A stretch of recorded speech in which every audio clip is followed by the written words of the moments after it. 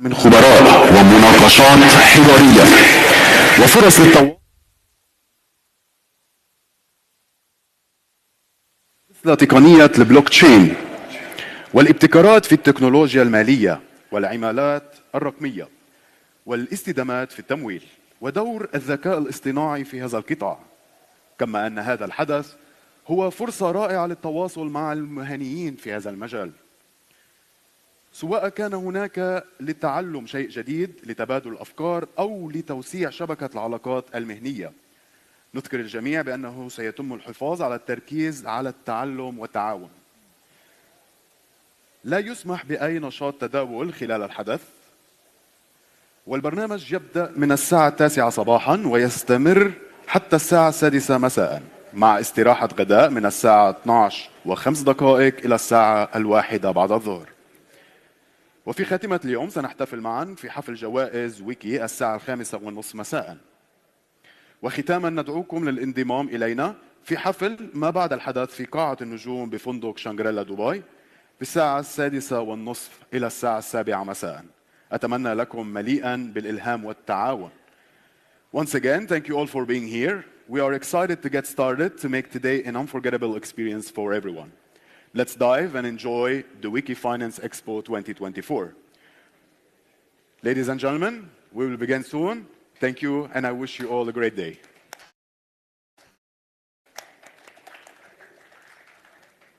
All right, so we are excited to kick off today's session with the first keynote speech of the day.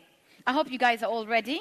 So please join me in welcoming Mr. Braden Perry, Archie Tabor at NFA and Fintra and partner at Kenny Harts Perry, LLC.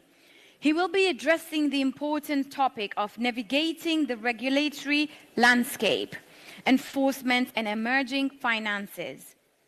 Unfortunately, Mr. Perry is currently engaged in other matters and is unable to join us in person, but he has recorded a kind message video for all of us. So let's watch the video.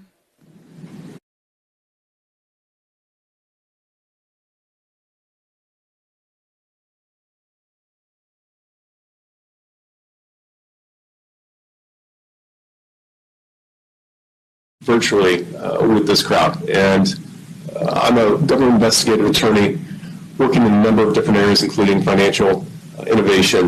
I also do white-collar criminal defense, defend those who run afoul of the regulations that we see more and more often. Here today to talk a little bit about enforcement and evolving technology. It's one of the areas that I work in most often, along with defending companies and working with the companies to ensure compliance. I'm also at NFA, which is the National Futures Association, and a FINRA arbitrator. Before working at Kenny Harts Perry, I was a senior trial attorney at the Commodity Futures Trading Commission, one of the main regulators that work in this area in the United States. And in my time there, I spent many hours working with the SEC on ways to streamline enforcement. I was there during Dodd-Frank, 2008 financial collapse, and it was the age that the CFTC and the SEC were taking control of all these derivatives, all these new products, all of these things that they had never dealt with before. I worked with a number of people at the SEC, a number of people at other regulators on how best to tackle this new product line and work with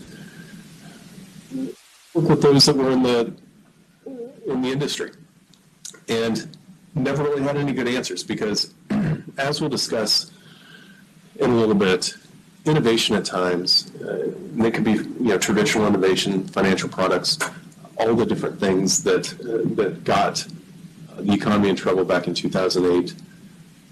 Those evolving things, and in that case it was financial products, moved faster than regulation. That's what we're seeing today. There is so much innovation, so many good products, so many great ideas that people are trying to do that once they see the potential roadblocks ahead, and that's what the regulations at this point in time are. They are roadblocks. They aren't guardrails, they are roadblocks. Once they see these roadblocks, they navigate away from what they were doing and focus solely on trying to comply in a world that's, for lack of a better word, uncertain. So back to where I began. CFTC enforcement, I worked with federal prosecutors, federal regulators, the federal regime on prosecuting and investigating different crimes related to the Commodity Exchange Act. That act is very broad. It covers a number of different products. I mean, you name it, a commodity, likely, the definition of commodity within the Commodity Exchange Act, your product will fall within it. And that means at some point in time, the CFTC has a touch on that product, whether it be their very broad anti-fraud related mandates, or whether it be very technical details on disclosure requirements for products. The CFTC has quite a bit of power when it comes to the regulation of a number of different things, including financial innovative products. The CFTC right now, it's like any other agency.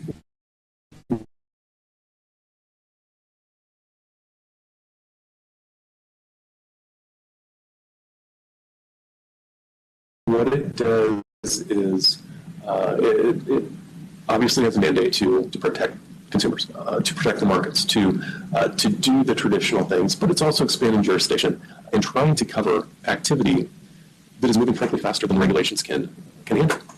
And so you'll see this, and you've seen it. It hasn't been hidden. There's always been some sort of a divisiveness between the CFTC, SEC on who controls what. The CFTC and the SEC obviously have been engaged for the last, frankly, 10 years on who controls financial technology innovation. Whether it be Bitcoin, whether it be blockchain, whether it be NFTs, whether it be all the related areas, and you can think of many that come into play. Is it a commodity? Is it a investment product? Is it, frankly, the IRS? Is it property? What happens along those lines? Who controls what? That's been a question forever, and I'm not going to answer that here today. I don't think many people can, and that's where I'll keep this whole discussion broad about how best to navigate in the area of uncertainty. When I started Kenny Perry Law Firm, I started in 2011. Before that, I was a chief compliance officer for a financial firm in the Kansas City area. I managed traditional RIA compliance, broker-dealer. I set up a broker-dealer. I've got securities licenses. So I've worked a lot with both FINRA and the SEC on a number of different things. As I said before that, I was a senior trial attorney for the Commodity Futures Trading Commission, so I worked with the CFTC on a number of things. When I started Kenny Perry in 2011, it was meant to be a boutique law firm for a small to mid-sized company to come and be able to discuss innovation, to discuss their challenges, to try to get through the regulatory schemes. And so I focused solely on highly regulated companies, whether it be traditional financial companies or in this case, and most of the folks there today at the Wiki Finance Expo are innovative financial companies and those that are interested in innovative financial issues.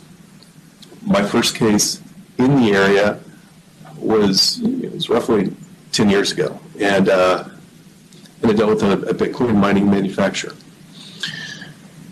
They had a small business, a very successful business. They were providing a new product. In this case, they were standalone Bitcoin mining machines.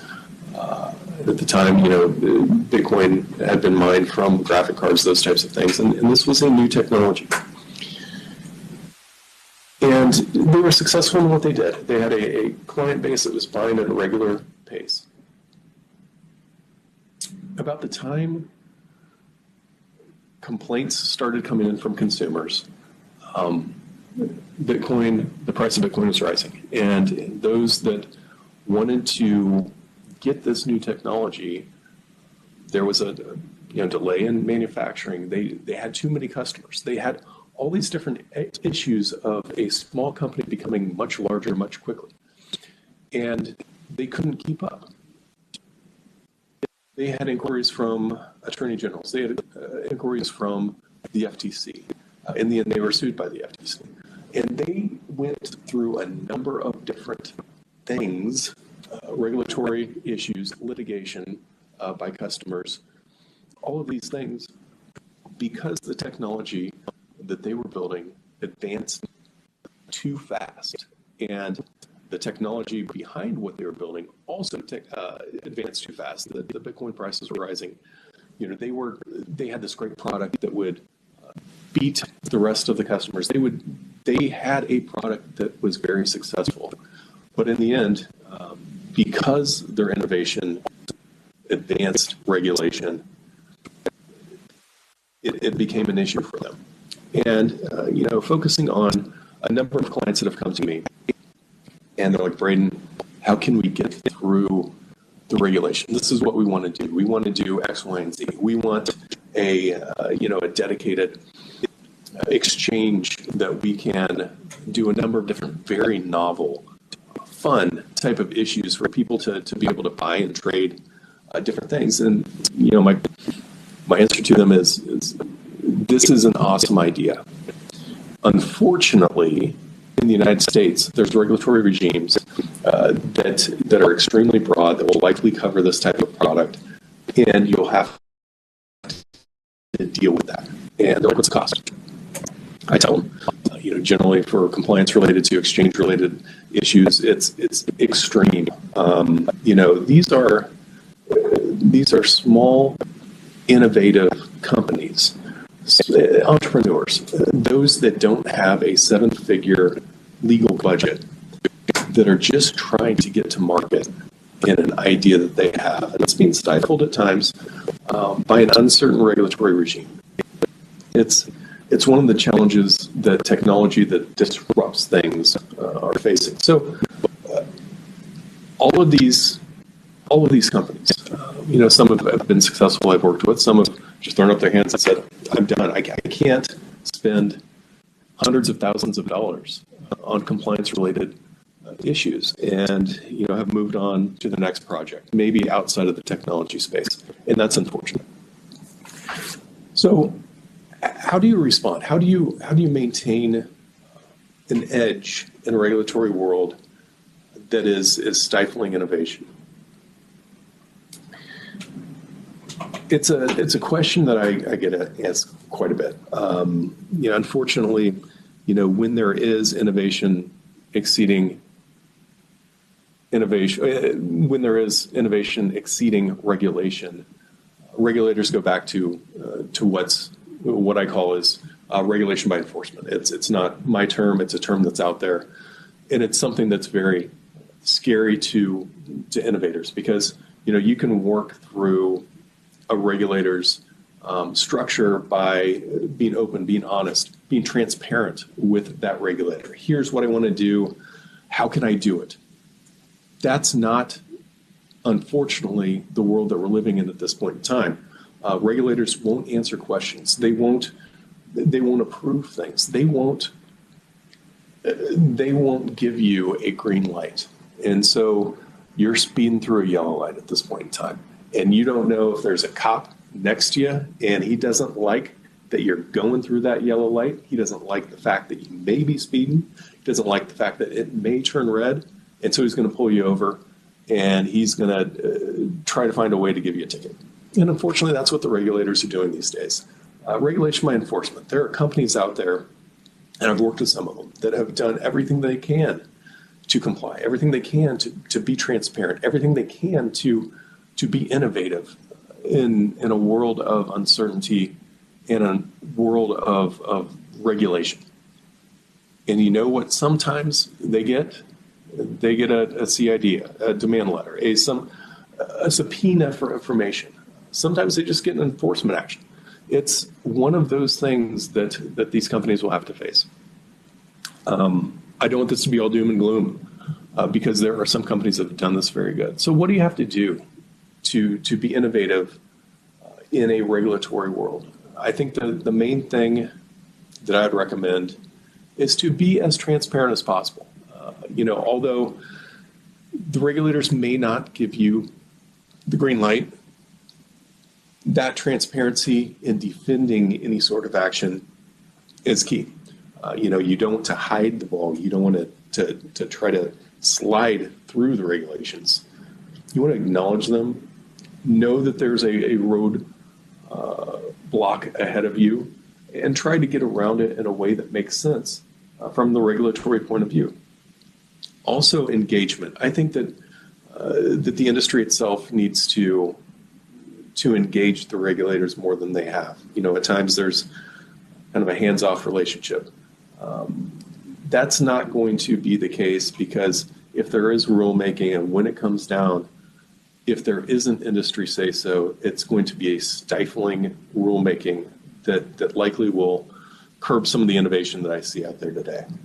So I guess my takeaway points for this discussion, and I wish I could have some question and answer, because I love that. But the takeaway that I think that I have here is, one, transparency, or two, make sure you don't give up on the innovation that you may have, and three, as an industry, work together to hopefully craft and frame what will be future regulations, future rulemaking, and future enforcement to cover the nefarious behavior and to advance innovative behavior. That's something that I love to watch my clients that have great ideas move that forward. And unfortunately, at times it's been very difficult for them, but there's a path forward and there's a way to do it. So hope this has been at least a little bit enlightening, and I hope to see you all at the next event. Thanks again.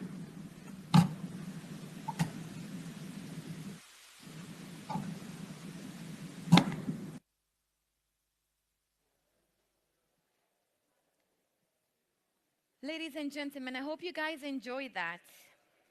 We're about to start an engaging panel discussion. Are we ready for that?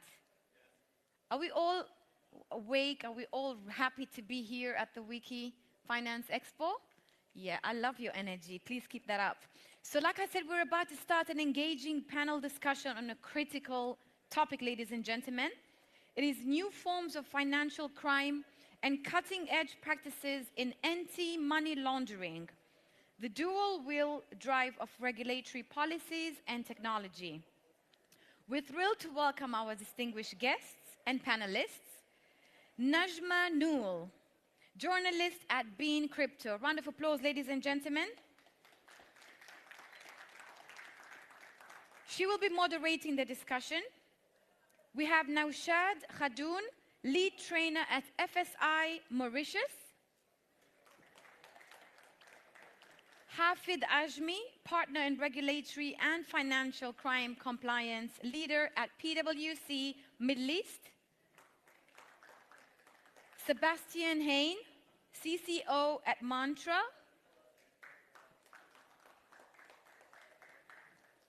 And one more time, ladies and gentlemen, a round of applause for this panel discussion and our panelists.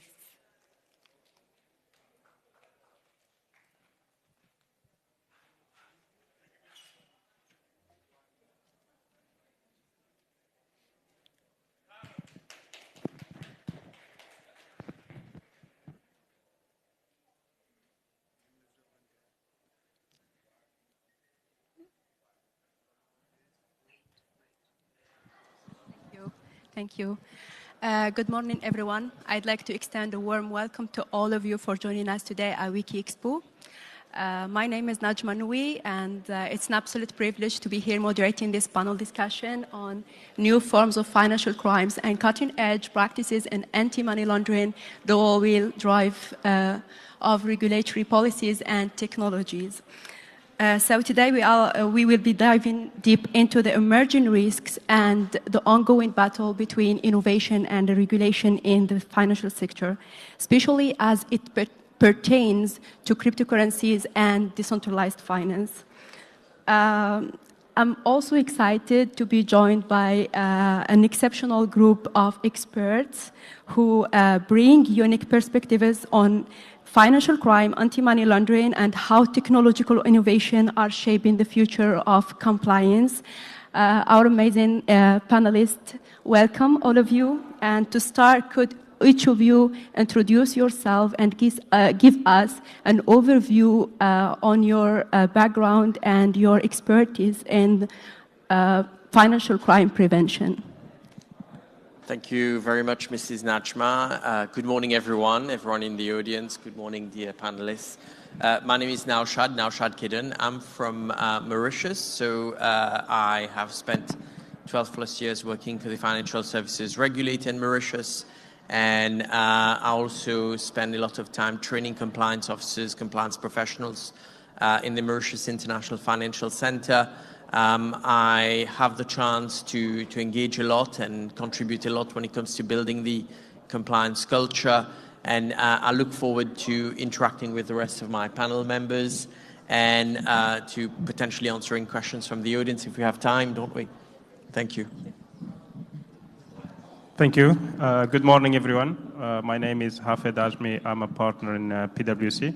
I'm leading the regulatory and financial crime space in PwC, and I'm also the leader of the virtual assets compliance, where I'm working with the banks in the Middle East and a financial institution on all the matter related to the financial crime and virtual assets.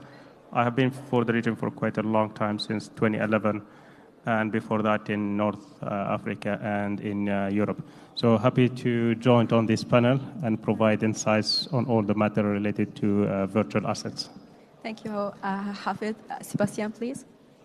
Yeah, good morning. My name is Sebastian Heiner. I'm originally from Germany and started my career in TradFi at KPMG and Credit Suisse, working with traditional regulators. And after that went into crypto and fintech, worked for eToro and Ember Group and helped them with their licenses in Europe and in Germany. And yeah, now I'm freshly arrived in Dubai and working for Mantra Finance as a Chief Compliance Officer. Thank you. Thank you. Ikaro. Hello, everyone. Good morning. Good morning for my colleagues, panelists. It's a pleasure to be here with you. My name is Ikaro. I'm a lawyer, and I'm providing legal support for financial and crypto companies since 2017. Based here in Dubai, supporting all the regulatory requirements and compliance requirements to finance crypto and banking companies. Thank you, Ikaro. So now we know a bit more about each of you. Let's jump right into the discussion. And our first question will help us to understand the current trends in financial crimes, especially in the realm of digital assets. And it's addressed to Mr. Hafid and Mr. Ikaro. And the question is, what are the emerging trends in financial crimes, particularly those involving digital assets such as cryptocurrencies and decentralized finance? And how do they exploit weaknesses in the global financial system?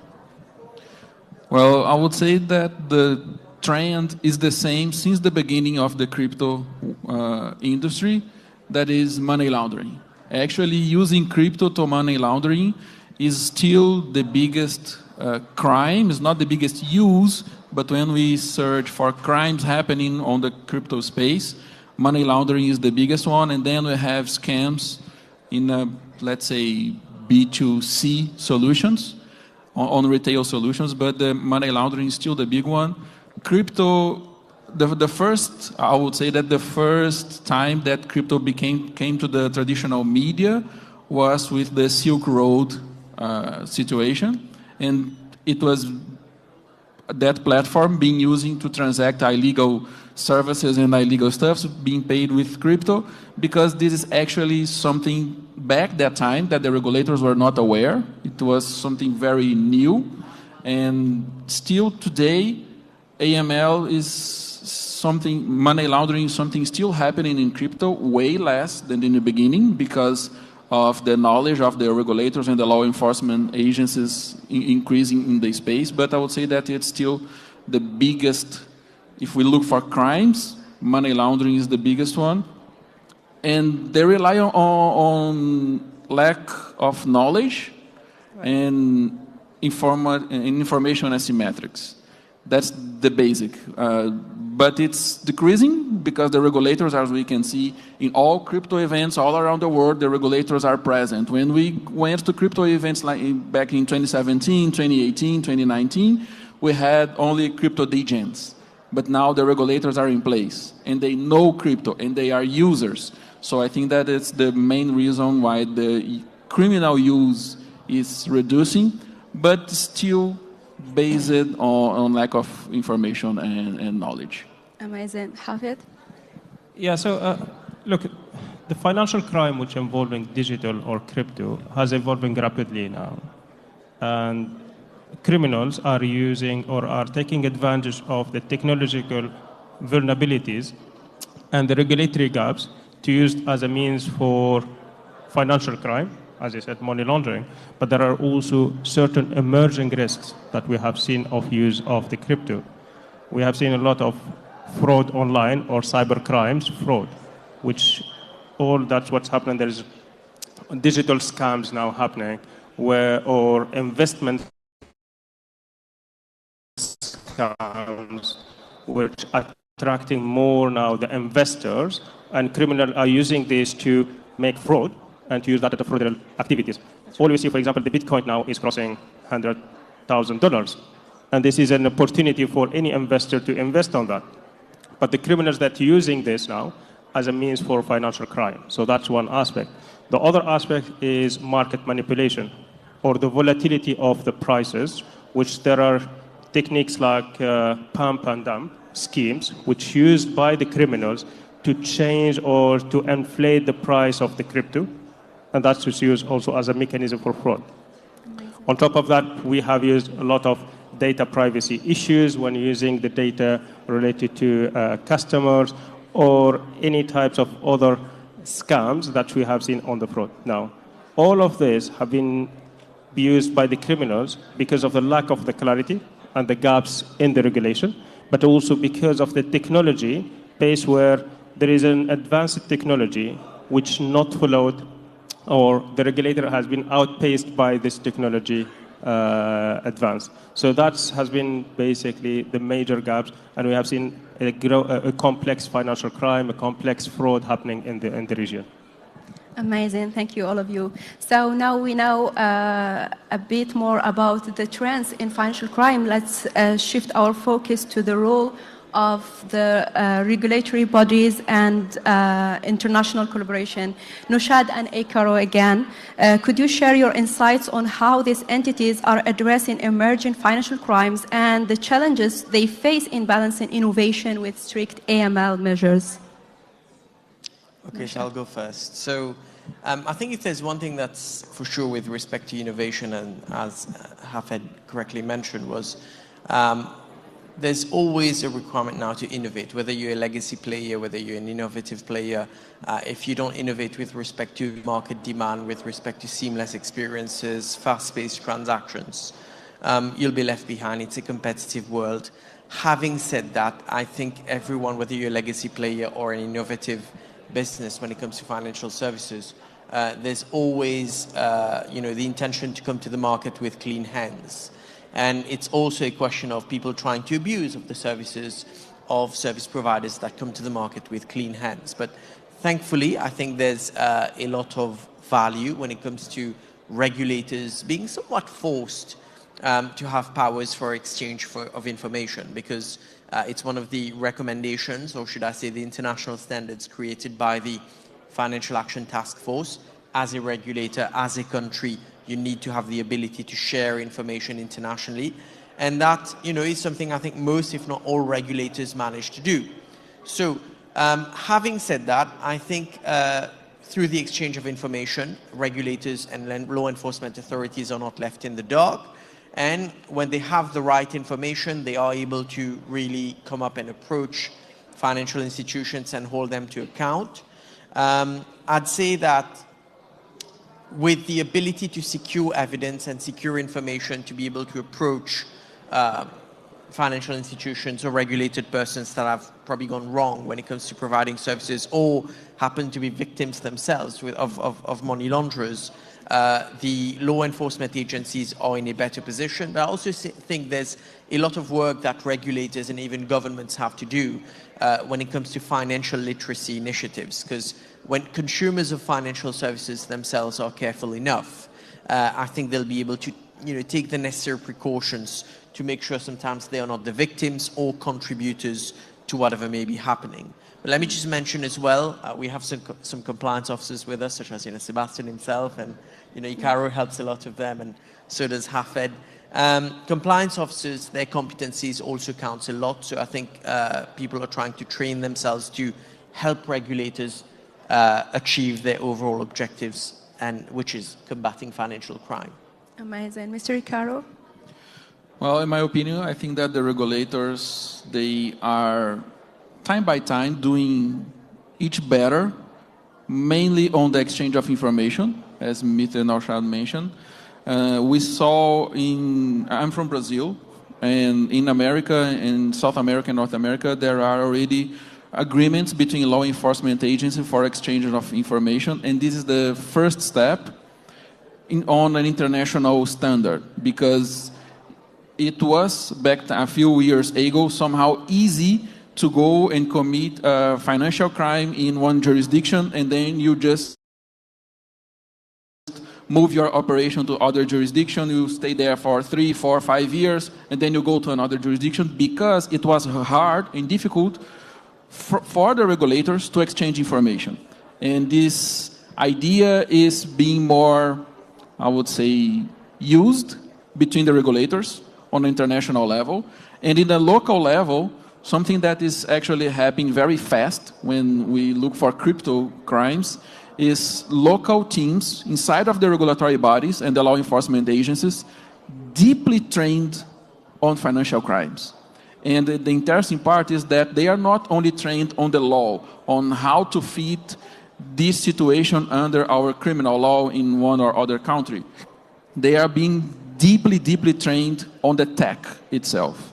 So we can see in Europe, in Brazil and United States, and here in the UAE as well, the level of tech knowledge of the law enforcement agencies is something that me personally, I was not expecting to happen so fast when I first joined this industry back in 2017, because it took to me around 3.5 years to actually understand, oh, this is blockchain. This is how it's possible to do.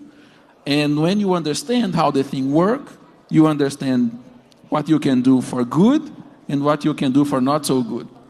And the law enforcement agencies, they are learning very fast, very, very fast. And I think that is the biggest highlight that we can present right now. Very interesting points.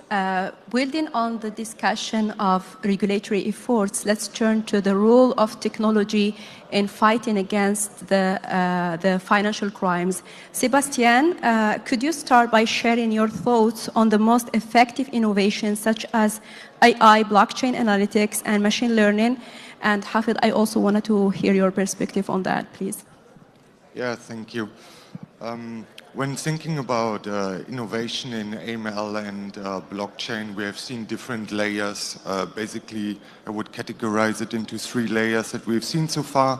The first one is the base layer, which is blockchain analytics, which was invented first, which kind of enabled us to track and trace transactions across blockchains across different entities. And that was the basis that we needed to have to be able to fight AML and also investigate cases. So that was coming up, let's say around 2017, maybe even a bit earlier in a very basic form.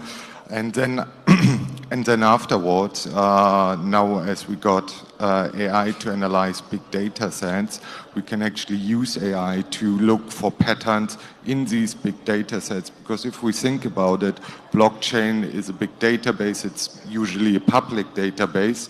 So we can scan through that and apply AI onto that to look for patterns that might lead to money laundering.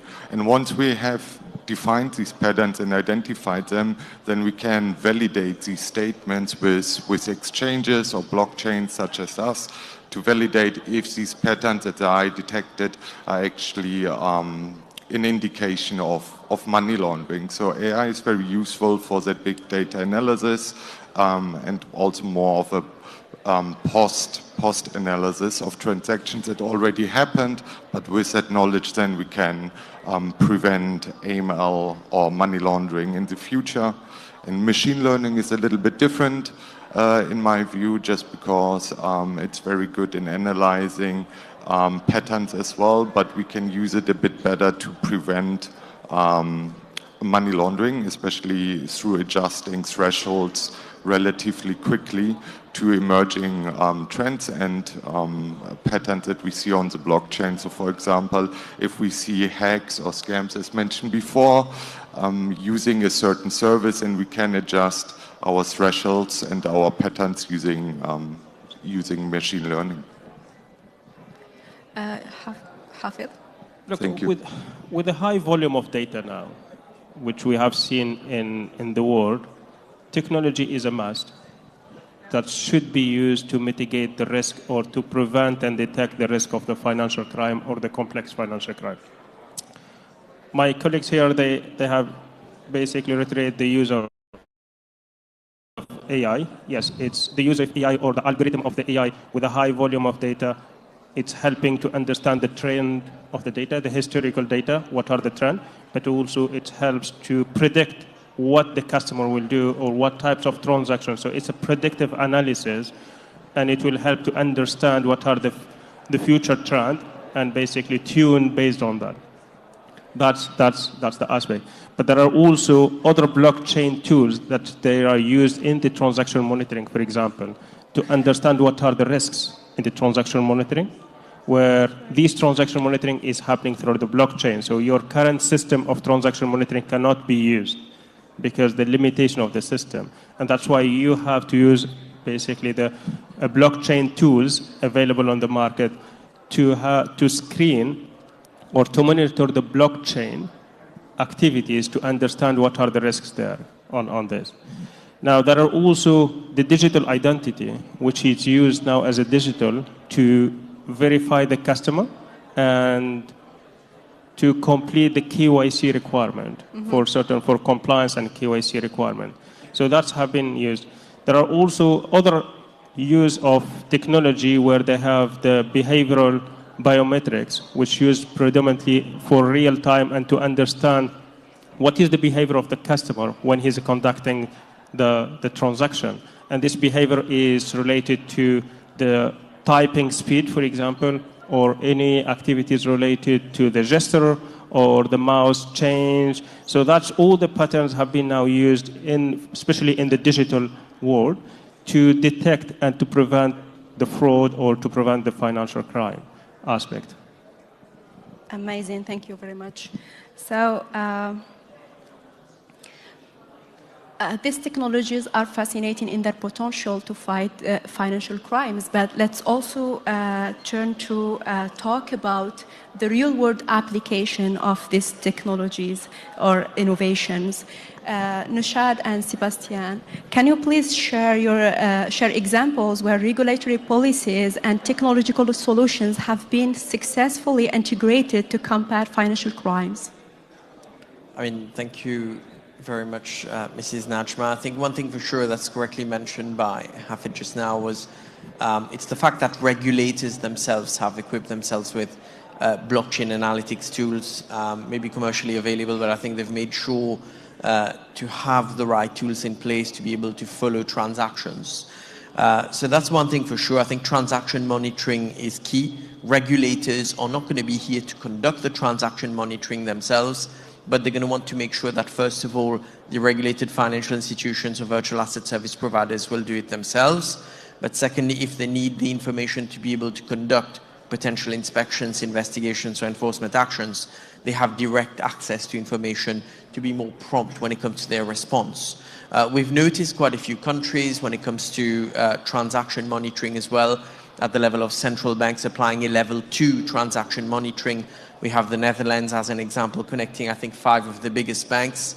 I think this has worked quite well. I think one of the things that regulators have done quite well when it comes to supporting regulatory policy and at the same time changing the way FIs work is really, we look at the example of Singapore that's come up with what they call the Cosmic platform, connecting 9 of the biggest banks. So let's say, for example, Naushad turns up at one of the banks to be able to open a bank account and gets refused.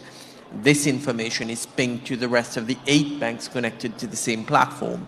So when it comes to the onboarding process, or even when it comes to maintaining clients during the client life cycle, you have this information that's shared at horizontal level among financial institutions for all, I would say, major stakeholders within a sector to be able to work together.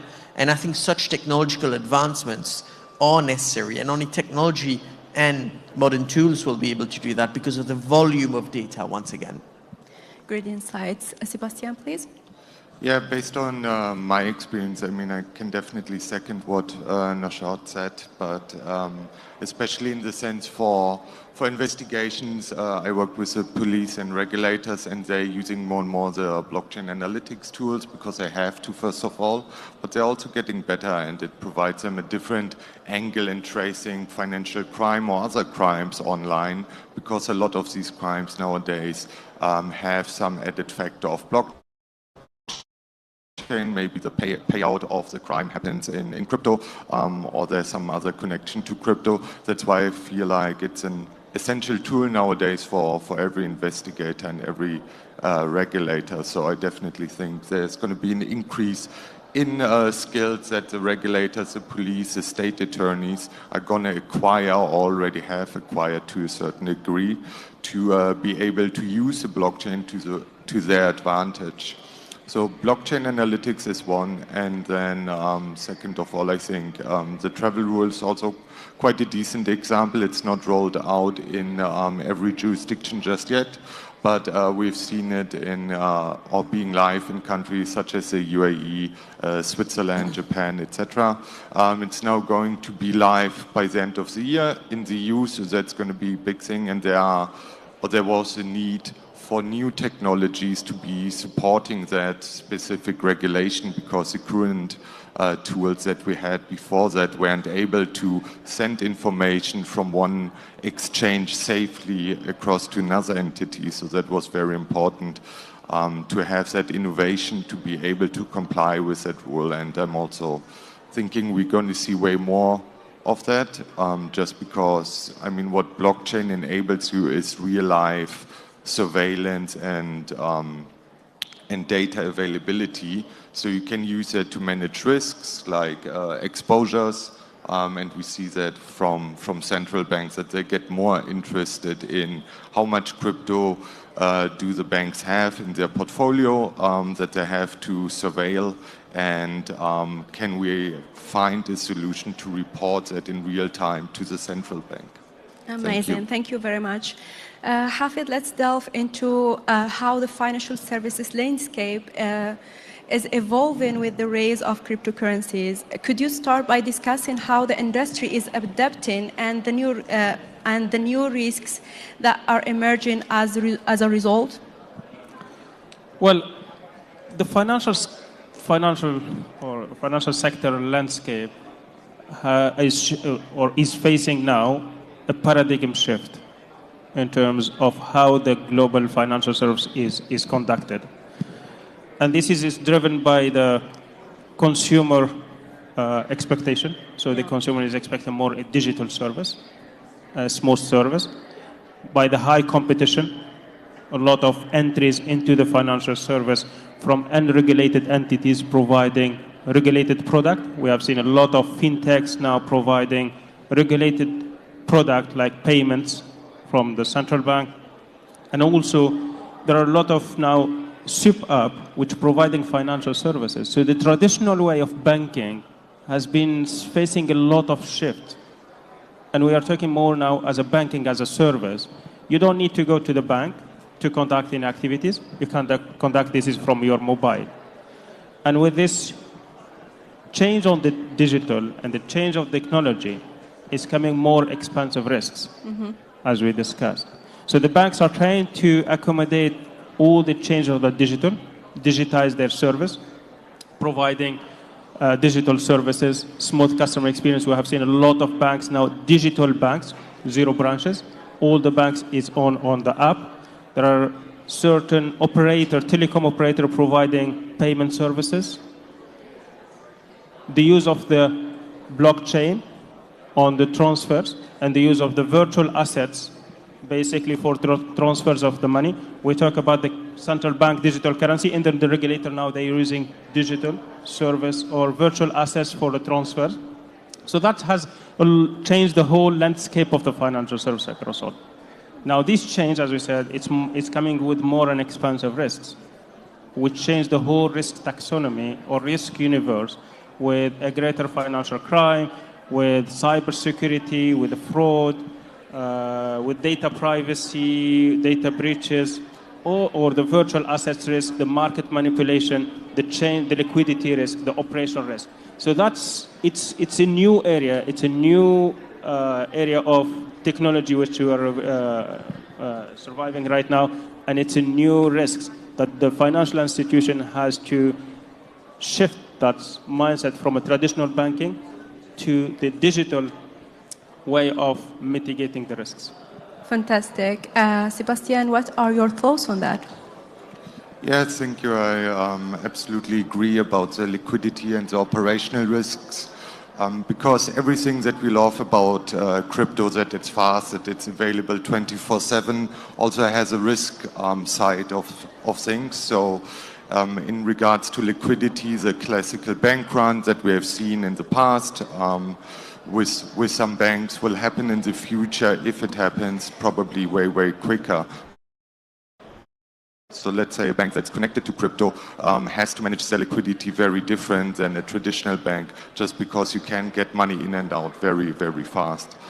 So that's one thing. Then the operational risks are of course interesting, and I think we also have to be a bit careful in crypto when we build services on top of other services and create dependency chains from different services, because nobody or not a lot of people, I think, fully understand what happens, if the markets really crash, and what kind of can cascading down in different services. So that's also something that we're seeing right now. So I think that's very important. But one thing is my most important emerging risk, and for me that's personally still regulatory risk. Just because we've seen a lot of progress and innovation of regulators, but some very basic questions are still unanswered to this day. For example, as we see it in the US, which asset is a security and which asset is not a security. It's one of these fundamental questions that hasn't been answered in a lot of countries, not only the US, but also in Europe and also to a degree here in the UAE. So I would encourage all the regulators out there to take that bold step and make a decision on that, because it would help the industry, the TradFi, tremendously. Thank you. Fantastic. Thank you very much, Sebastian. To wrap up our discussion, let's look ahead to the future. Caro and Mr. Naushad, could you share your thoughts on the advancements in policy or technology that you see essential for transforming anti-money laundering practices? And Naushad, can we start with you, please? Yes, of course. I think if there's one thing for sure is when it comes to advancement in technology and thinking about, transforming the ML landscape, one thing for sure is, yes, the amount of data that we have is significant. To have any kind of innate expectation that the resources available for AML or compliance requirements would be one-to-one with respect to the compliance and client ratio is just unrealistic, whether you're a country, whether you're a regulator, whether you're a financial institution, is just unrealistic. And that's why I think we need that really dynamic approach when it comes to using data to update our client risk assessments. And when we know the risk attached to our client, we are then able to really focus our energy, our time, our resources to those areas in need. And I think this is how really technology will really transform the way I think compliance functions work and organizations defend themselves better. So that's one thing where I think technology will make a major difference going forward. It's really improving those data flows and making those client risk assessments more dynamic. Secondly, if there's one thing that's really, I think, already been a bit of an improvement is, yes, even basic client verification. Why? Very often, I think legacy businesses have felt that, well, we hate those burdens because we feel we are KYC collectors, and every client hates to be contacted, to be asked for, a proof of address. Well, this is not really the issue now. Where I think technology has really improved processes is it's made it easier for us to verify clients. In fact, we are not KYC collectors. None of us are. We, in fact, just have to verify that our clients truly exist. So I think that's one thing where technology has improved things. We now know that there's a bit of a liveness check within the, electronic verification processes that we have. And I think a lot of improvements have been done down that route, and a lot more can still be done. I think in as much as many of us might be using WhatsApp and Zoom to verify a client's identity, I think we've known enough of cases that have happened in 2024 that we should not be relying on Zoom and WhatsApp for client verification. Because why? Because even the basic features of Zoom and WhatsApp could give me lipstick right now, could give me a thicker eyebrow, could give me a French cut. So it's something to be avoided. And this is how I think where the future is. It's us verifying our client and making sure that this person is still alive. And secondly, transforming maybe people who feel they're burdened by administrative loads of documentation into more dynamic approaches to, verifying client identity and holding people to account as a result of that. Thank you. Hey, Caro.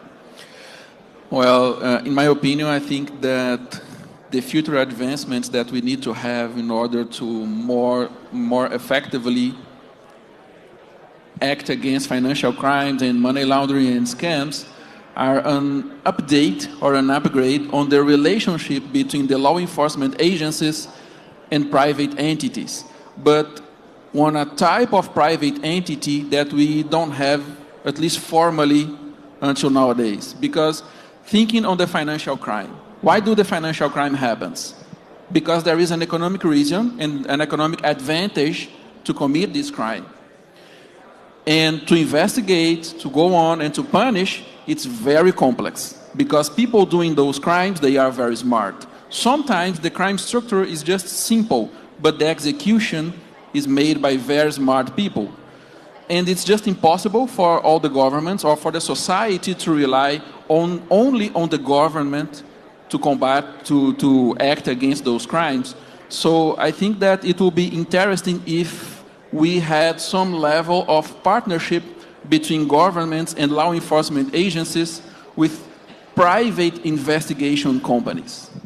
We have private education, private health, private banking, a lot of traditional government services. I think that we are reaching a time that we need to think on private financial investigation agencies, because it's just impossible for the government to be 100% in all the places knowing everything that actually is going on. And if we create this industry, because the financial crimes are, I believe that we can say that it's already an industry. We even have the term, the fraud as a service. So it is an industry. So let's create the investigation as a service where we have private entities fully focused on supporting governments on investigation. And then we think in the future how to make it economic advantage for those companies to exist. But I think that there is this problem. The government, by themselves, they are not able to cover or 100% of what is going on, and I think that is not fair from the community to expect it from the government. So okay, so let's try to fix this problem. There is the fraud as a service. Let's bring the investigation as a service. Maybe it could be a good approach to deal with the problem. Amazing. Thank you, Caro.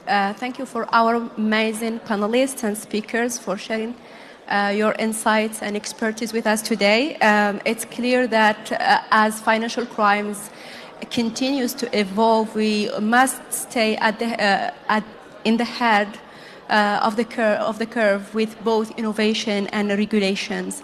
Thank you again for your speeches here, and also we wanted to extend our thanks to the audience for your engagement, and please don't hesitate to reach out with more questions about this topic after this session. Thank you all and have a wonderful day. Thank you. Thank you to all our panelists. I'd like to apologize to Mr. Icaro Avelar. I missed your name. Ladies and gentlemen, I would just like to send a shout out to Mr. Icaro Avelar, the Senior Associate at Banks Legal Consultancy. But another round of applause for our panelists, ladies and gentlemen. You're welcome. We're now going to be moving on to the next session, ladies and gentlemen, the future of digital business. Please join me in welcoming to the stage Mr. Gustavo Antonio Montero, the founder and chairman of Carta Capital. Hello. Thank you very much.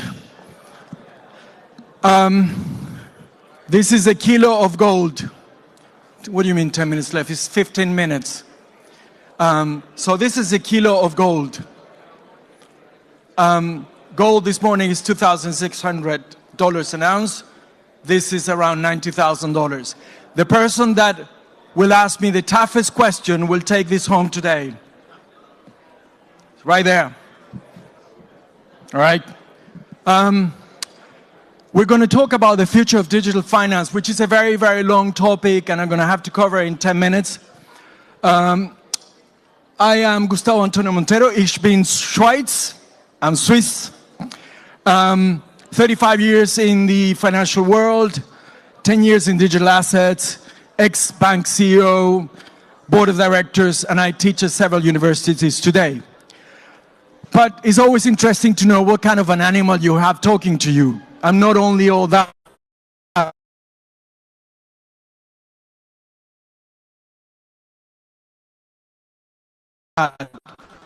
I'm a ski guy for the blind. This down here is the Guinness record we hold in Ski Dubai for 1 hour with 2 blind skiers 3 years ago. They did 25 kilometers and 100 meters. So, having said that, these are all the companies I work for, and you can check all that in my various pages in the internet. Disclaimer, these are my lawyers that asked me to do that. They want me to tell you that I'm not selling you anything today.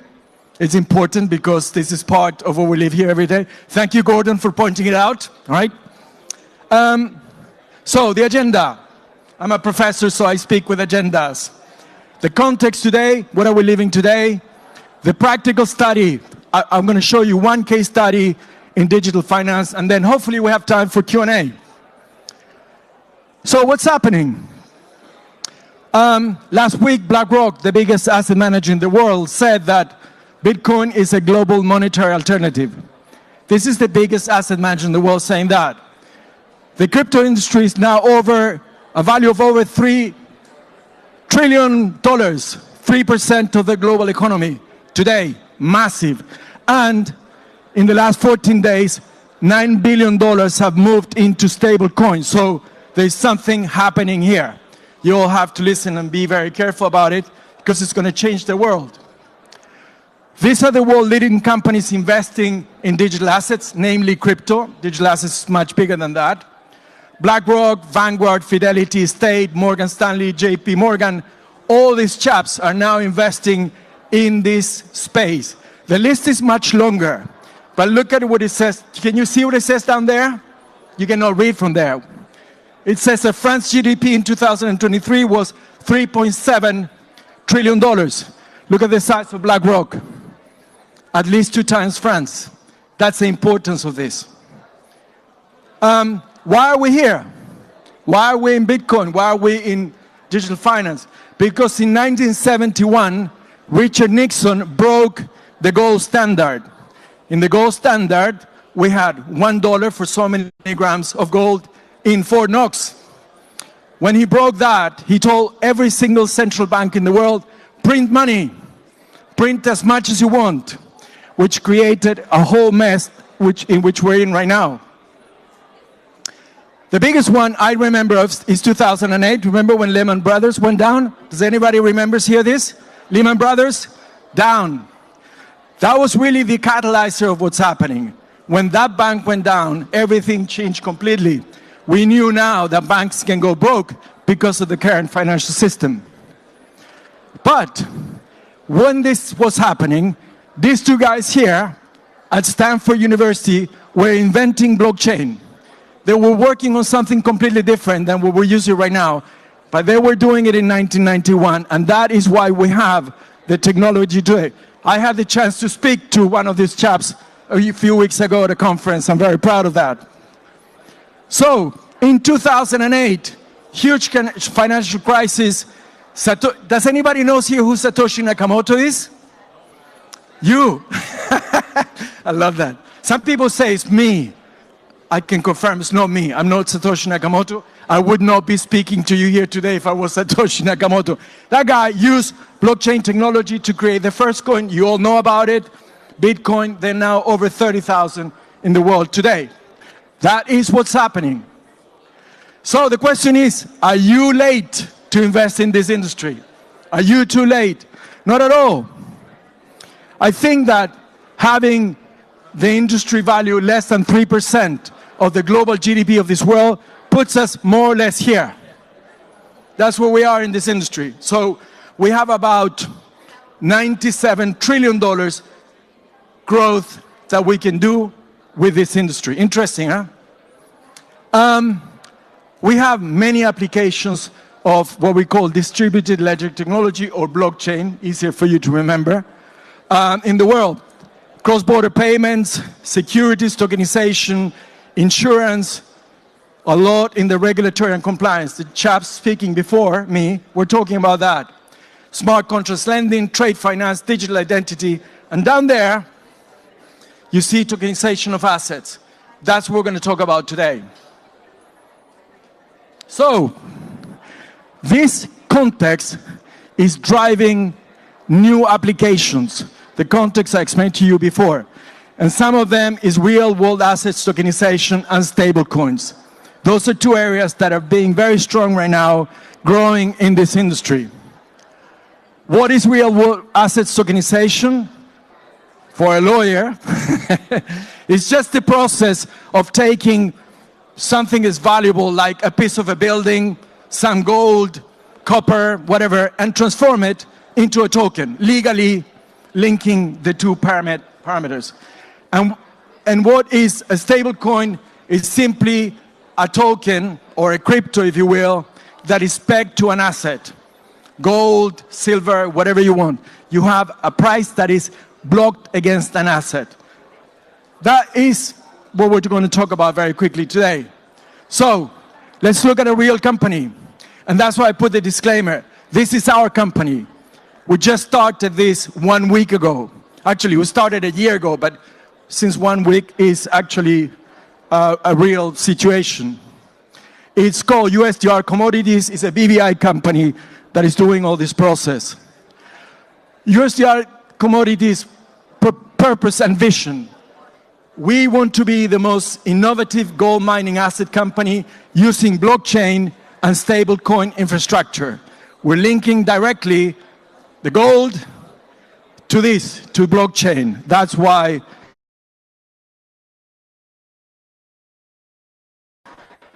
we think we're very innovative in what we're doing. But there are other things that come with it. The problem, do you use stablecoins? Does anybody here use stablecoins? Have you asked for an audit of the underlying asset?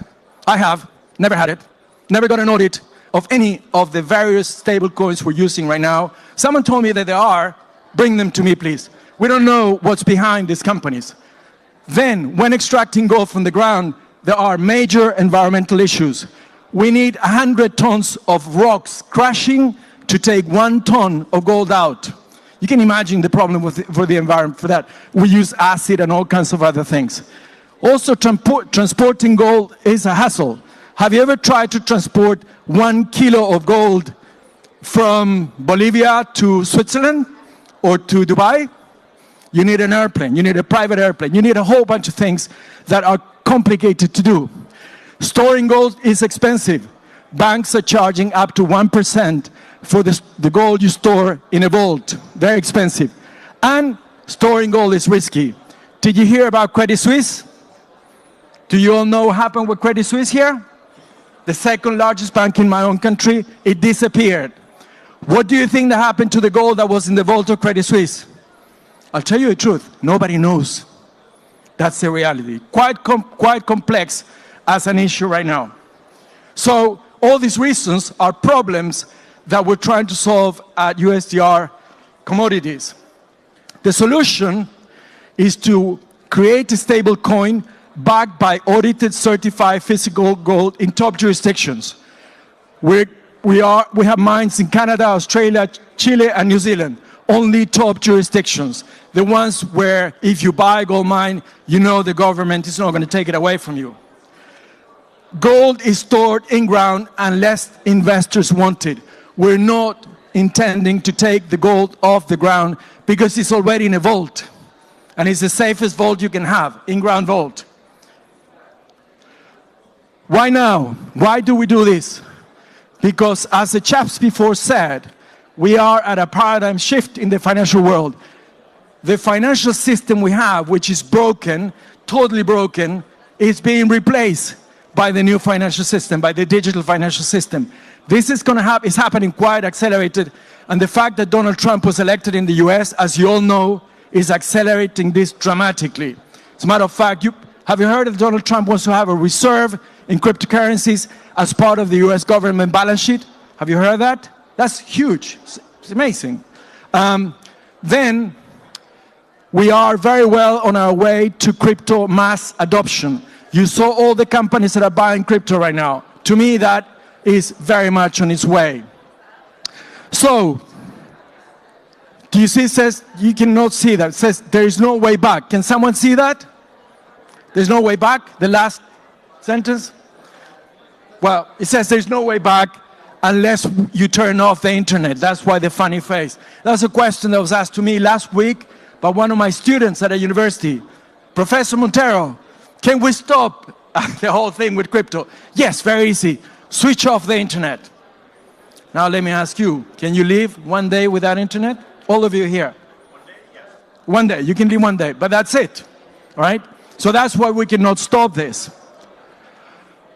The market size, huge. This is Citigroup 2023. You cannot see this because of the chairs, but they did this study on what could be tokenized.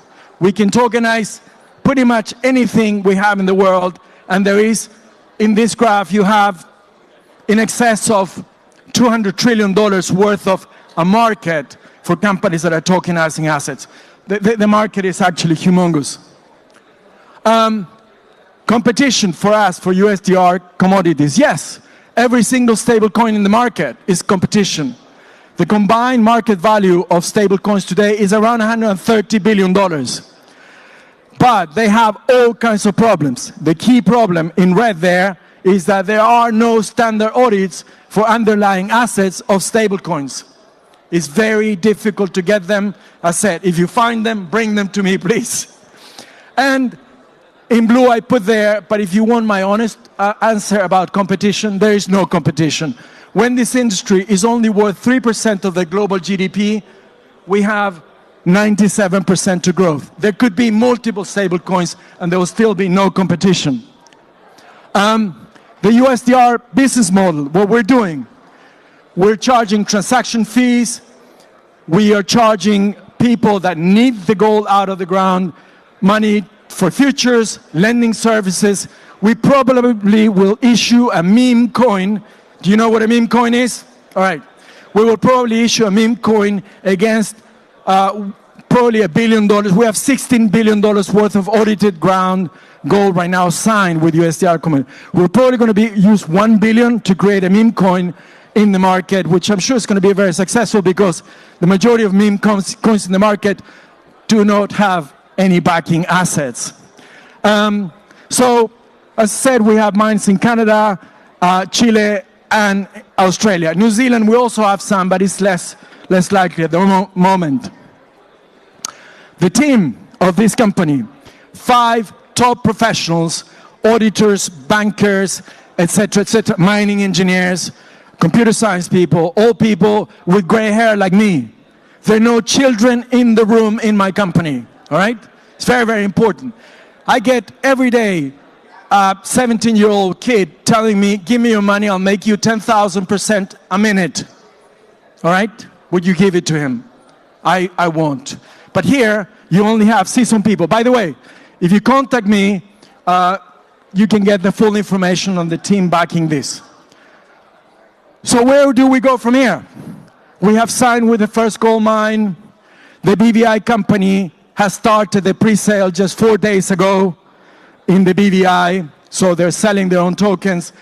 We are listing the token, the stable coin, in various major exchanges in 2025. We are onboarding future gold mines, and as I said, the meme coin pool is going to be something everybody likes. Now, the reason why we're issuing a meme coin is because our clients are asking for that. So we have about 80% of the clients that want to buy the stable coin, and 20% that says, we want to catch up the growth of the gold, that gold that I put somewhere today, 2,600 ounces today. So, that's it, done. Questions? The tough question gets this gold here. Any questions? There is a question there.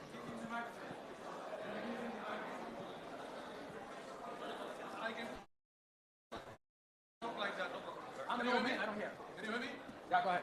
Okay, is your USDR is a stable coin or it is a stable coin. Stable coin. So it will not have the kind of fluctuation that other. It will not fluctuate at all. It is. Microphone. Use the microphone, please. Yeah, I'm sorry. Yeah. Sorry. It's a stable coin. That's the answer. USDR is a stable coin. Do you get any returns if you hold it? Do you get any returns if you hold it, like short term, long term? Well, it depends what you mean by that. All right. I mean some kind of a profit, because if there is not going to be much fluctuation. I show you the business model. So we're charging per transaction. All right, but we're also off taking ground from the gold from the people that want the gold. So we have, for instance, one party that has asked us right now to take the equivalent of $100 million worth of gold from that mine. All right, they want the gold. They want it physically. For us, it's not a problem. That mine was exploited in the past. It's just for us to get a junior Canadian company and take the gold out. Yes. Any other questions? God, you didn't like what I said. Your meme token is already launched, or? Okay, the token is minted. It's on pre-sale right now in the BVI. It will be launched Q1 of this coming year in various exchanges. So we can buy that now?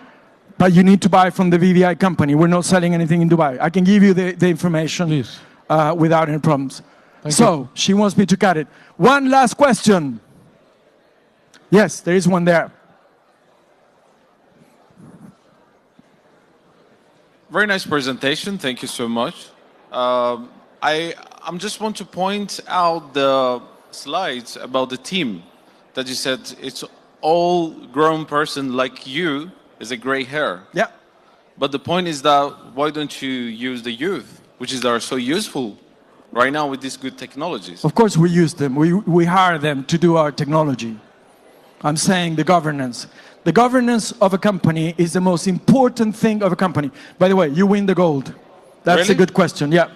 That's a real goal. Come up. Wow, that's nice. That was a very, very good question. Bravo. Thank you. It's effectively, that good. question is key, and I'll finish with it. I know that you want me to finish. This is not only valid for my company. This is valid for any company in the world. Do not invest 1 cent of your money in a company that doesn't have adequate governance. All right? Don't invest money in a company of 15-year-old kids that know nothing about what they're doing and they're promising you the world. Get the right governance, and then, yes, they will hire younger people to do the technology, but not to run the company, my friend. Out of the question. Thank you very much. Have a great time.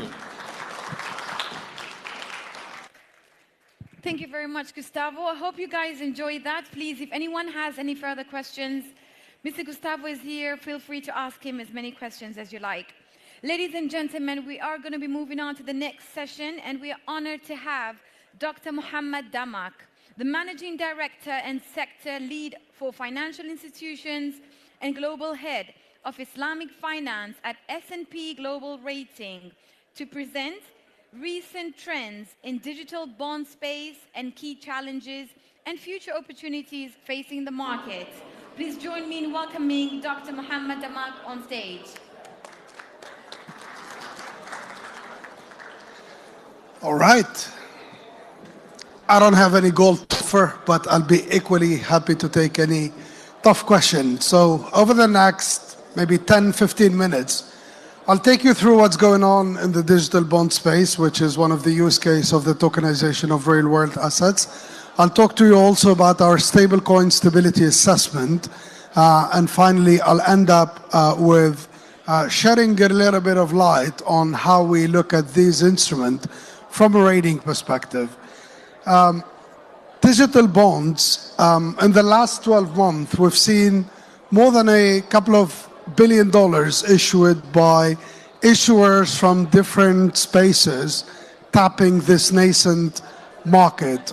We've seen sovereigns tapping the digital bond markets. We've seen financial institutions doing that, multilateral lending institution.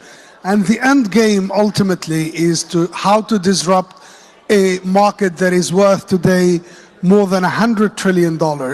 And the idea of a digital bond is really simple. Today, if you're an issuer, if you want to raise a bond, you have to go to your investment banker, you have to go through a process that takes time, that costs energy and costs money, while in reality the value proposition of a digital bonds is to displace all that crowd and to make the process of issuance of a bond as simple as logging into a digital platform, building your book, speaking directly to the investors connected to that platform. And that could help in reducing the costs related to the issuance of digital bonds. That could help in making the process simpler. That could help in enhancing security by using the blockchain technology as a single source of truth on who is holding what and on the trade and settlement and everything. And that can open the door potentially to small and medium-sized enterprises that are today excluded from the bond market because of the costs attached to the issuance of the bond. Obviously, you need to have some weaknesses. So the only weaknesses that I found here is the lack of track record, but you have to start somewhere. Two challenges that the digital bond industry face. The first challenge, because everything happens on private blockchains, for the time being, the liquidity of digital bonds are fairly limited. And we think that going forward, that could be resolved either by opening these private blockchains to a broader range of participants. Today, most of the digital bond activity happens on private blockchains that are owned by the banks themselves, who are trying to really innovate and trying to keep this business. But one way to potentially see higher liquidity in the market is through the opening of the private blockchains, so that more partner institution and more investors and issuer can use these platforms. Another possibility is the use of cross-chain communication, but obviously this comes with a certain number of challenges and a certain number of risks that, if they are dealt with, could result in a situation where you have bridges between the different chains, and where investors, for example, that are sitting on the chain of a bank A can communicate with the chain of a bank B where the bond is issued and listed. Or simply the use of public blockchains, which could be a solution for the liquidity problem of the digital bonds on the secondary market, and we've seen some of the bonds issued being listed on public blockchain. The other challenge, which my predecessor talked about briefly, is how can you bring money natively on the chain? Because for the time being, if you look at the $2 trillion of digital bonds that have been issued so far, 99% of the cases, the settlement happens off the chain, and that prevents from really unlocking the potential added value of using the blockchain as a technology for the digital bond issuance. And here we've seen few examples, like for example, we've seen the use of wholesale central bank digital currency that was used in the issuance and settlement of the digital bonds that were issued by some Swiss cantons. We've seen also the trigger solution that was offered by the Bundesbank and the ECB and a certain number of other central banks in Europe, and that has served also as a possibility to really try to leverage the all the added value offered by blockchain in order to achieve a quicker settlement and a quicker repayment, and to bring money natively on the chain. And finally, we are seeing regulatory framework emerging with potentially that could potentially increase the adoption of stable coins, which could be used as a mean in order to transact on the blockchain and to for the repayment of the digital bonds.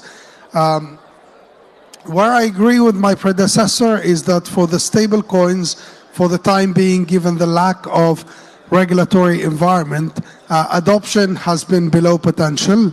And people are raising legitimate question, as the questions that were raised by my predecessor on the stable coin. And this is why we decided to launch our stablecoin stability assessment. Stablecoin stability assessment is an independent assessment by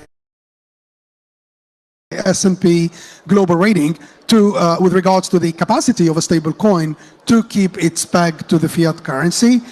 We start with the asset assessment because in most of the cases, whether it's a centralized or a decentralized stable coins, there are some assets backing the promise to repay the $1-to-1 or $1-to-1 euro denomination. So we start by looking at the asset quality of the underlying assets, any additional risk that we should take into consideration. For the decentralized stable coins, we would look at the over-collateralization and the liquidation.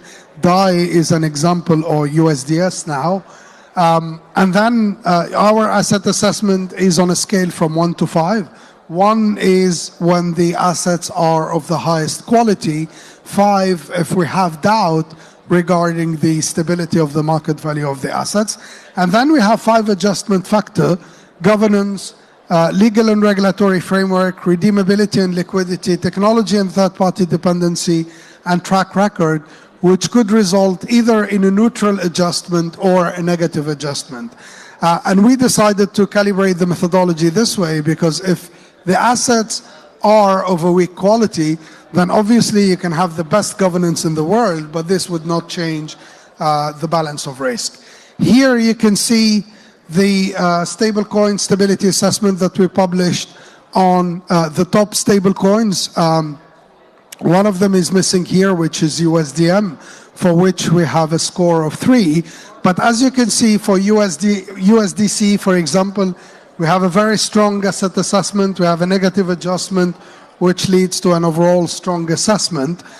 For Tether, we have a constrained asset assessment with no adjustment, which leads to an overall constrained assessment.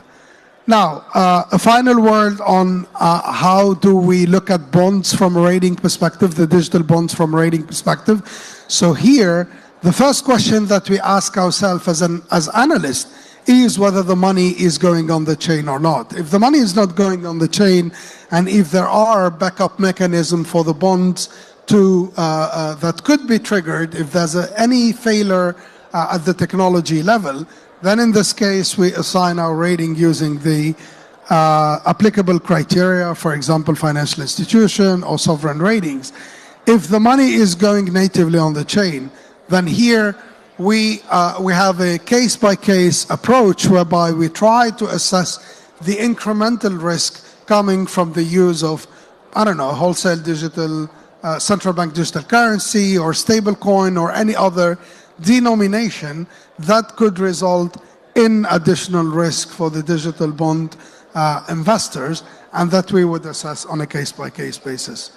Thank you very much for your attention. That's the link to our digital asset theme page, and I'm happy to take questions.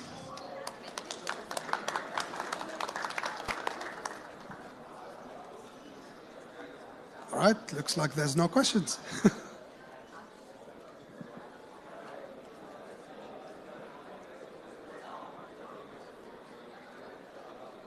All right, excellent. Then thank you for your attention. Thank you very much, Dr. Mohammed. A round of applause, ladies and gentlemen, once again. We're now going to be moving on to fireside chats on boring businesses of Web3. With two industry leaders, ladies and gentlemen, please help me in welcoming Konstantin Molodic, co-founder and CEO of Mizan.io, and Karnika E. Shaswant, founder and CEO of Key Difference, who are going to share the insight on the often overlooked yet essential business driving the Web3 ecosystem. Let's welcome them to the stage. Are you already here? Thank you so much. Hello guys. Good morning, everybody.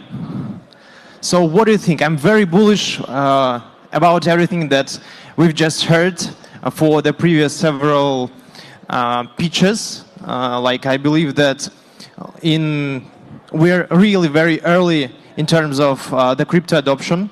And actually, I just want to share maybe one observation that I've been thinking about right now, that I've been to several events in 2022, just right after the Terra Luna collapse. And actually, everybody was so pessimistic, everybody was dying in terms of the market capitalization, and everything was terribly everybody was so pessimistic. But I believe right now everything has changed. We're finally here, and let's discuss. And just a quick question: I couldn't expect so many people right here today. And how many of you live here in Dubai?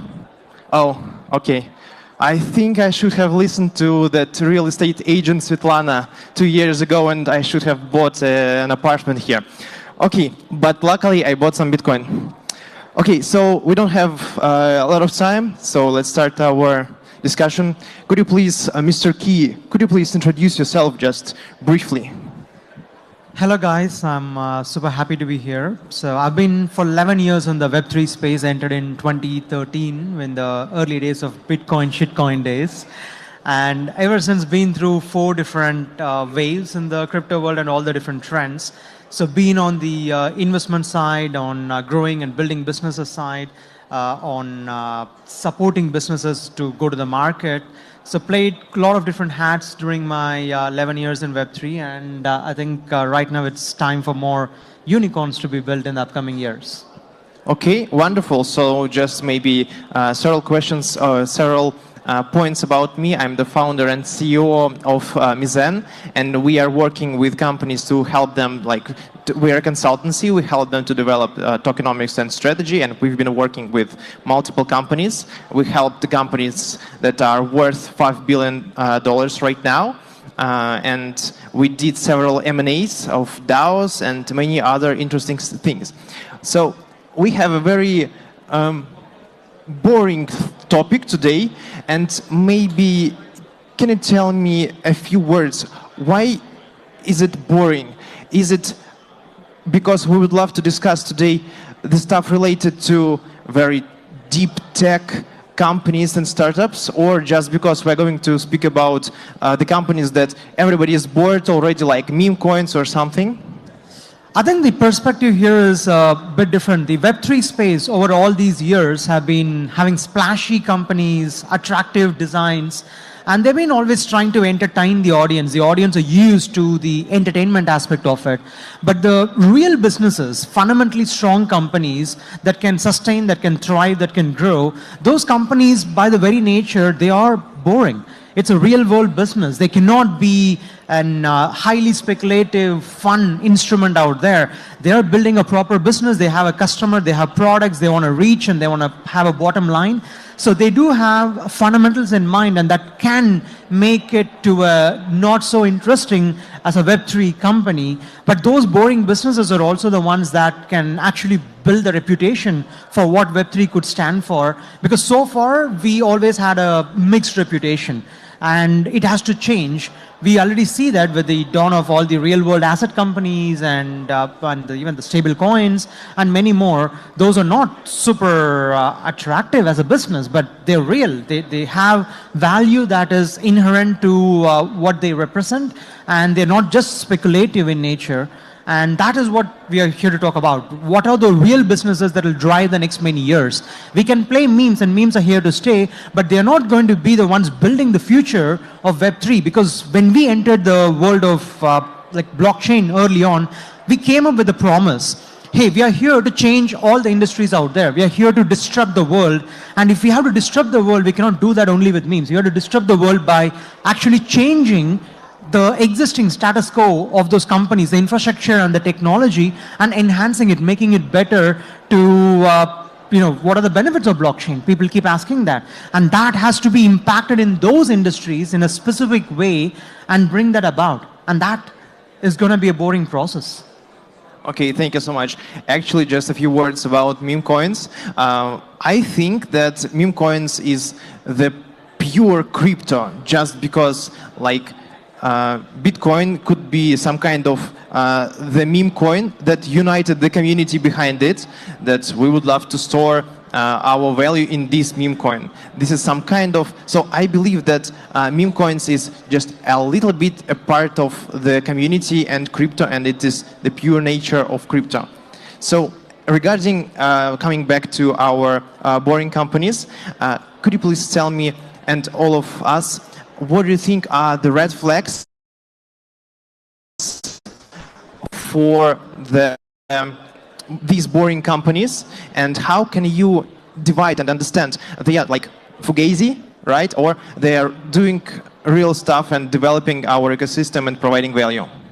I think it all goes back to the same way you analyze any Web2 company. We are at a point where the Web2 kind of a business model and Web3 are merging. So if you had to go and analyze a Web2 company, you would analyze it starting with the quality of the team. Do they even have experience in what they're trying to sell or trying to create? Do they have an industry background? Do they know what they are talking about? To going to the point of the business model, is there a common sense factor to it?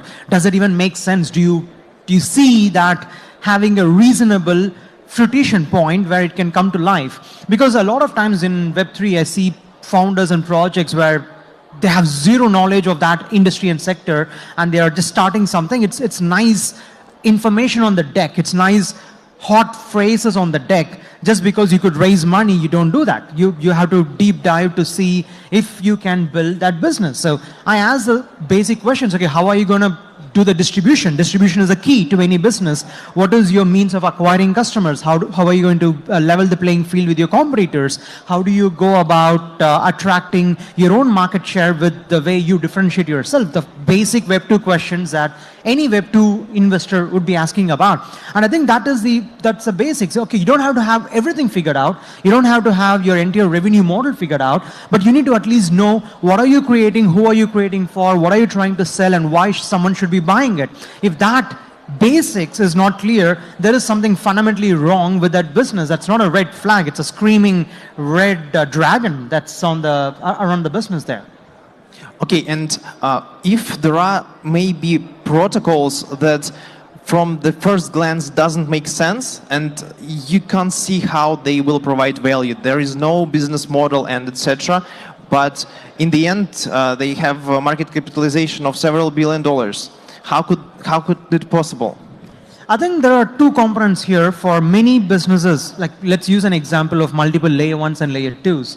I think if you have to clean the space up, like what Dodge from Elon Musk is doing, you would go about cleaning almost all the chains except 4 or 5 chains. You don't need most chains that's living out there. They don't serve technological value. They don't serve a new customer demographic value.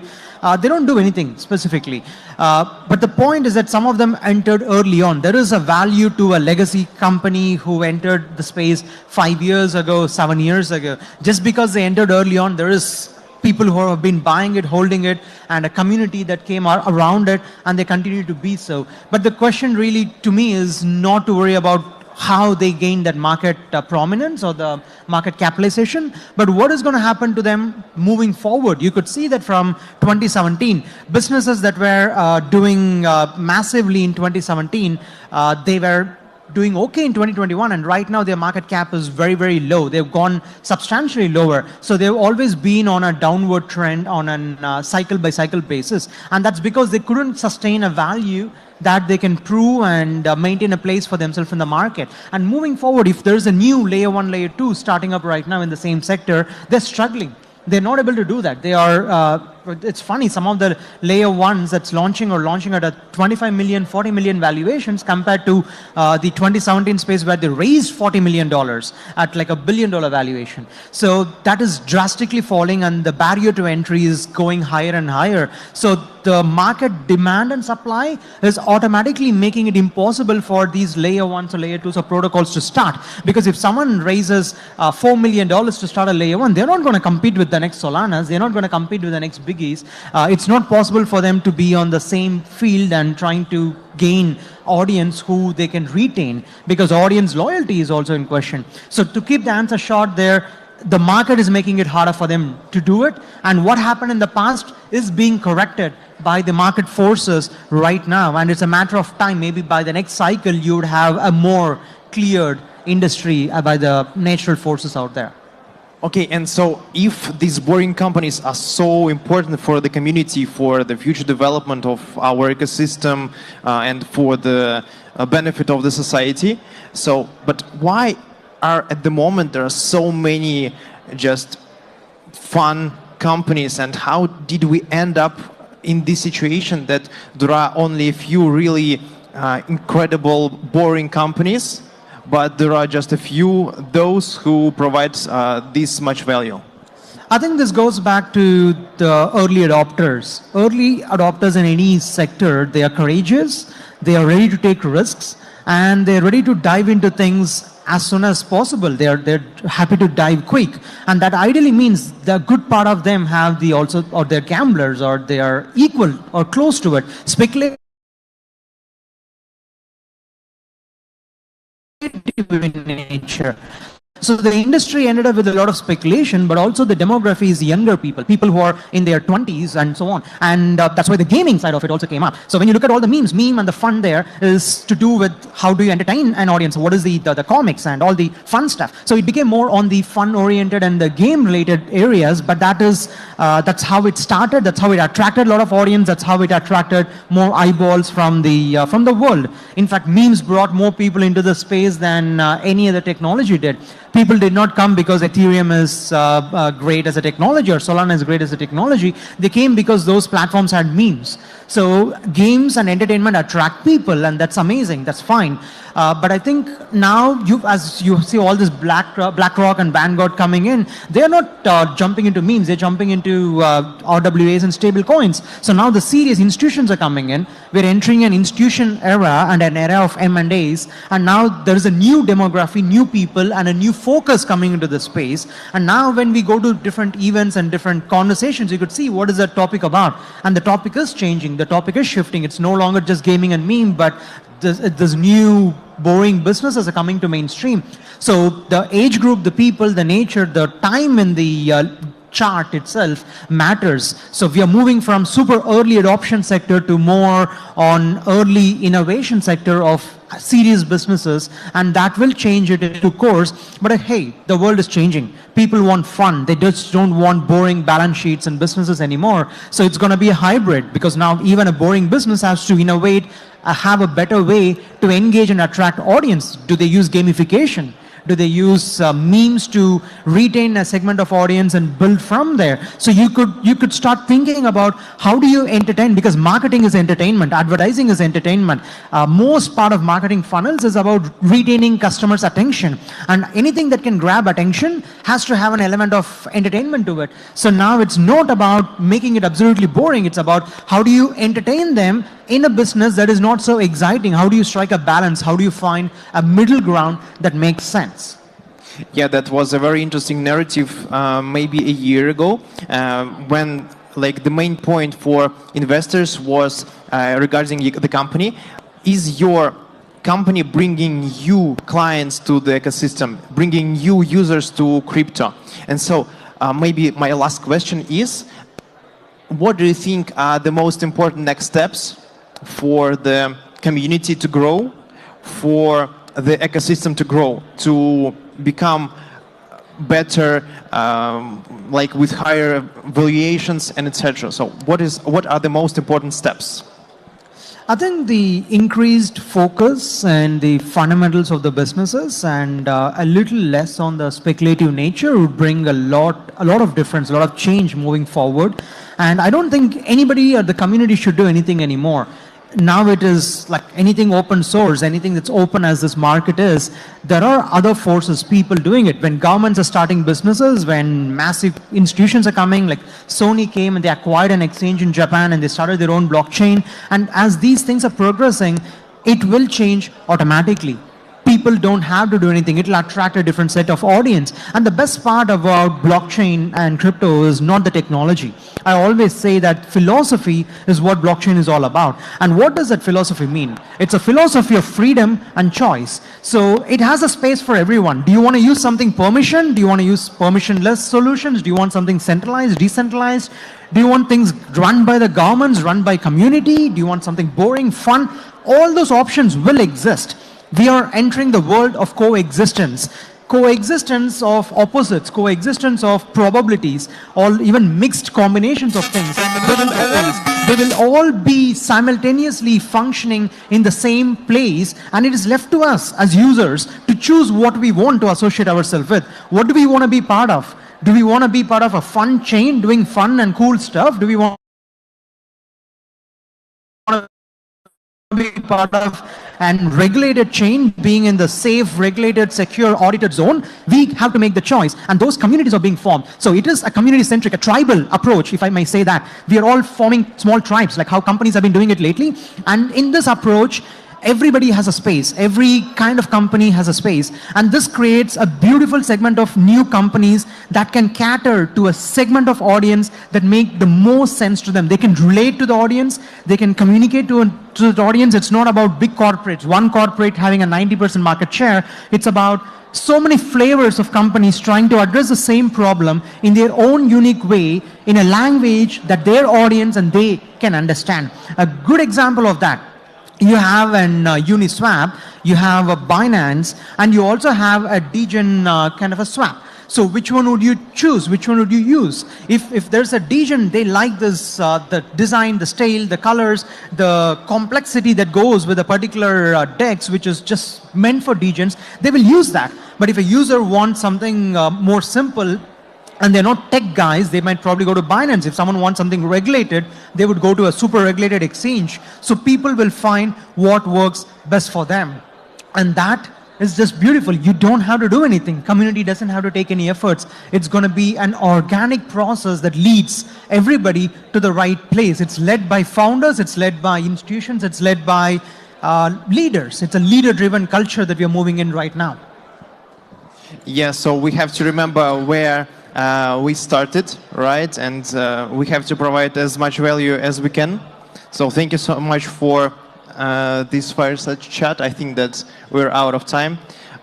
Are there any questions for Mr. Key?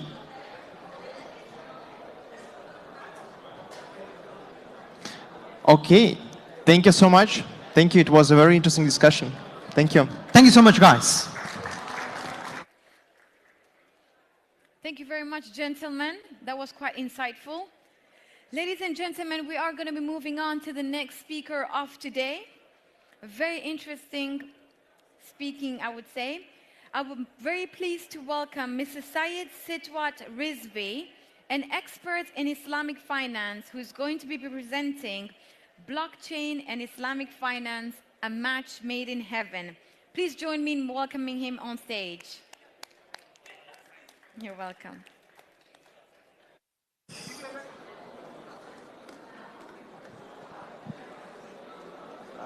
Where is my presentation? If you just put it. Hello. Yes. Assalamu alaikum, everyone. This is Syed Sitwat Rizvi. Let me start with my introduction first. I've been associated with Islamic banking and finance industry from past 17 years. I worked for several banks, including Mashriq Bank, Dubai Islamic Bank, Mizan Bank, Samba Bank back in Pakistan.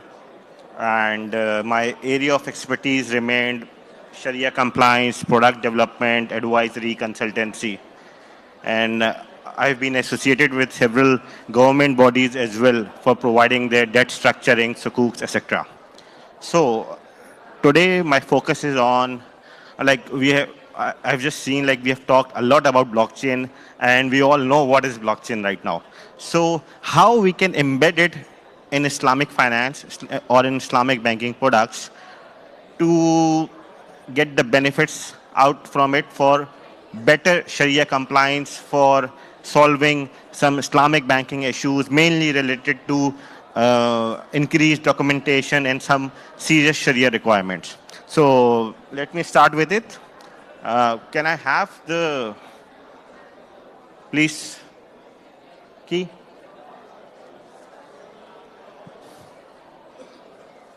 Oh, yes. This is forward. Oh, thank you so much. So, I've just been allotted 10 minutes, so I would try to quickly forward some kind of knowledge which I want to share and move forward quickly. So, objective of following 10 to 15 minutes is to explain you how we can embed blockchain into Islamic banking products for some benefits. I will not spend more time on explaining what blockchain is, though I included it in my presentation. But as I have just seen, we have a lot of discussion about it. So I'll quickly move on towards the Islamic finance part of my presentation. Yes, we all know how blockchain works, so I'm not going to spend time. So I'll start from here. Similarities between Islamic finance and blockchain. As we all know, blockchain offers several characteristics, as a result of which we are now using it everywhere in all industries. So how it can be beneficial for Islamic banking products? So just look at it. Authenticity, transparency, immutability, sequencing, timestamping. All these are some basic features, characteristics of blockchain, and all these are also required in Islamic finance. All these are also required in Islamic banking products. So why not use blockchain to execute or to offer Islamic banking products so that the product itself, while staying on the blockchain, offer all these characteristics, and there would be no requirement of any further controls or monitoring. Consistent state across all participants, open to everyone, right? Only immutable, transparent data storage. All these features to blockchain align with the fundamentals, principles of Islamic finance. Some top 7 use cases of blockchain in banking finance. We are discussing it since morning. How blockchain works. This is a model which we can use for replacing the bank's products of opening LCs, LGs for international trade finance. If we use blockchain, this is a bit, you can say, a model.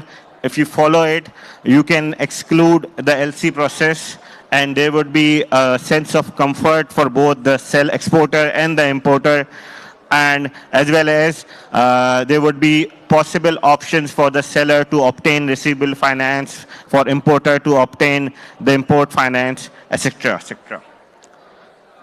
Since time is less, so I'm not diving into it to explain. Now, the core focus of today's discussion is, I've selected a few products which are being practiced globally, widely practiced, and I'll show you like how blockchain can be beneficial for them. First product, Murabaha. Like, just for the ease of audience, let me explain what Murabaha is. Murabaha is a simple sale contract. It's an Islamic terminology of a sale contract. It's a simple sale contract with an additional requirement of disclosing the cost to the buyer, disclosing the actual cost to the buyer. So in a Murabaha contract, when a seller sells something, it tells the buyer that I bought it for, say, $100 and selling it to you $120. So this kind of sale is called Murabaha. And it is being used by several Islamic banks across the globe to offer various kinds of products, but mainly related to short-term financing products, working capital products. So how blockchain can help? I have listed out the Sharia compliance requirements for this Murabaha product, and then how blockchain can help and what are the benefits. So looking at the Sharia compliance requirements of the Murabaha product, you can see it's the requirement in Sharia that a seller should own the goods before selling it. Okay? A seller should have the possession of goods before selling it. So, ownership, and thirdly, the goods should exist, obviously. If the goods does not exist, you cannot sell.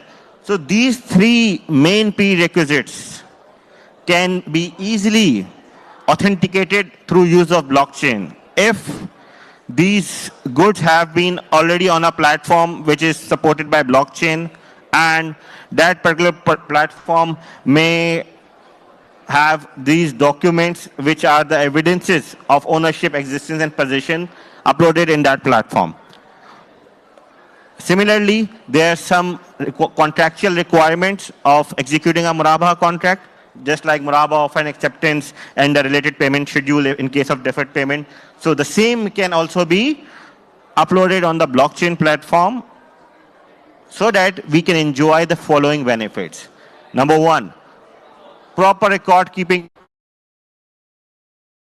with authenticity, obviously.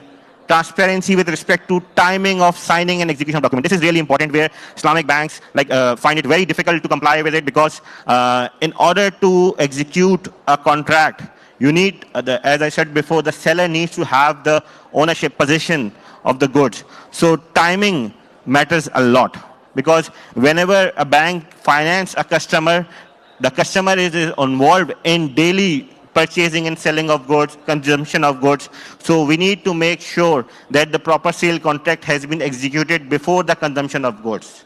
So there are several other Sharia controls which this blockchain use may support. Similarly, evidence of existing and timing of possession of goods, complete audit trail, minimal human involvement due to utilization of process. So ultimately, the outcome will be the augmented transparency in the Sharia compliance process, which will surely help the general public to rely on the products and services being offered by the Islamic banks. So currently, this product, blockchain is being used by banks, a few Islamic banks as well, but not for this purpose, but for some other purposes, for some other roles. What I want, like we should at least try exploring it through application of this technology in execution of Islamic banking products. Similarly, there is another product which I took an example, Istisna Kam Wakala. This product, what is this product? This product is mainly used to purchase goods which are manufacturing in nature, or like if the real estate builders who are constructing an apartment, they can use this product, or any manufacturer can use this product. So similarly, I have just listed down some Sharia compliance requirements of this Istisna products, which are different from the Murabaha, but yes, how they can be incorporated in the blockchain platform and what benefits can we have it.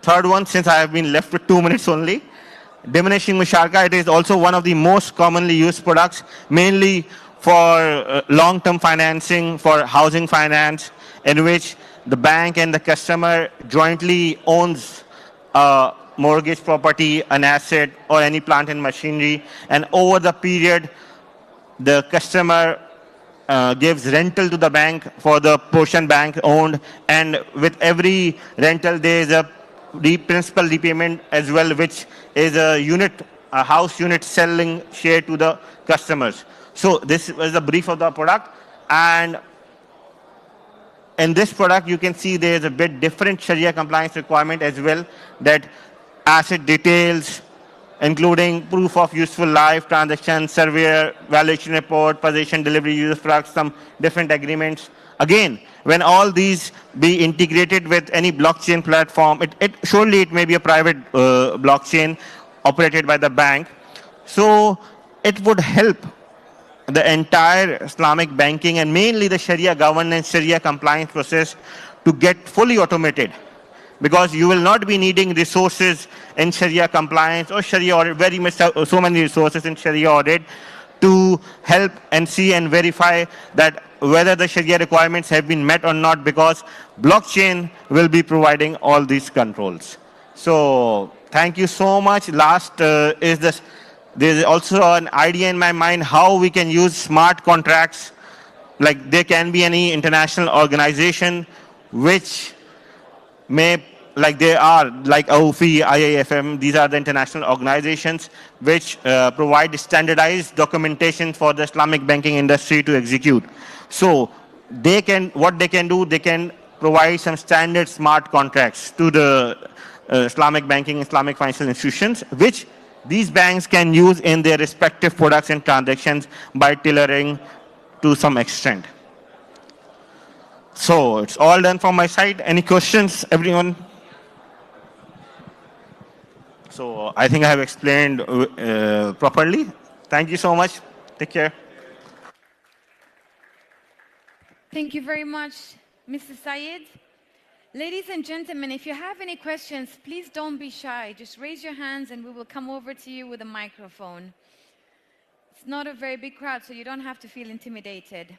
We're now going to be moving on to a very insightful panel discussion on how AI is shaping the United Arab Emirates fintech landscape.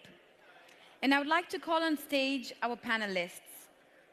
I'd like to welcome Dr. Isha Farha Qureshi, the moderator, the CEO of IFQ Technologies. Round of applause. Thank you. I'd like to welcome Noel Hatim, partner of digital assets in Mintiply Capital. Mr. Kunal Narwani, director of Nita Advisory Partners. Mr. Mohammed Umair Saeed, the founder of IOBM.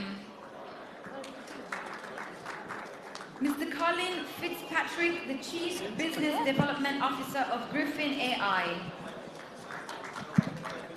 Welcome, ladies and gentlemen, and I'll leave you to it. Thank you very much.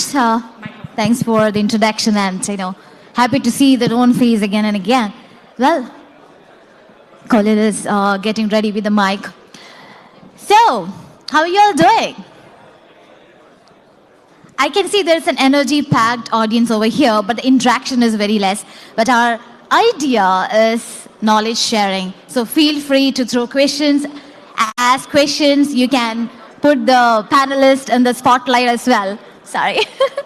Well, let me introduce myself. I'm Dr. Isha Farha Qureshi. I'm a CEO and founder of IFQ EvoTech. So before my entrepreneurial journey, I'm coming from a cloud infrastructure background. I worked as a cloud infra practice head for Finance, and I worked as a tech strategist for GEMS Education Corporate Head Office. I worked with Hewlett Packard, Dell EMC, and VMware on data center and virtualization technology. And then my interest moved to artificial intelligence. On the lighter note, I'm a Mrs. Universe 2019 Solidarity, the first candidate to represent UAE at an international pageant. And I'm also Mrs. UAE United Nations as well. So it's an honor for me to be the moderator for this beautiful panelist who is here going to discuss a very interesting topic. So let me first introduce my panelists to you. So we have Noel Hatem. He is a partner digital assets, Multiply Capital. He got 12 years of experience in technology-driven companies holding leadership roles and co-founding fintech ventures, including cryptocurrency exchanges, proprietary trading, asset management, and advisory. Let me also welcome my second panelist, Kunal Narwani, Director, Meta Advisory Partner, a professional with over 18 years of experience working with leading firms like EY, PwC, KPMG, and Abu Dhabi Accountability Authority. He is currently running his own advisory firm, closely working with startups to help them in understanding complex finance issues, providing fractional CFO services and supporting their recruitment. So kindly please put our hands together to applaud our panelists, Happy to be here. Let me invite the next panelist, Colin. He is a Chief Business Development Officer, Griffin AI, who has over 20 years of experience in the tech industry, having worked with leading companies like Oracle, Salesforce, and HubSpot, always at the forefront of innovation. He founded Web3 company in the metaverse and NFT space. Today, Colin consults on helps bring in transformative power of AI agents to the Web3 ecosystem. Now, let me introduce our last panelist, Muhammad Umar Sayed. He is the Group Chairman and CEO of IOBM. As a technology leader, Sayed has demonstrated history of working in multiple industries: information technology, software solution, drones, robotics, Web3 ecosystem, which includes metaverse, NFT, cryptocurrency, and decentralized finance. So, ladies and gentlemen, we have wonderful thought leaders here who are very well-versed and expertised in fintech and coming from a hardcore technology background. Well, welcome. All right. So we know that there's a lot of innovation which is going on in every industry. And of course, when this is an artificial intelligence era where the traditional financial services have completely disrupted, right? And it's been moved to decentralized. I just heard one of the panelists previously mention about the freedom. It's about the choosing. It's about you owning your own data and you owning your own finance. You are the owner of yourself, kind of a aspect, which is amazing. So my first question go to Colin. So while we are in the disrupting era of financial services to a completely new artificial intelligence, I can say. So what's the role of AI and agents taking shape in the future landscape of, it's not just the UAE alone, but as a global? What is your thought about that? Sure. Okay. Thank you for having me, everyone. Very nice to be here. I suppose I'd just like to ask a question to the audience, first of all, because I think everyone pretty much knows what AI is these days, but hands up if you know what agents are and what they can do. AI agents. Okay, so we had one, and that's it. And that's just, I've done 3 conferences now and it's been exactly the same. But I'd like everyone to pay attention to what is about to happen with AI because of agents. So let me first of all define what they are. An AI agent is an autonomous piece of software that can operate independently to complete goal-oriented tasks.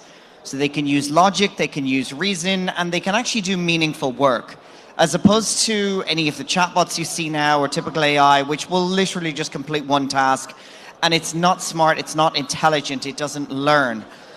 But AI agents are about to change the game quite significantly. And next year, we are really going to see an onslaught. We've already seen a shimmer of them from the likes of Google and Microsoft, etc., and OpenAI are bringing out some now. But what it will mean is that instead of AI today being a box where you type in a question and you get an answer, and as remarkable as that is, and it is intelligent and incredible, that is where it ends. Whereas what AI agents will be able to do is actually complete meaningful work for you. So whether it's, okay, I want to book a holiday, or whether I want a business strategy created, and literally yesterday there was another one that came out that can do the job of a team of consultants. We're going to see quite a transformation in knowledge work over the next couple of years. In regards to finance, what that will mean is, well, first of all, simple stuff like calling up our bank to get something fixed and having to be on hold. That'll go away. Our AI agents will take care of any things for us, which will be remarkable for our day-to-day lives. But much more so than that, we will all have a personal financial advisor who will be able to monitor our complete transaction history or look at our investment criteria and come up with a personalized plan. Ultimately, the attention that a high net worth individual would have gotten in the past from a team of consultants, basically everyone will be able to have now. And since blockchain has been quite a topic this morning from the previous conversations, what my business does today, right now, is we deliver AI agents for the world of Web3. And we have brought a series of agents to deliver what a high net worth individual would have in an institution or a bank to your average user. So we provide you with a research assistant, we provide you with an investment assistant, and also a security manager. So you're able to use your digital wallet today, which can be very difficult and tricky, with a set of AI agents where it's just like ChatGPT. You talk to it, you can ask it about past transactions or get it to send, swap, bridge, stake, anything like that with just a conversation. And that to me is going to be completely transformational over the next couple of years for the average user, making everything more accessible to everyone. That's so wonderful, Colin. So let me put it this way. Agents are more like a subject matter expert who specialized and trained on one specific task or activity and trained on your proprietary data. Am I right? And then, in other words, the generic AI, you can call it as a brain in the jar. It doesn't understand who you are, what context are you talking about. It's all about what inputs that you give, and you get the human readable format output based on the instruction that you're given, right? Right. Yeah, exactly. I mean, the way I see it going is we will have a team of AI agents, and each agent will be a specialist in one specific thing, but they will work together to, you give it a goal, it will make a very long list of tasks that needs to be done. They will all go out, they will work together, they will use tools, they will integrate data, they will do research, they might even make purchases, and they will come back and they will complete that body of work for you. So it really will be like having your own team of digital specialists. Amazing. All right. So let me ask to Mr. Kunal the next question. Everything comes with, it's like two sides of a coin, right? There's the challenges as well as there is an opportunity. But we corporate people always wanted to, convert the challenges into opportunities. So I want to hear from you. BFSI is one such industry always embraced any new technologies which comes into the market. From a UAE standpoint, our landscape in the entire Middle East region, how is that, challenges as well as opportunities that you foresee by integrating artificial intelligence in the entire fintech sector? So I think, let me address the opportunities first, right? So I think from an opportunities perspective, it's a blue sky, right? So it's as, limited to what your imagination can limit you, right? So as Colin said, you have the opportunity to introduce AI agents. You have a lot of people who are currently not included in the banking sector. So getting financial inclusion. Especially amongst the blue collars, right? So that's not only in the UAE but also the GCC as well.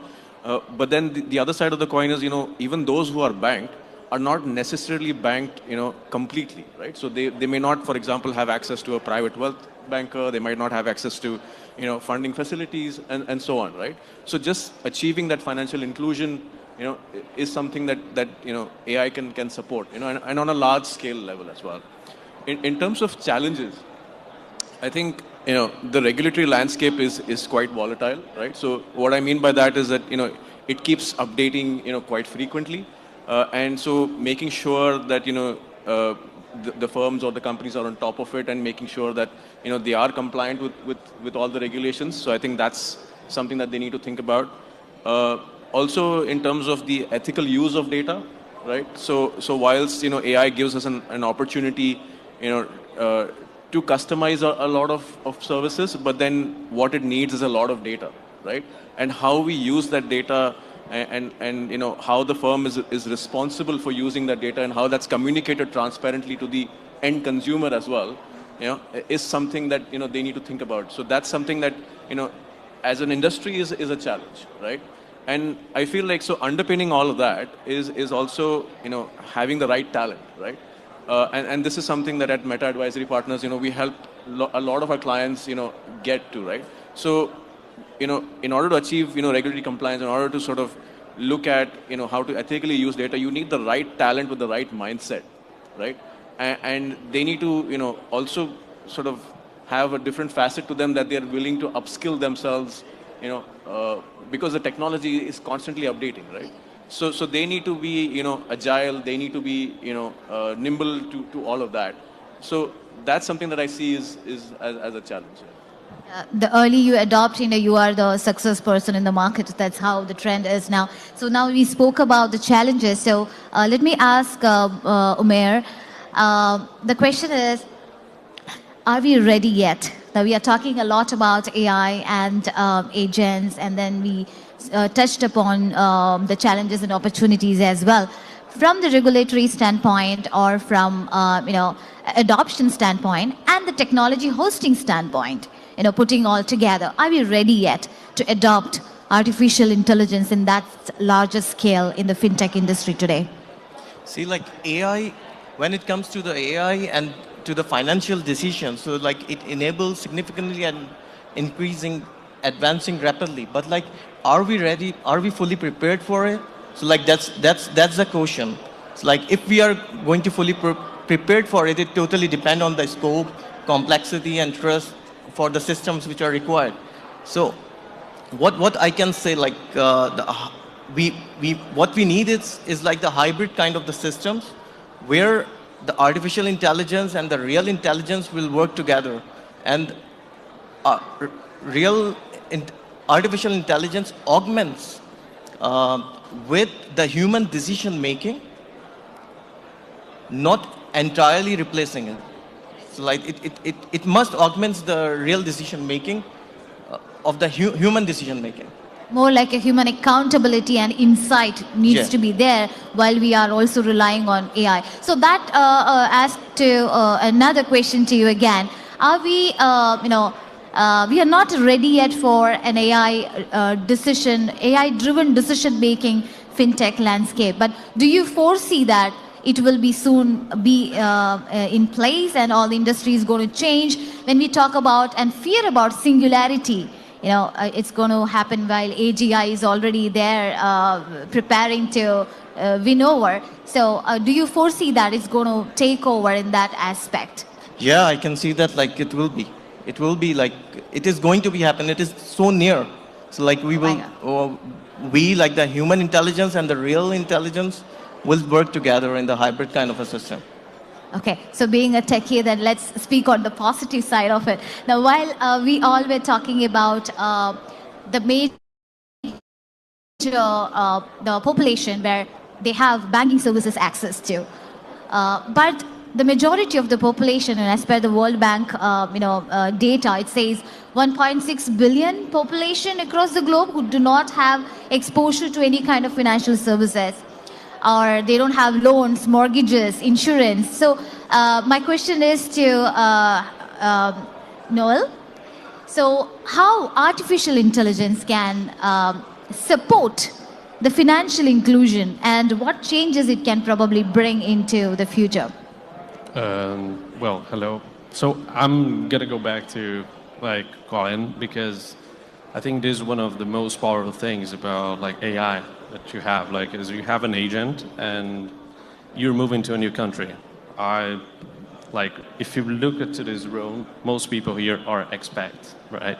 So when you have that, when you come to a new financial framework or like a more structured product that you don't understand, AI will be able to bridge this. It will be able to like allow people to participate more efficiently in the market, which I feel like this is something that we are still in a very early stage. Even when we look at the stock market that has been for ages, like most people like still are not investing. It's something new. So, and we talk about crypto, it's something even like it's a freshman, right? And I feel like AI will be able to kind of like standardize the financial system and serve the population that doesn't have access, that sometimes they don't even know how to like write, and they can just talk to like a system, and this system will be able to assess their necessities and allocate their capital, help them have like better financial decisions. Yeah, I also feel that, Noel, probably we need to put an effort for accessibility, not just on the financial services, while we talk about digital literacy as well, plays a major role, right? You want to add something? Yeah. Yeah, so, I mean, to Noel's point, right, just to bring that to light, what that would look like, for example, right? So let's say, you have a worker here who receives a salary and then sends this money back home, to wherever they come from, right? But then they're significantly unbanked, right? Now, one aspect of it is that, AI will help reduce the cost of actually opening an account for these kind of customers, right? So, because it's a mass market, so, from a traditional bank perspective, it was earlier too expensive to bank these customers, right? With AI, that simplifies, right? So they can then be brought onto a banking platform.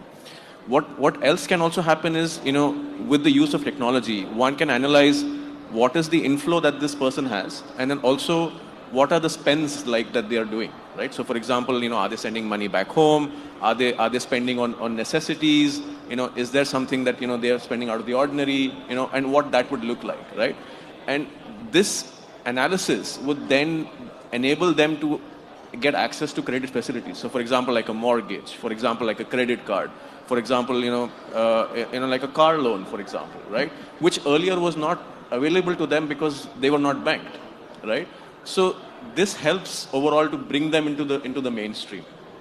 That is true. So sometimes, it's true as well. My maid at home, her name is Jenny. She sends every month, money to her hometown. She is from Uganda, and it's through mobile platforms. Actually, I have requested her, why don't you open a bank account? I offered her, but they are not comfortable. So another interesting fact is that when we said about the inclusions, the majority of the population who are not having access to financial services, but they are using mobile phones. So that was an untapped market still, I would say, it's in billions, for the mobile platforms can be used widely for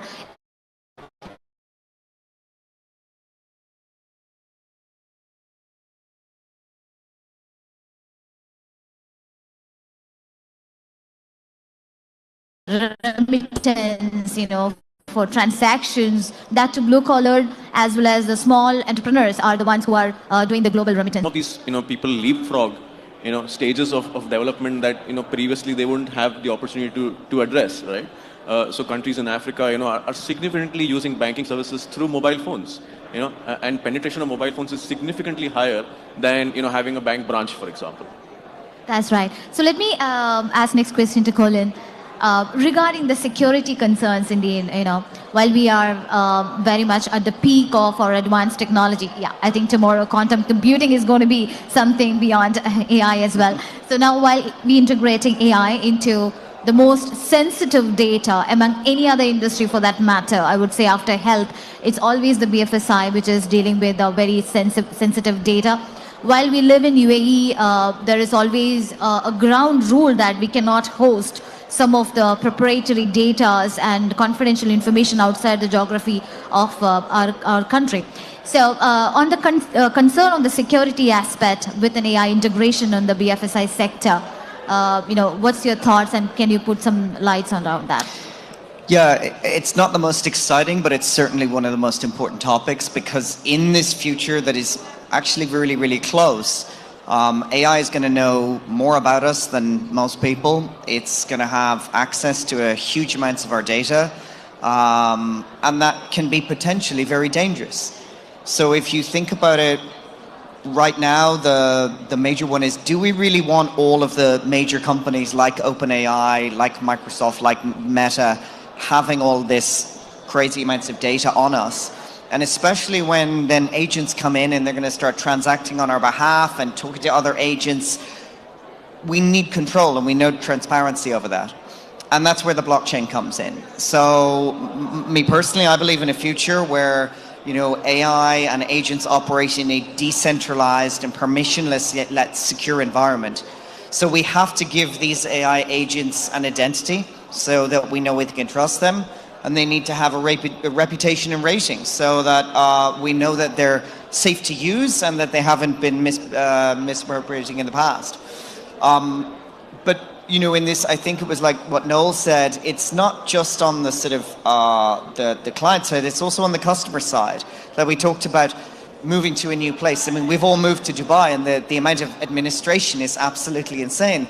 Why can't we have a digital identity of ourselves that is our own personal AI agent that has our data but is smart enough to know what to give out and what not to give out? We should really by this stage, and they're doing it in Europe right now. There's 400 million people who are getting this one digital identity right across Europe. How it's going to be implemented, I'm not quite sure, but we need to be able to have control over our own so that when we're signing up for a new website, we can give it the basics, but when we need a government institution, we can give it access to everything.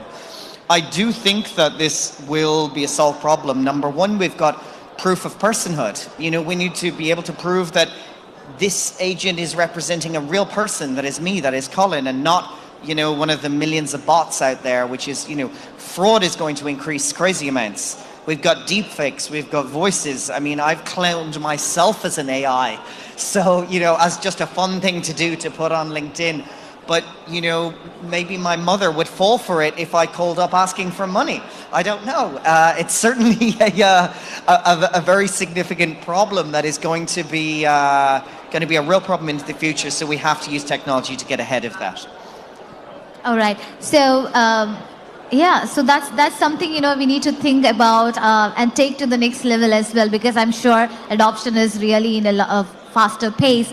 And not just that, the framework, the regulatory standpoint, that the question is to Noel. So from the regulatory standpoint, UAE as a nation, the approach is, very open, and it embraced. UAE always wanted to be the number one, and this is the only country in the world with a minister for AI as well. So that's where we are. So from that regulatory standpoint and the framework, how is UAE's approach looks like for you?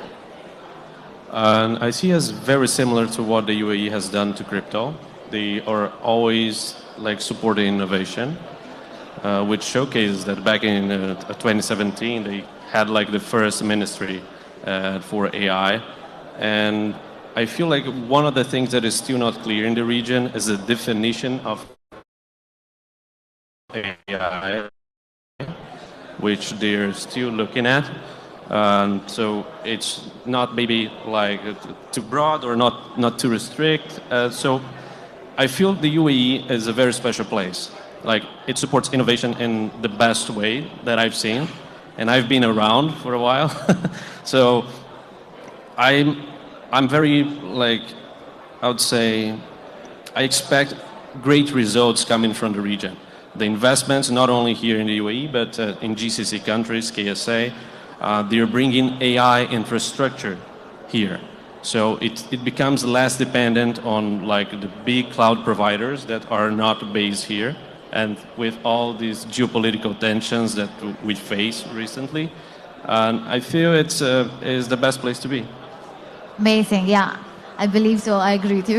I think I'd echo Noel's points. I think UAE sees itself as an early adopter. Early adopter, right? Yeah. So in many aspects, they're ahead of the curve in terms of inviting companies, giving them access to government organizations, doing POCs. So yes, there has to be regulation, but then I think they're going about it in a sensible way by actually seeing what organizations are struggling with, and then trying to solve for that, right? So it's not a government or a regulatory driven approach. It's rather an industry driven approach where you're looking at what people are trying to solve and how you can facilitate that, but at the same time protect the consumer, protect the rights of the people. So I feel they are ahead of the curve. That's right. I totally agree with your point as well. And when companies are pumping millions in doing experimenting AI, what I feel is that there are many AI companies across, across the globe. Even there are many startups coming in as well. Of course, AI is a new technology, so it will be a startup indeed. However, adoption of the customers, I'm not finding it so significant, even though they wanted to have AI as a fancy layer, at least on a customer experience aspect, maybe not deep diving into the other possible value that it could bring onto the table. So if we look at from that angle, people are pumping money more on experimenting it rather than bringing an outcome. Maybe it's like a revenue generation or cost reduction of anything of that specific numbers, but that is where everybody is focusing on. So my question is to Umair. While we have all these new AI startups across, do you have any message to tell them, which line or how they have to take the head with innovation and growth in AI? The startups must understand the local requirements and collaborate with the regulatory authorities like Central Bank of UAE and DFSA, ADGM, regulatory labs, and in compliance with them, like if they are doing any kind of AI innovation. Okay, all right. So is there any other point? I think, from a startup's perspective, so I work a lot with startups, right? And I think they have now moved on from a stage of only being a POC or a proof of concept to actually monetizing customers as well, right? So the startups that I work with and I advise, have actual use cases and are sort of generating decent amount of revenue from the market. In fact, I see, some organizations even moving from Europe because the GCC is sort of a target market, from that perspective. So there is a lot of good tech out there. I think from a startup's perspective, rather than copying and trying to emulate what other companies are in the West, it's important to understand how they can add value to the problems to the organizations locally here, right? So to Umair's point, understand what's the actual pain, and then solve for that, right? So not necessarily bring solutions that are elsewhere to the UAE or to the GCC, but actually develop solutions. And a lot of the startups that we work with, have successfully been able to deliver that. Yeah. So as an advisory for many startups, I want to ask you this. I'm taking other industries for a time being. Other startups, whoever is not open to AI or not adopted to AI, they are still, struggling to compete with other large players. So do you have any message for them? So I think, the way ahead is the use of technology, right? So some of the companies that we work with are SMEs as well. So as you said, they're not AI-based SMEs, but just generally SMEs. And we introduce them to technologies from other clients where they understand the value of that, right? See, at the end of the day, for any company, the core focus has to be, going out into the market and delivering business, essentially, right? So there's still a lot of technology that they can use as a start to solve a lot of the back-end stuff, right? So the admin, the expenses, the accounting, there's a lot of value to be added there, right? So they can start small, and then build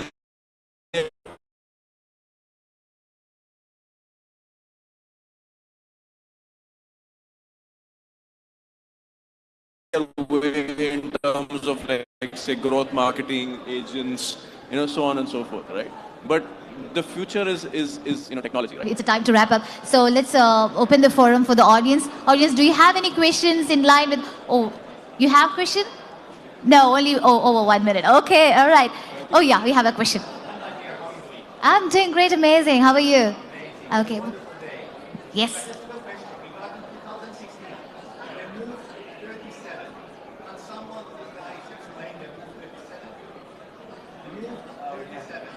Move 37? Yeah. So just very quickly, this is a game called Go, which is an ancient game played for thousands of years. It's very, very simple. You've got white and black sort of stones, and you've got to take over the board. It was thought for a very, very long time that humans would always outpace AI because of the fact that there is just such a vast amount of moves possible at any one time.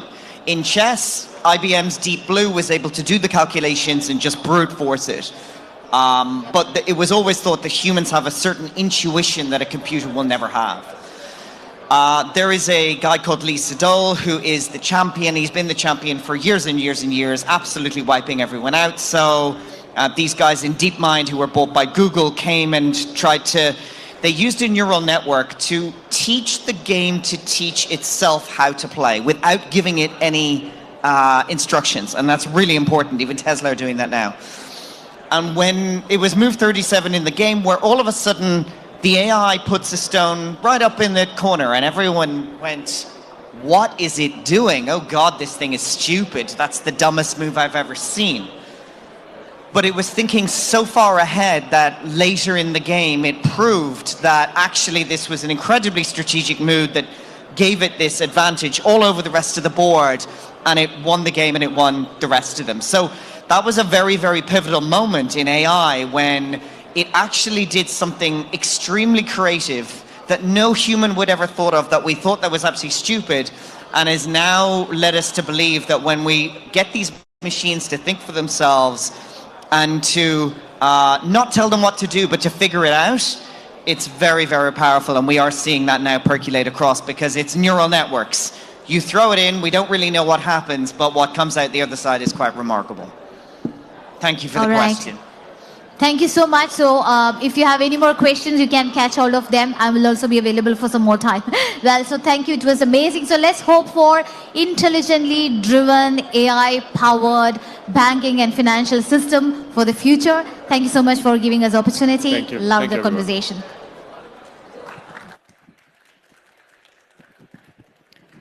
Thank you all very much. Happy to see you again. You too. Thank you.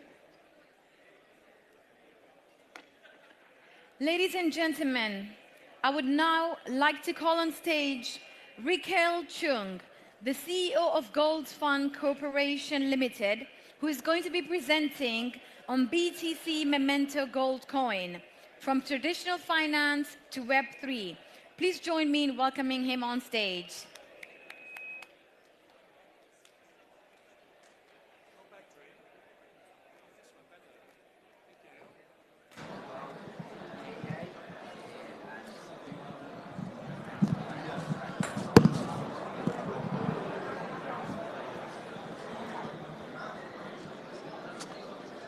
Hi, everyone.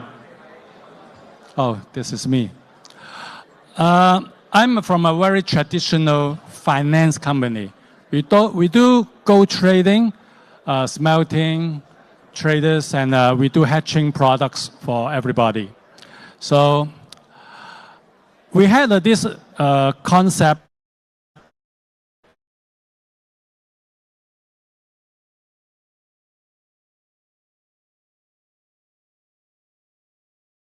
in the early stage of this year to have a memento gold coin, which is a physical one for everybody else, move to the future of the trading era.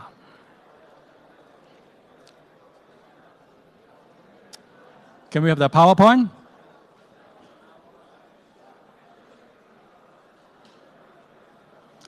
Okay, you see here is what's a BTC, is a Bitcoin. Oh, come on. This is our company. BTC Memento Fine Gold Coin plus NFT and Web3. So the idea was actually from one of the KOL in Hong Kong. He asked us whether we can get a physical gold coin for BTC. We see a lot of this BTC token made from the copper and all of this, a different material. But then a real one and fine gold together with the Bitcoin, a new concept for us. And then people think about just why only a physical gold. What's the edge? So he said, oh, we come with some new idea. We come with an NFT. We come with the Web3. So NFT, yeah, maybe it's still a little old school at the moment. Yeah, it still is good. Maybe something good is going to happen in the future. And Web3, we are looking at something GameFi, Yeah. So we look at it, how we go it. Okay. We know we have three important milestones in year 2024. Number one, the 15th anniversary of the birth of the Bitcoin. We have the approval of spot ETF in US and the fourth halving. And then you see when we launch this product, we are actually on the same day of the fourth halving. It's on the 19th of April. Yeah. So you can see from this is the design of the Bitcoin, and we have all these important memento items put onto the back of the Bitcoin, the gold coin. At that moment of time, people are worried about whether the gold will go up or it may go down. So people buy this. We offer them an option. So we are putting the traditional finance type of skill. If anything go below 2,000, we take it back. Unfortunately, you know the gold price now, right?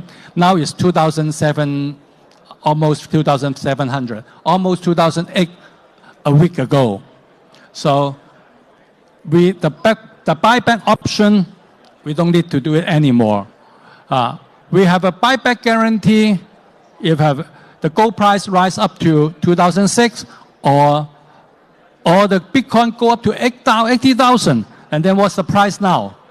So we are very successfully designed the product. Okay?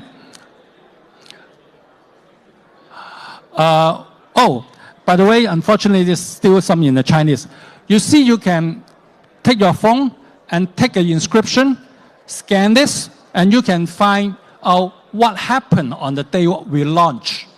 So we put something of what we call the Web3 in terms of this cryptocurrency development.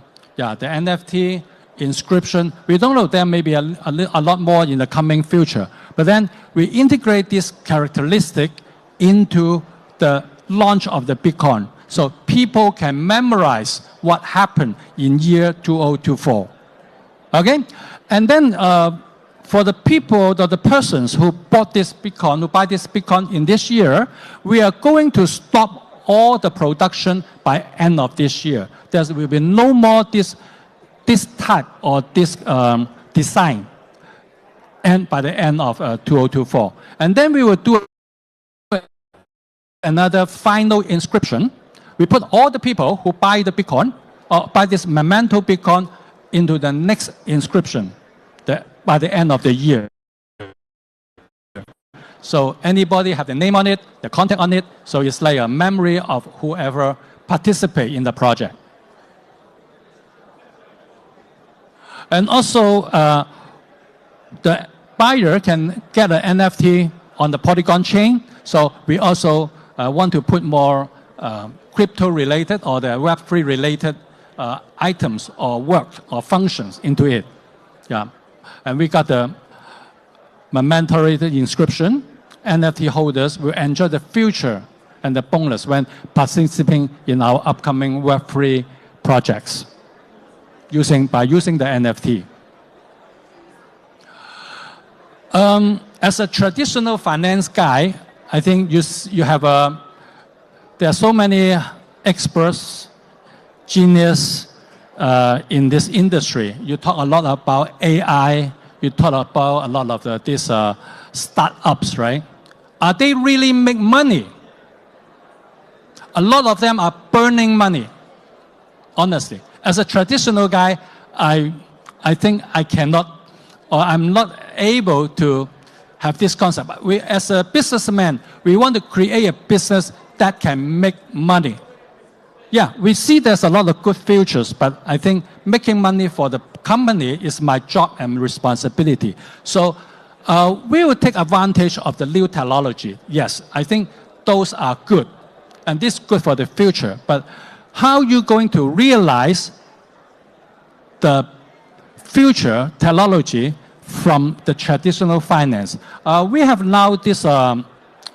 Yeah, RAW. Yeah, there's how to tokenize the project or some physical item. Oh, even the gold. There's a lot of companies in worldwide. They try to tokenize the gold price with the gold together with the new technology. So we will see a lot of them in the coming future. I don't want to spare too much time, but then I will let a little bit about our future plan. We were going to do a GameFi project using the same idea. We're going to do a wallet-to-wallet trading platform. Okay? I think that will be our future, and more people like to do it because using the Web3, they can they can trade very comfortably with the security of their fundings. Yeah, it's all going to be on the Web3. We look forward to be launch it in the coming future. I hope you can visit our website or visit us, and then we will see what we can work together in the future. Thank you so much.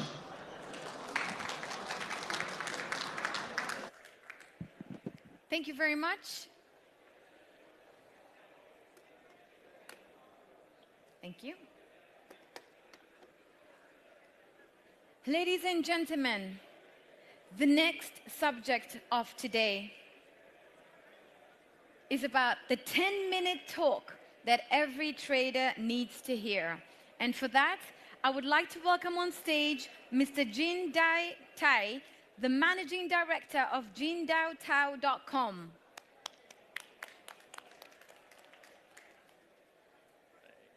You need to switch it on. All right.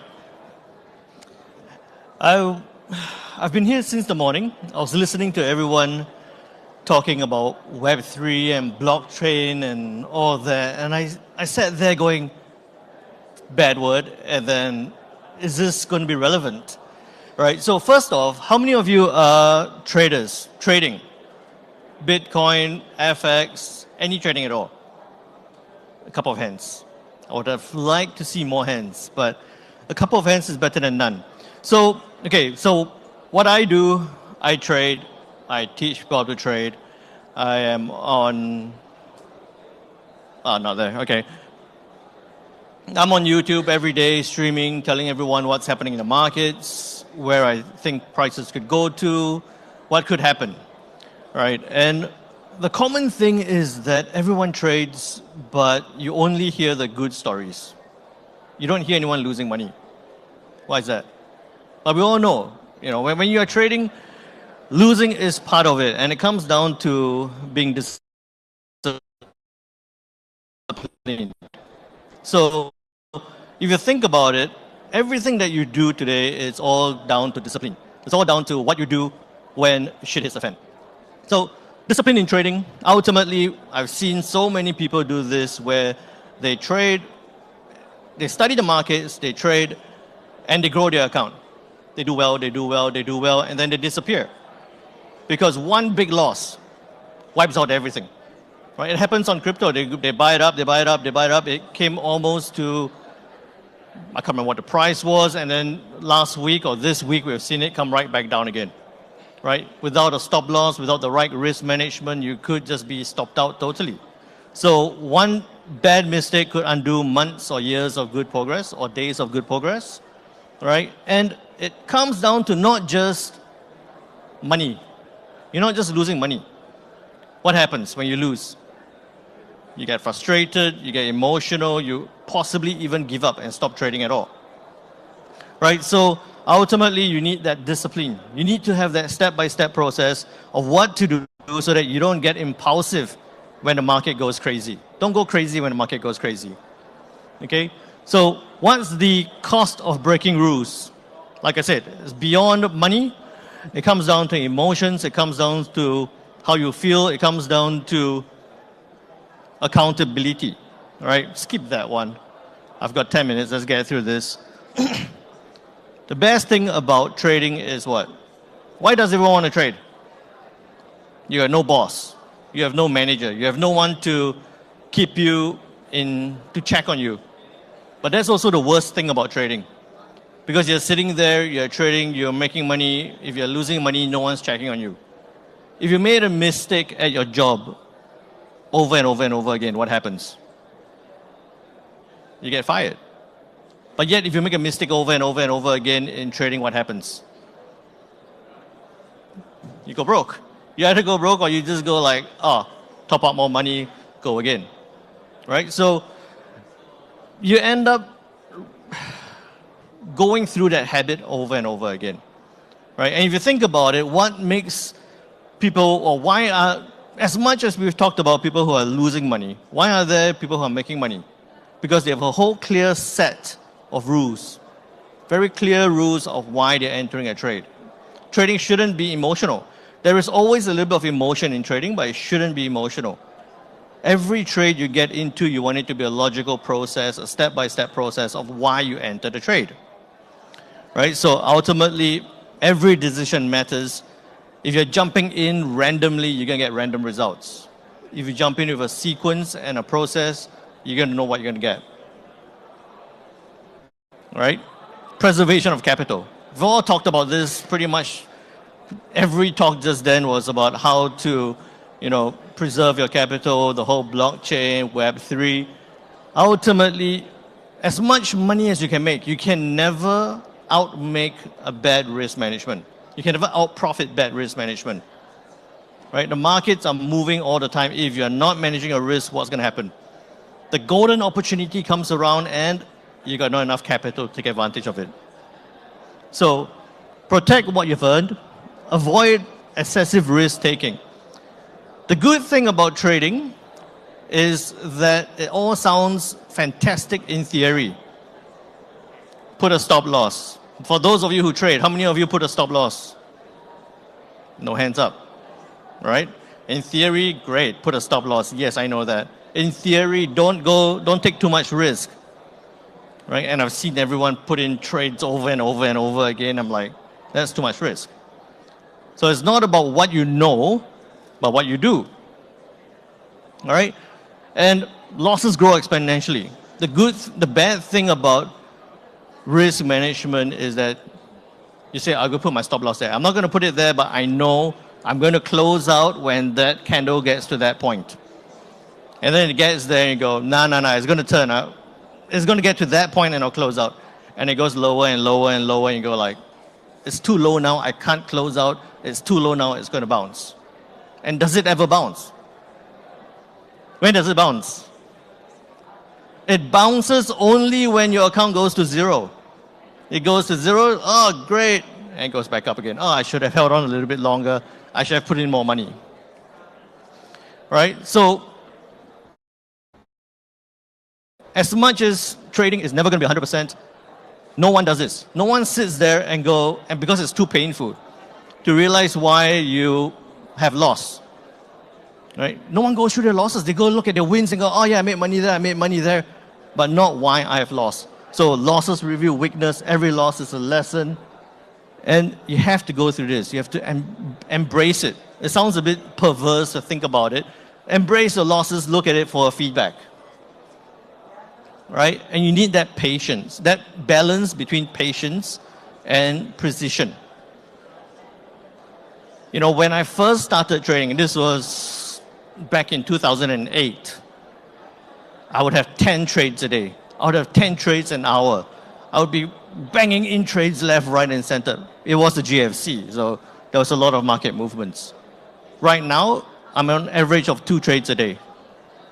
At best, at most. Right? It's not about, with trading, you don't have to be busy to be doing well. You have to be smart to be doing well. Because if you're sitting there and you're hammering out trades, I can almost guarantee you it's not going to turn up well. Okay? So patience prevents unnecessary losses. Sitting on your hands, not entering a trade, not being in the market does help sometimes. If you've done it for a day, it's good. Done it sitting on your hands for a week, it's a problem. You're sitting on your hands for a month, you need to kind of figure out why you're approaching the markets that way. Importance of strategy. We all know that, right? The thing is, I've actually I read some article somewhere, and the interesting thing is that as much as we think that strategy is important, do you know that most people enter a trade and they don't immediately lose money? they enter a trade and they actually make money. But do they close? No. They enter a trade, they make money, they say, oh, I'm going to make more. And then it comes back down. When it comes back down, what do? Close out. So, you know, you've gone to every booth and everyone has a little disclaimer there that says 95, 97, 90% of traders lose money.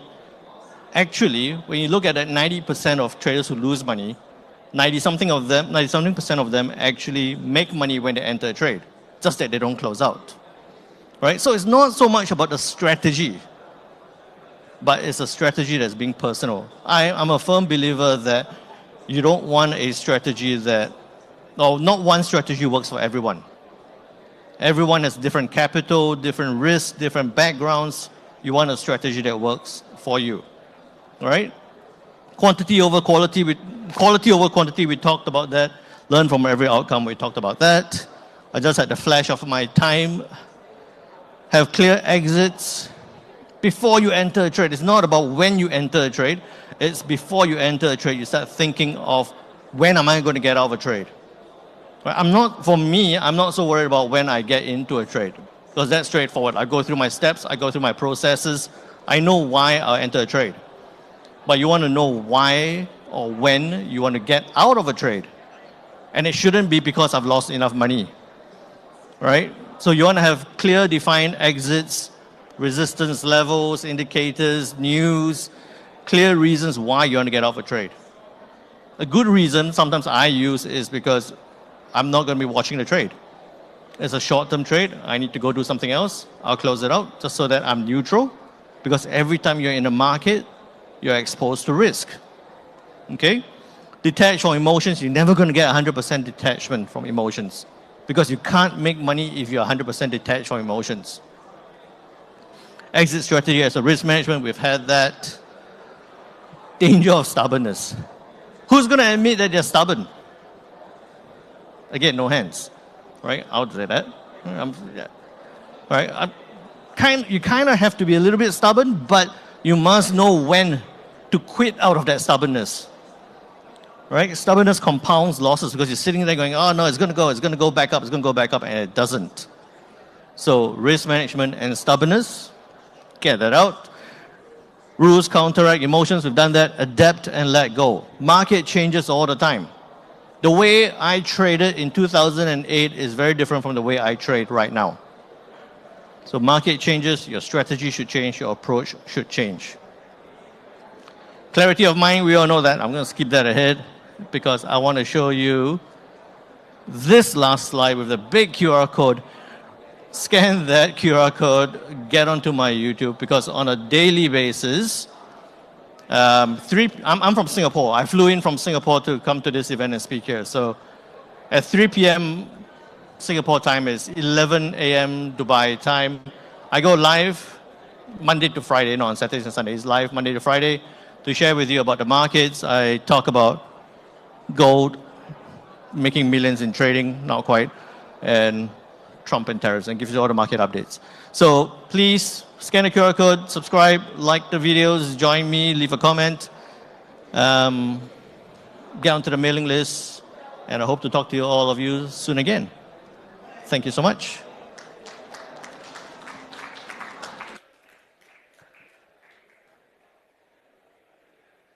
Thank you very much, Mr. Tai. Ladies and gentlemen, I hope you guys are finding all these keynotes very insightful. I want to ask a question now. How many active traders do we have sitting here? By a show of hands. Come on, there's got to be more than that. The reason I'm asking is because the next keynote is very important, especially for active traders. It is about the future of Bitcoin, part 2. And for that, ladies and gentlemen, please help me in welcoming on stage John Riggins, the partner at BTC Inc., to present Bitcoin Season 2. He's going to be sharing valuable insights into the future of Bitcoin. Round of applause, please.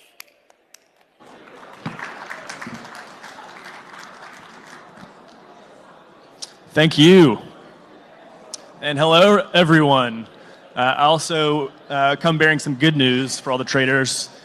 You can't go wrong just holding Bitcoin. through this bull market. So it's going to be in Dubai in the midst of this Bitcoin bull market that has begun. And I'll be talking about what's next for Bitcoin. So first, a bit about us. BTC Inc. is one of the oldest and most respected companies in the Bitcoin ecosystem. Started in 2012 as a print magazine called Bitcoin Magazine. We've been covering the industry for over a decade. We've also been connecting the industry in person with the Bitcoin conference, the largest finance conference now in the world, as well as investing in the Bitcoin ecosystem with our fund UTXO management. So I'm going to talk a little bit about how you can get involved in our conference, as well as what our fund is looking at as the best opportunities in the Bitcoin market moving forward. So one of the reasons I'm in Dubai is because the Bitcoin conference is coming to the Middle East for the first time this year. So December 9th and 10th, we'll be in Abu Dhabi. I hope you'll join us. I also have a QR code on our last slide to help you get there. So biggest Bitcoin conference in the world, 30,000 plus people in the US, and we're excited to be bringing it to Abu Dhabi. So this is called Bitcoin Season 2. Bitcoin Season 1, what was that about? That was about kind of Bitcoin proving its robustness as a decentralized network and achieving a certain level of adoption. This prior slide is the president of El Salvador, Nayib Bukele, who at our conference in Miami in 2021 announced Bitcoin as legal tender for the country of El Salvador. That was a big milestone in Season 1.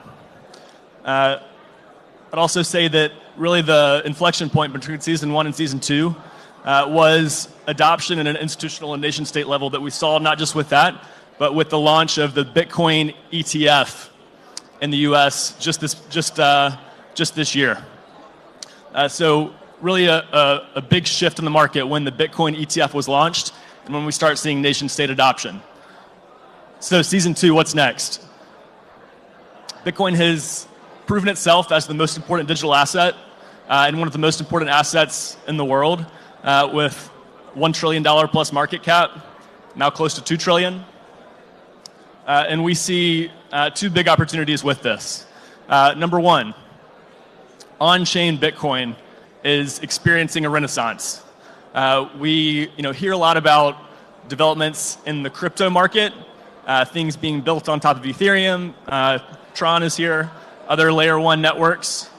Well, Bitcoin Season 2 is about all of that crypto complex coming to Bitcoin. So we see a massive opportunity in what we call Bitcoin native assets. That's inscriptions, BRC20s, assets that are native to the Bitcoin chain, and we see as having massive growth potential based on kind of the corollary to other layer 1 networks where assets on top of them reach 50% or so, or 100% of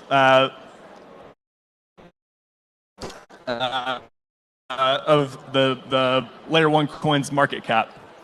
So we see a massive opportunity there. That's something that we're investing in heavily with our venture fund, the Bitcoin Ecosystem Fund. And why is this all coming to Bitcoin?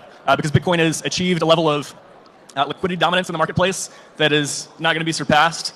It is still an open ocean for innovating on top of Bitcoin because of some technical upgrades that have happened, leading us into Season 2. And it will continue to be the most reliable, decentralized, and trusted network that we have. So we're investing in a number of phases of the Bitcoin ecosystem as it grows. Layer 2s, as we look to scale transactions on Bitcoin outside of just the layer 1 blockchain. Bridges, meta protocols, number of applications you can see here. We see this as a massive opportunity investing-wise in the Bitcoin space. And number 2, another phase shift happened this summer. This is at our conference in Nashville, where we had first one of the candidates for president in the United States embracing a pro-Bitcoin policy for his potential administration coming in. This was a huge deal. The first time a presidential candidate who really had a chance to win was expressing pro-Bitcoin views. And this coincided with Senator Cynthia Lummis in the United States speaking after him and putting forth a bill for the US Congress to approve a Bitcoin strategic reserve. That's the United States, still the wealthiest country in the world, talking about having a Bitcoin strategic reserve for the long term. Now, Cynthia Lummis, the first part of that proposition is the U.S. not selling the Bitcoin that it has. Close to 300,000 Bitcoin that the U.S. has acquired various means over the last decade. Holding that and never selling would be significant on its own. But the thing that really makes this season 2 of Bitcoin incredibly bullish is that she is proposing for the United States to buy Bitcoin at a nation state level, buying Bitcoin, 1 million Bitcoin over the next 4 years. Total game changer geopolitically, total game changer for Bitcoin. And again, this was during the campaign, so it's only a promise. It's only what could possibly happen. November 5th, just this month, Donald Trump was elected and reaffirmed his commitment to the Bitcoin strategic reserve for his incoming administration. We now have a sitting president, sitting administration in the United States, talking about implementing a Bitcoin reserve in his first 100 days in office, starting in January. So that's massive for the world, massive for Bitcoin. What do we do about it? One massive opportunity that we see coming from this is what we're calling macro strategy, corporate wrapper for Bitcoin in different public markets. Of course, MicroStrategy is the first company to implement a treasury strategy for a public company as kind of the sole growth strategy for the company kind of moving forward. MicroStrategy has gone from a $1 billion market cap when they initiated this strategy to 75 billion plus today. So we see an opportunity for the public markets plays for Bitcoin to be investable moving forward. So all the traders here working in the public markets, this is the biggest thing we see happening. 111 trillion global equities market, less than $2 trillion of that is in Bitcoin and Bitcoin-related products, ETFs, public companies right now. We see massive growth opportunity for that. Massive open ocean for public markets plays for Bitcoin moving forward. There's some interesting kind of dynamics for this play. Unlocking TradFi flows that don't have the ability based on fund mandates to own main chain Bitcoin, commodity in most markets, that need to find a way in the public markets to get access. Some also can't hold ETFs, must hold equity or find a way to participate in the bond markets, which is something that MicroStrategy has really pioneered and which we see as a massive opportunity in other markets as well. So this kind of flywheel develops when companies do this.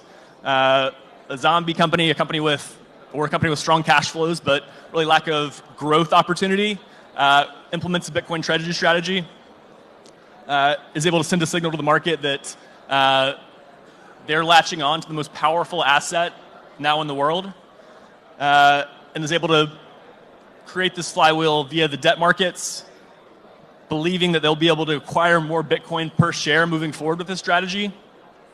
And when the stock is trading above NAV for the Bitcoin it holds, issuing out the money equity to grow that Bitcoin per share balance as well. So we've invested in a couple of companies doing this. One in Japan has become the best performing public company in Japan over the last 6 months since we've implemented a Bitcoin treasury strategy there. A couple of them in Canada also doing well, and more coming. So we see this public markets play because of the nation-state adoption of Bitcoin, because of the dynamics of the Bitcoin market, moving from kind of retail trading on crypto exchanges to big institutional inflows and nation-state inflows. We see this as the best way to participate in the Bitcoin market outside of just holding Bitcoin in cold storage yourself, a way to get a little bit of leverage. So those are the two biggest opportunities we see in the Bitcoin market in this season 2. Investing in the Bitcoin ecosystem, scaling Bitcoin native assets, which we do through our ecosystem fund, and then these public markets plays, which we do at UTXO Management as well. So if you're interested in learning more, please reach out, and please come and see us in Abu Dhabi. Eric Trump will be speaking. We'll also have Paul Manafort from Trump's campaign and the incoming trade representative for the Middle East in Trump's new administration joining and really getting the conversation started about nation-state adoption of Bitcoin. So we're thrilled to be in the Middle East. We're thrilled for the prospects for Bitcoin for the rest of this year. And when Trump is inaugurated and the strategic reserve is implemented, really the sky's the limit for Bitcoin and for its place in the world. So thank you. Hope you enjoy the rest of your time here.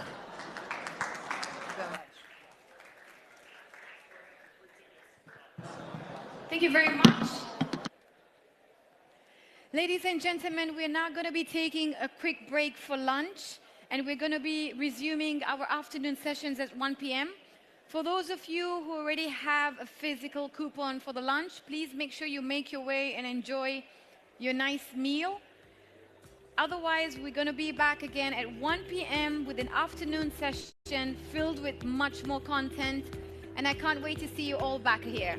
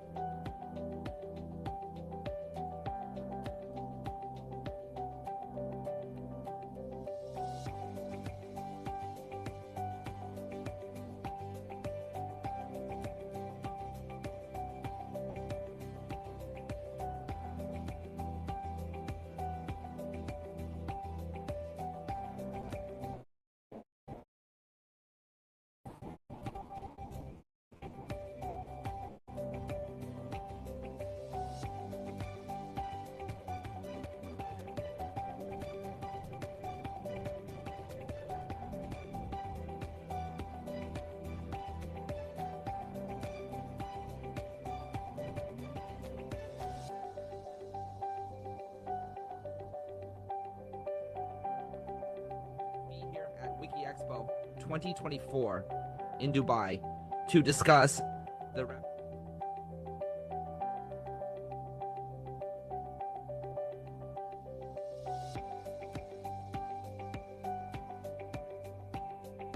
shaping the future of finance together in ways we couldn't have imagined.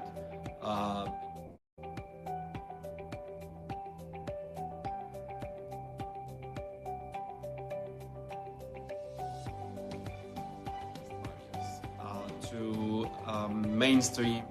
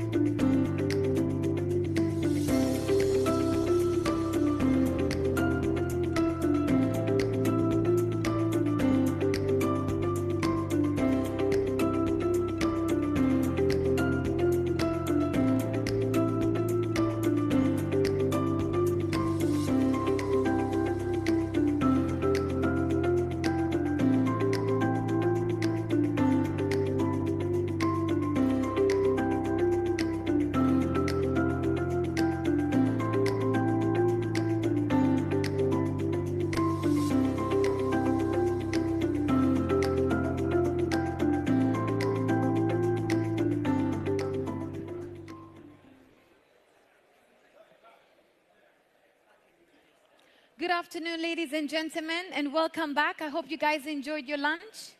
Are we ready for the second part? Yes! I love your energy. Let's all have similar energy, if that's possible. Ladies and gentlemen, I hope you guys are excited the way this lovely gentleman is.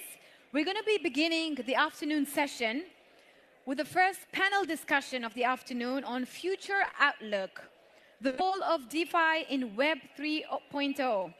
We're honored to be joined by an esteemed group of experts. Gordon Einstein, founding partner of Crypto Law Partners. Round of applause, please. Round of applause, please. This is the high energy panel. Yeah, I like that. Gustavo Antonio Montero, the founder and chairman of Carta Capital. Bibin Babu, co-founder of Paisio. And Joff McAllister, the chief risk officer at M2. A round of applause, ladies and gentlemen, and enjoy the panel discussion.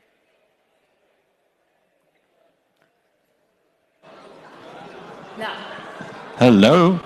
How is everyone? This panel is the equivalent of caffeine, so hi everyone. Okay, our topic is Future Outlook, the role of DeFi and Web3. I'm very happy to have our panelists here. This is going to be a very high energy panel. Are you ready? Gustavo, I know you're ready. Of course, M2, fantastic. Okay, so I always say that anyone in this space is like a superhero, and like every superhero has a backstory.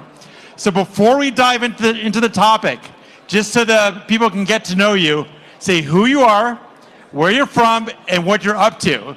So I'll start. I'm Gordon Einstein. I'm from Los Angeles, California, but living here in Dubai, and I am a crypto and blockchain attorney and also a YouTuber. So I'm very happy to meet you all. Pleasure. Gustavo. All right, Gustavo Montero. I'm Swiss. Ich bin Schweiz. Engineer by training. Most of my life in the financial world. I had the occasion to open and manage Standard Chartered Bank in Switzerland. Then I was in the board of directors of Kramer Bank, another wealth management bank. And prior to that, I was trained by Price Waterhouse in Geneva. And now I've been for 10 years in the digital space, owning two companies, Carta Capital Asset Management and USDR Commodities, that's tokenizing in-ground gold in various places. Fantastic. Please. Hi, my name is Bibin Babu. I was born in India. I live in Dubai. I'm the co-founder of Paisio. I started my career as a developer in Google and in the United States, and moved back to India to build my own my own first startup. My first startup was into co-working spaces. It got acquired. First exit. Wait, are you the guy who started WeWork? No, it was not WeWork. No, you look like him. No, it was not WeWork. It was called as Work. But we had close to 1 million square feet of area around India. Then moved on building a fintech platform, which crossed around 55 million USD in terms of revenues. Got acquired by a big bank in India. Moved on to building an NFT marketplace called as Collection for celebrities. Got acquired by a gaming company. So 3 exits. One of my last companies was a unicorn. Now my focus has been to get crypto to mass adoption, and that's where we built Paisio. I'm also an avid angel investor in a few good startups. Will not want to promote and shield them right now, but we'll talk about it later on. Happy to be here. Looking forward to the conversation. Fantastic. Joff. Thanks. Jeff or Joff? Jeff McAllister. So background is 25 years plus in investment banking, financial markets, with Goldman Sachs, Deutsche Bank, Credit Suisse, and NBAD, FAB in the UAE as well. I moved into crypto about 4 years ago. In 2021, had the first 3 years with Hex Trust, which is a Hong Kong-based custodian, and I was running Hex Trust markets there. And I'm Chief Risk Officer at M2, and looking forward to the chat. So what is a Chief Risk Officer and what is M2? So M2 is the UAE's exchange. It's a Abu Dhabi invested exchange, licensed in ADGM. And we are a fully functioning exchange. and with a big focus on this region, retail, and a growing focus on institutional as well. And we're quite tightly linked to the mining sector. We're invested in by Phoenix Group, so we've got some very good connections on the Bitcoin mining sector as well. And are you happy with the price of Bitcoin? Price goes up and down, but adoption, I'm very happy with adoption. Good answer. Price is fine, but adoption is great. Fantastic. Now let's dive into the topic of the panel, the role of DeFi and Web3. I think it's important to sort of define our terms, if you like, as first principles, so we know what we're talking about. Maybe it's self-evident, but here we are heading into 2025, so maybe the definitions have moved a little bit. Can any one of you, and if you don't volunteer, I'll pick on you, provide a good definition, a working definition of decentralized finance, of DeFi? And perhaps, I think it's really applicable to all of you, how it varies from traditional finance or TradFi. Any volunteers? We'll go here and we'll go here. Okay. Decentralized finance. Well, first of all, for everybody who's not familiar with this, it corresponds to one specific technology developed in Stanford in 1991 by Scornetta and Saber, two scientists. It is simply a ledger, a database that is shared among the different participants in the ecosystem. I'll put it to you in audit terms. I used to be an auditor. Every time we did an audit, there was a transaction put in a ledger somewhere. The only people that knew about transaction was the accounting or the finance department of the company we're working with. In the future, with distributed ledger technology, the same entry will be available immediately to any party participating in that process. That's what I can say. Please go ahead. So I heard a really good description of blockchain there and decentralization. So as that foundation, let's go into the difference between DeFi and TradFi, specifically the financial use cases. For me, DeFi is giving access to financial services, financial products, without an intermediary in between. I'm not against banks, but this is one revolution which is there, wherein even the unbanked. I'm sorry. Why aren't you against banks? Why? Why are you not against banks? Oh, because I believe there is a way of coexisting with them, and if you want to get to mass adoption, it has to happen in partnerships with banks eventually. They might lose business in the end. They might, and they will, because of DeFi and blockchain and crypto. But at this stage, we are not at that stage where we can say that the whole of the world, which is like close to 8.5 billion people, will be able to access crypto and DeFi. That is only possible when we kind of go hand in hand and work along with banking institutions, /regulators, Visa, MasterCard, so on and so forth, so that we get there. So let me tease that out a little bit, and then we'll get to Jeff. Is any blockchain transaction, if a blockchain, let me set up the question and then you'll hear the question. So assuming that a blockchain instance is decentralized, for example, the Bitcoin blockchain, but not necessarily, assuming that's properly decentralized, is any financial transaction on that decentralized blockchain DeFi, or does it mean something in addition to that or beyond that? Any transaction on blockchain does not just mean DeFi, right? When we talk about DeFi, it's about financial transactions. We can do any transaction on a blockchain.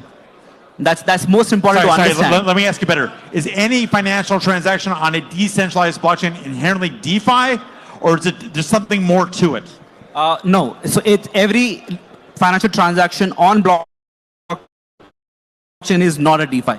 Right? A DeFi, when I say DeFi protocol or DeFi products, these are totally decentralized and not governed by a particular body. Right? For example, if we say that eventually CBDCs, are they going to be on blockchain? Answer is yes.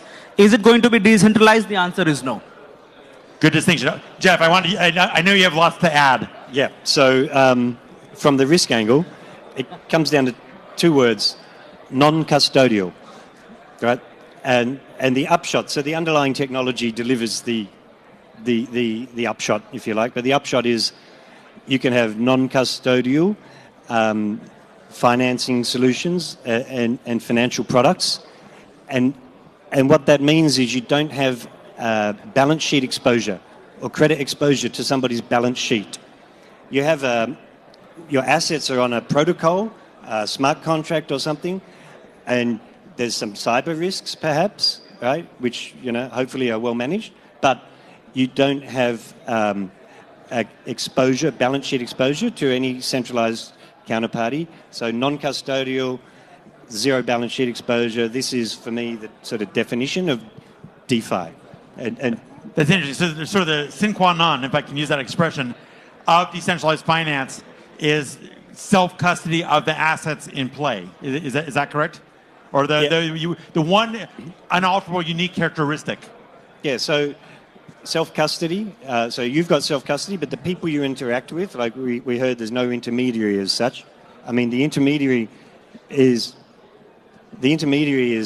of course a protocol, but it doesn't have a balance sheet. There's no balance sheet exposure and they don't hold your assets.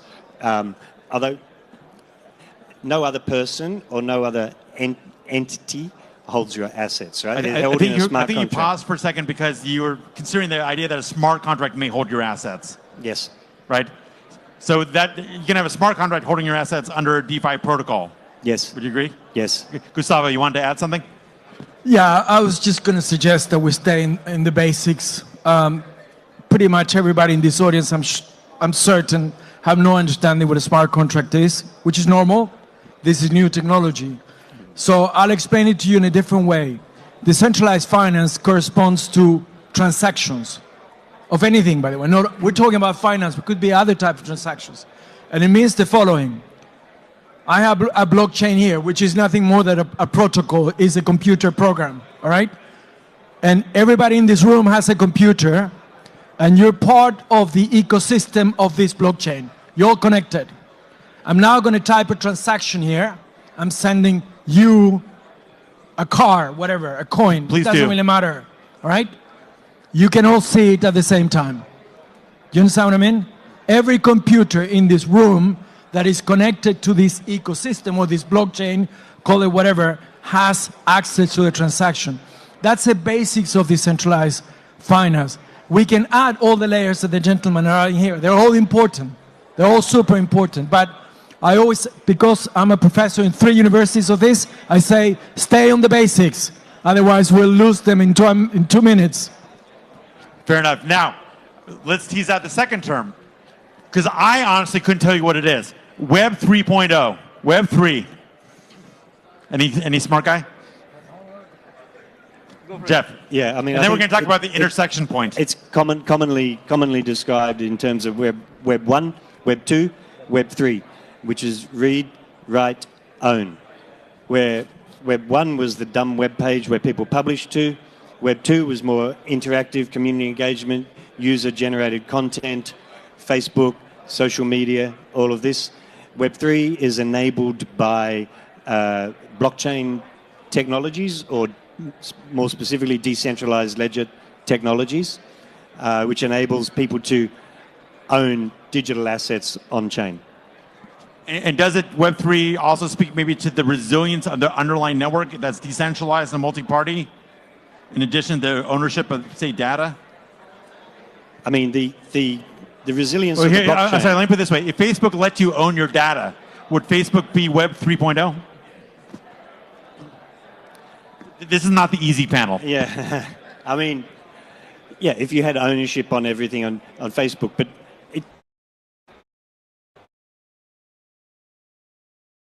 it's ownership, the digital ownership is Web 3. And does that inherently require blockchain? Or something like blockchain? It requires an immutable ledger. It doesn't have to be transparent, by the way. Like you know, zero knowledge proofs, you know, and blockchains can be kind of not so public as well. I mean, look at Monero, for example, privacy-based coin. It's still a blockchain, but it's an immutable ledger. Gustavo, you wanted to add something? No, just following up on you guys are saying. Everything they're saying is fantastic. It's clearing a little bit the area here. But when we talk about Web3 today, we're talking about what you said, ownership of the data, all right? And I have a huge problem with that definition of Web3 because I believe that in today's day, we do not own the data we have. We just simply don't. As a matter of fact, there's nothing free in this world, no? When you get a new website that says, come in here, give me all your data, and you will be able to do all these things. It's not for free. They're owning your data that they're using. So I just want to get back to that because it's important. We don't really own our data today. Will we own it tomorrow? I don't know. But I don't think it's the case today. See, my thing about Web3, I'm going to quote one of my favorite persons in Web3. His name is Yatsu, the chairman of Animoca. Today, all the data, anything relevant which you do online is actually not owned by you. It's because if you look at it from in a larger perspective, you're kind of a citizen in a kingdom of Facebook, a kingdom of Instagram, a kingdom of a particular bank. And that kingdom's ruler owns whatever you make or transact on that network. With Web3, what actually happens is whatever you're building, creating, receiving online is owned by you as well.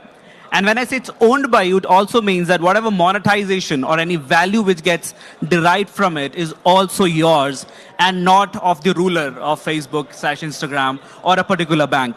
So that's the way I try to explain it to kids.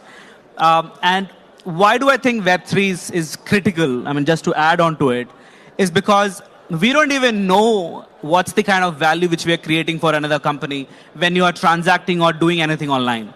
So it's, again, eventually, as I've mentioned correctly, it is ownership of data. I will just add on to it, it's ownership of anything worth value created by you, for you.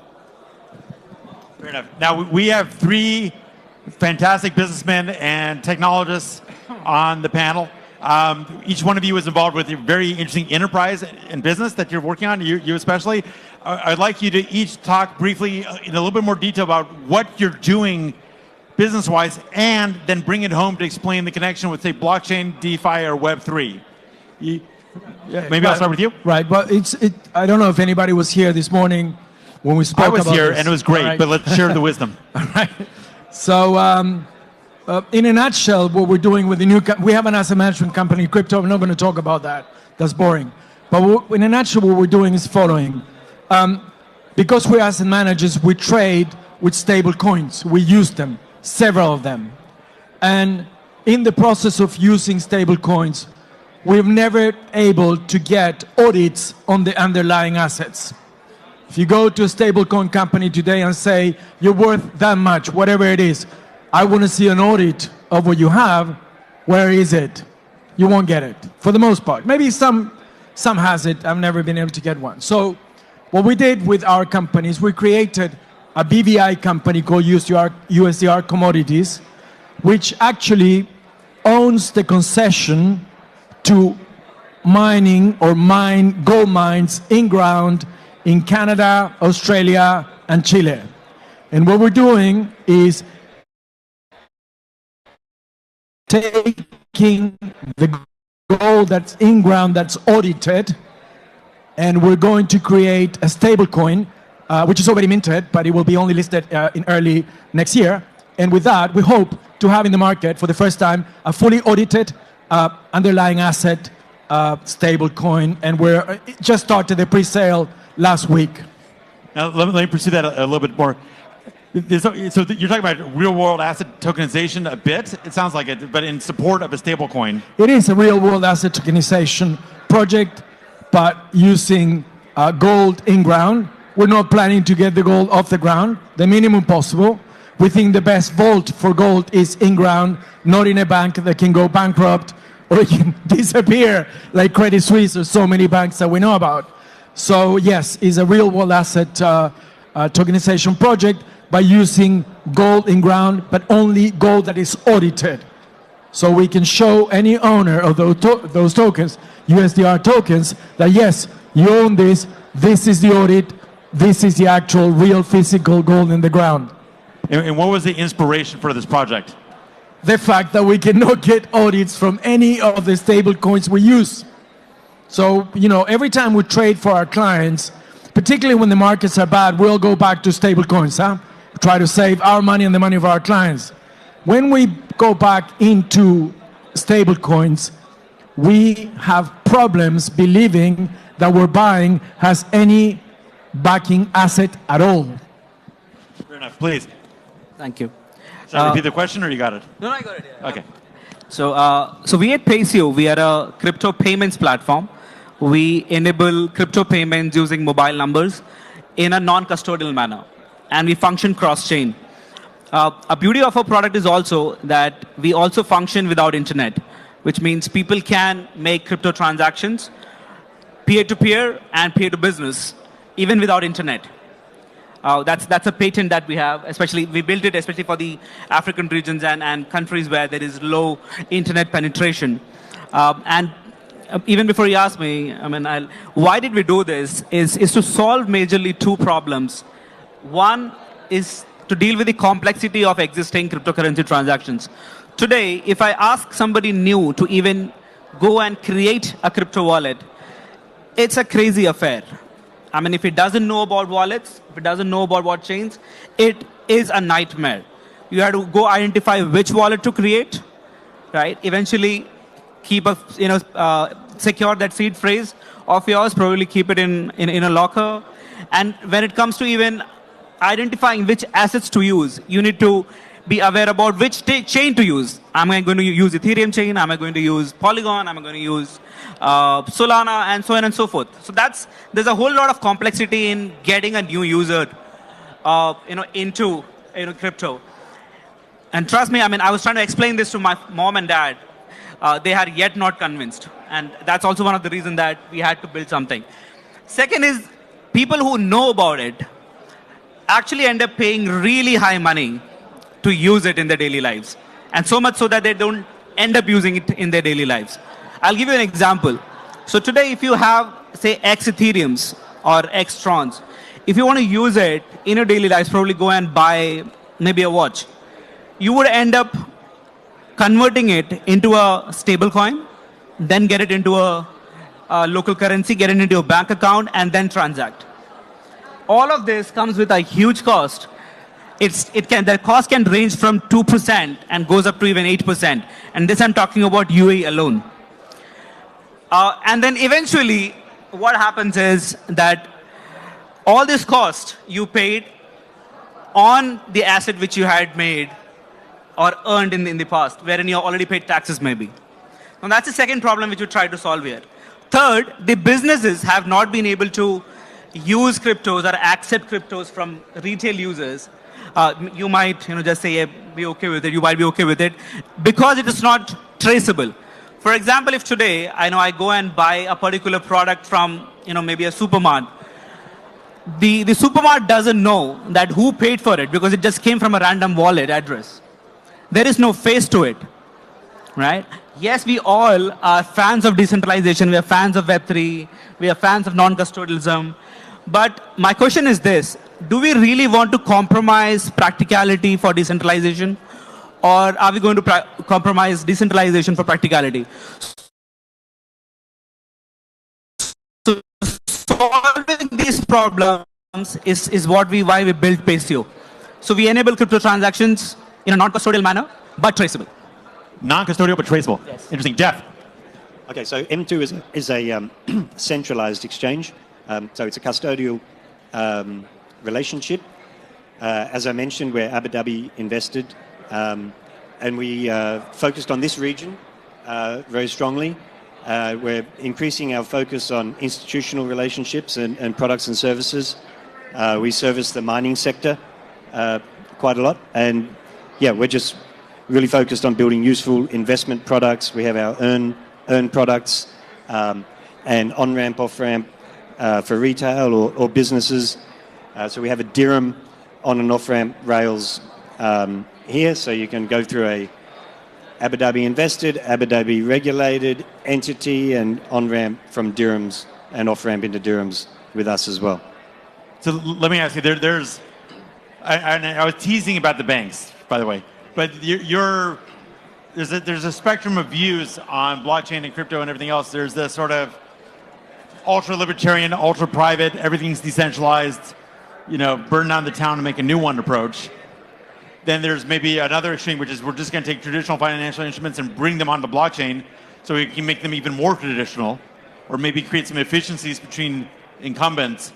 And then there's sort of what I look at is sort of the bridge technologies or the bridge entities or facilitators, which is, I think, where I would put you. So how would you, if you want to get a little bit philosophical, where would you put M2, where would you put yourself, and how do you navigate the evolving landscape of these technologies and points of view? Yeah, so if you see sort of DeFi as the end game, if you like, I mean, centralized entities are a critical path to get there. Say that again. They're centralized entities, exchanges, custodians, a critical path. Okay.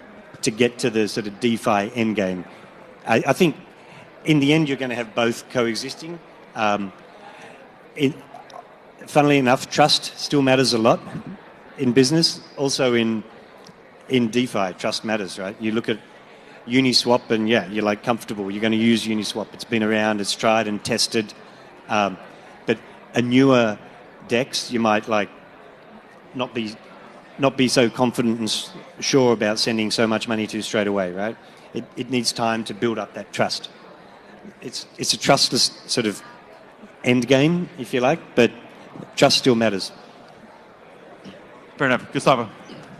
Yeah, well, gray hair and age tells me that nothing is black and white in this world. Sage words. Well, it can't be black. If it's gray, it's neither black nor white. So there you go. Yeah, it could be any color. But anyway, so I sort of agree with my colleague here. In the future, we will have a hybrid from old traditional finance and new finance represented by blockchain technologies and other technologies, by the way, that are being developed as we speak that we know very little about it, like quantum computing, which is going to change accounting and finance completely because it's no binary. It's no 0110. It's something else. So wait for that. But in the meantime, yes, we're moving into this sort of hybrid world, but there is something that we don't speak about, which I think is important to address, is what I call the paradigm change that is taking place in the next 5 to 10 years because of the world population pyramid.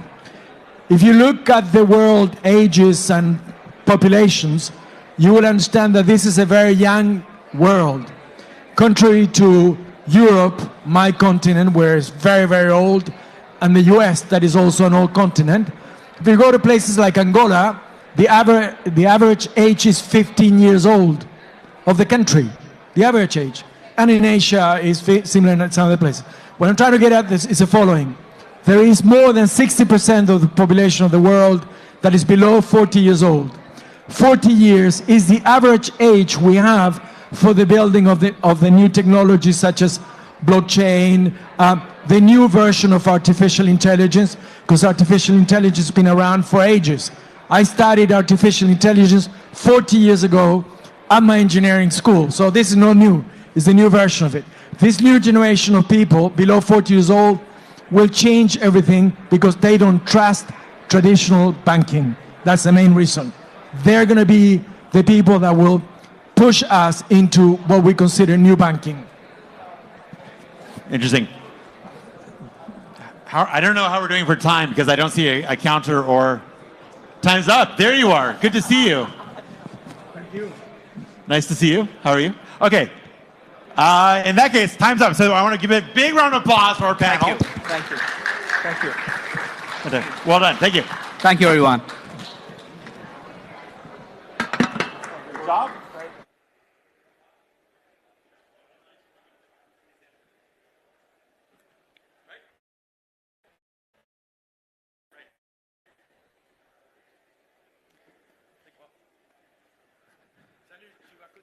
Louise. Thank you all for this incredible insights. Hello, everyone. Hope you're doing well. My name is Elias. I'm not that pretty as my colleague Dija, but I will go through it. So our next keynote session is titled Rephrasing the Global Financial Landscape.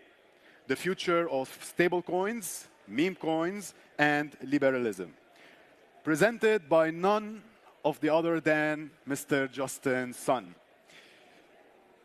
the founder of Tron and most influential figure in the cryptocurrency space. Unfortunately, due to some urgency, he won't be able to be here personally. So that's why today, my friend, he have recorded a special video message to share his latest insights and these exciting developments in the world of digital currencies. Let us listen to what he have to say. Thank you.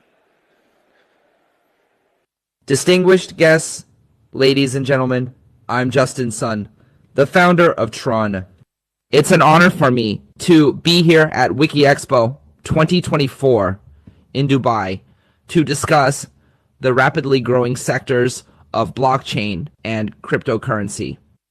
I'm eager to share insights on the latest trends in stablecoin USDT and meme coins, as well as opportunities from my recent role as Prime Minister of Liberland.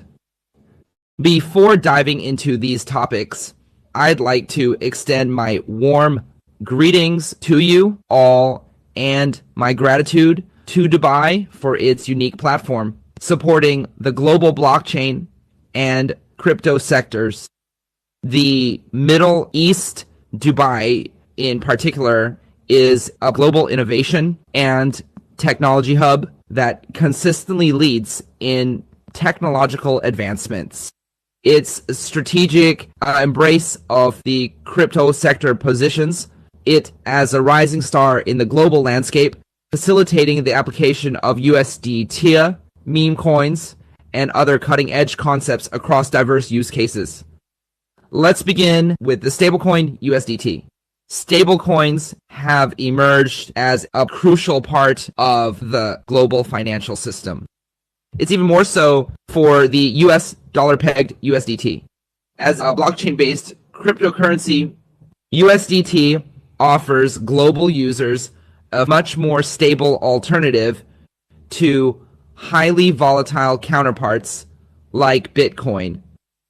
More importantly, it is a reliable, low-cost, and efficient payment tool.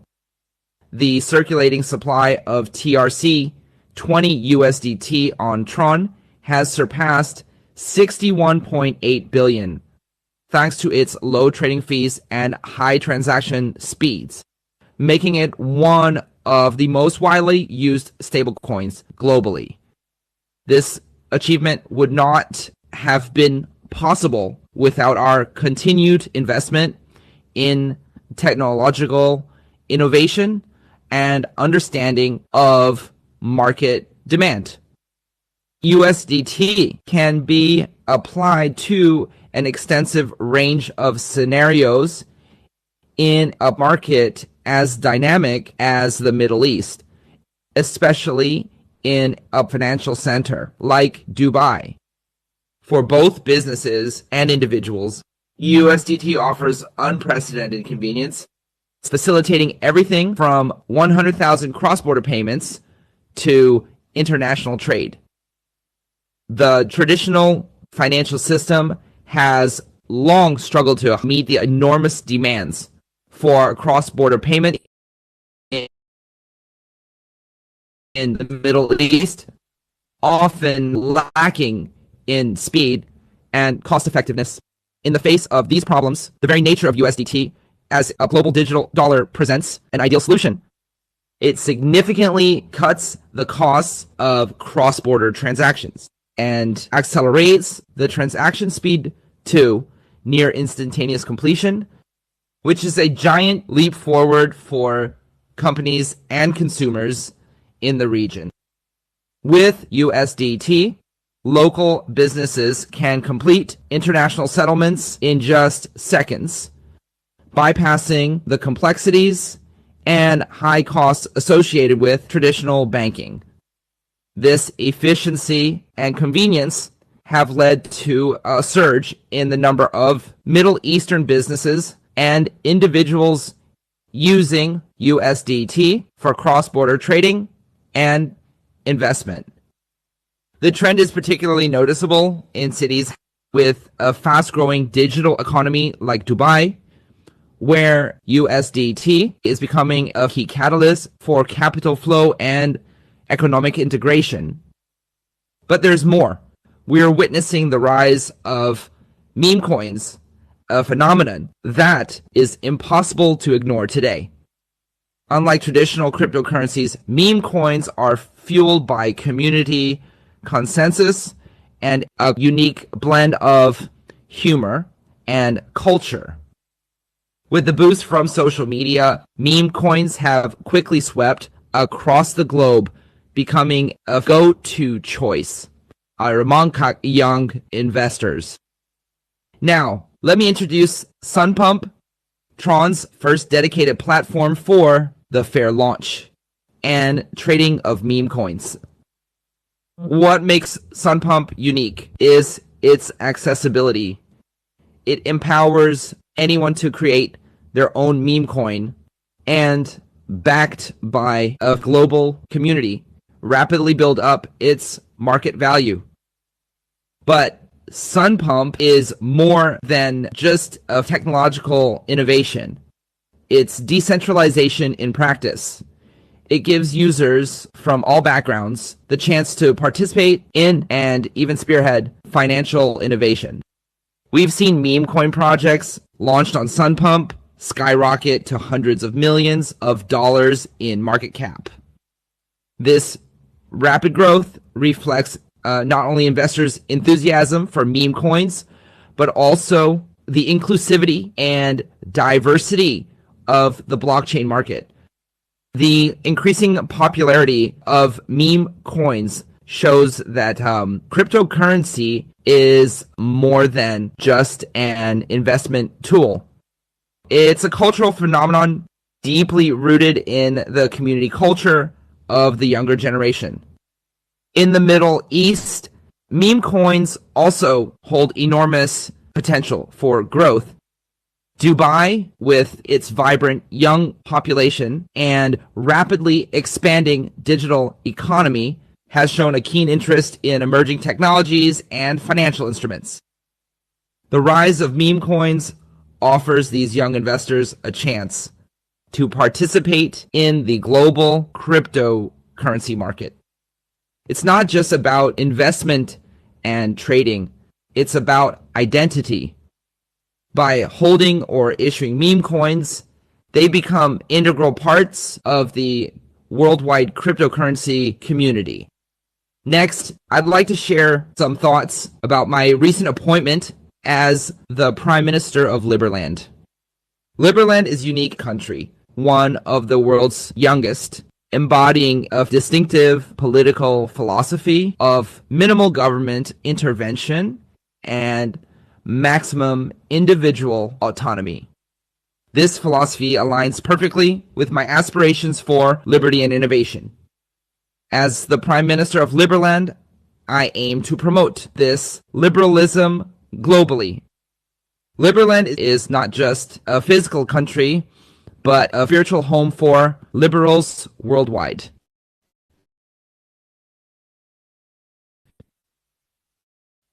We believe that reducing excessive government intervention fosters a more liberal and fair environment where people can thrive. Liberland is unique as the world's first country to base its relationship with citizens on voluntarism and mutual respect, with no mandatory obligations or tax burdens. This liberal philosophy is relevant to both Europe and the Middle East, as many Middle Eastern countries explore new governance models. Liberland's ethos of minimal government intervention serves as a valuable example. By promoting liberal markets and individual autonomy, we can create greater opportunities for social and economic development.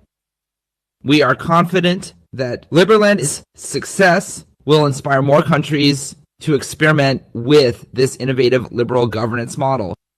In a dynamic region like the Middle East, the concept of less government more autonomy will help countries tackle challenges and drive innovation and prosperity.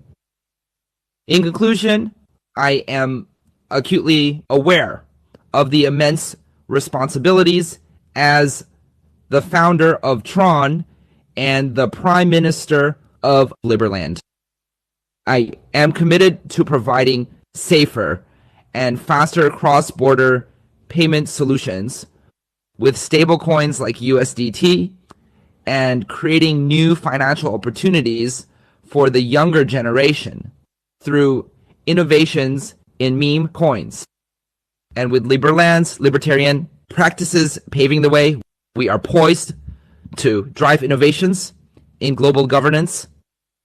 The Middle East, especially Dubai, as a global center for finance and technological innovation, will play a crucial role in this cryptocurrency revolution. I eagerly anticipate the remarkable progress we can make together in advancing blockchain technology, both in the Middle East and around the globe, to offer fairer and more inclusive financial services to users worldwide. I look forward to joining hands with you and witnessing the brilliant chapters of the cryptocurrency era. Thank you all. Amazing. Big thanks to Justin. And now, next up, my friends, we have a presentation on advanced tools simplify trading.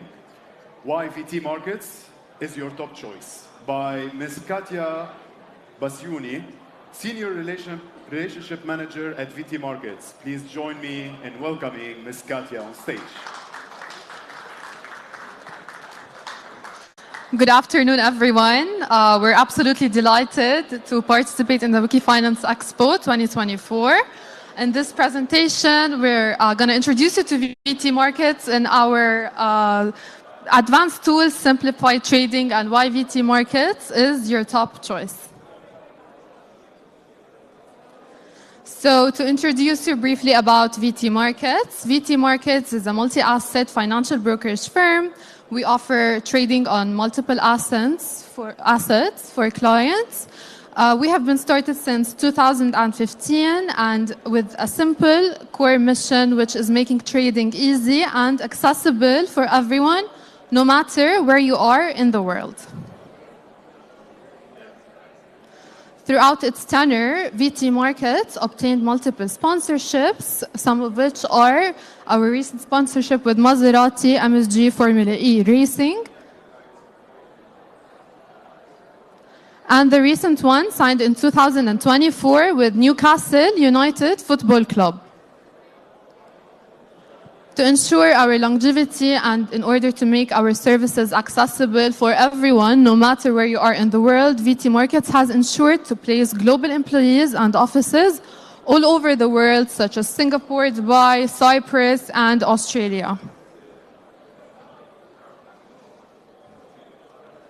In order to ensure trust and to maintain the highest regulatory standards for our clients, VT Markets is licensed and regulated by multiple parties such as the Australian Securities and Investment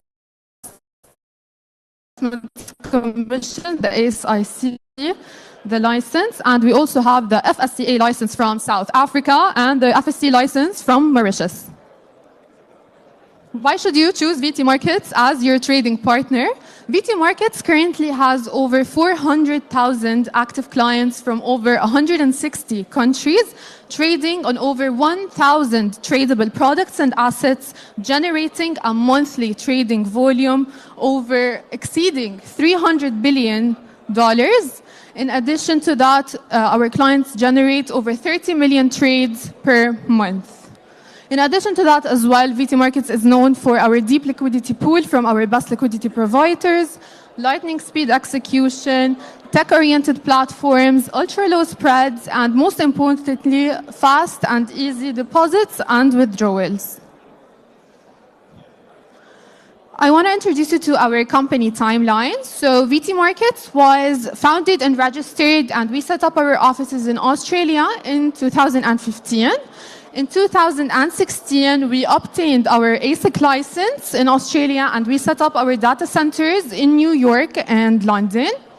From the period of from 2019 up until 2020-24, VT Markets has obtained multiple awards, and we have set up data centers and regional offices, expanded our presence globally. In addition to that, in the years 2023 and 2024, we have signed our partnerships, as mentioned, with Maserati MSG Racing and Newcastle United Football Club. These are some of the awards VT Markets has obtained. Some of the recent ones include the worldwide leading broker in Qatar Money Expo 2024, most user-friendly Forex platform for Expo Dubai 2024, and the best multi-asset broker in the MENA region 2024 as well.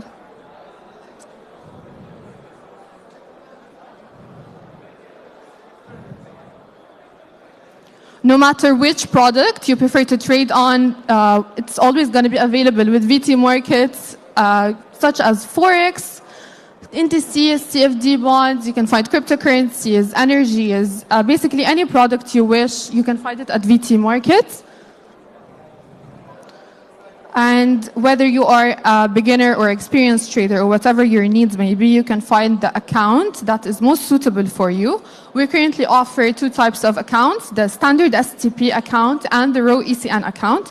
The difference between the accounts is the standard STP account, our starting spread is 1.2 pips with 0 commission charge on your trades.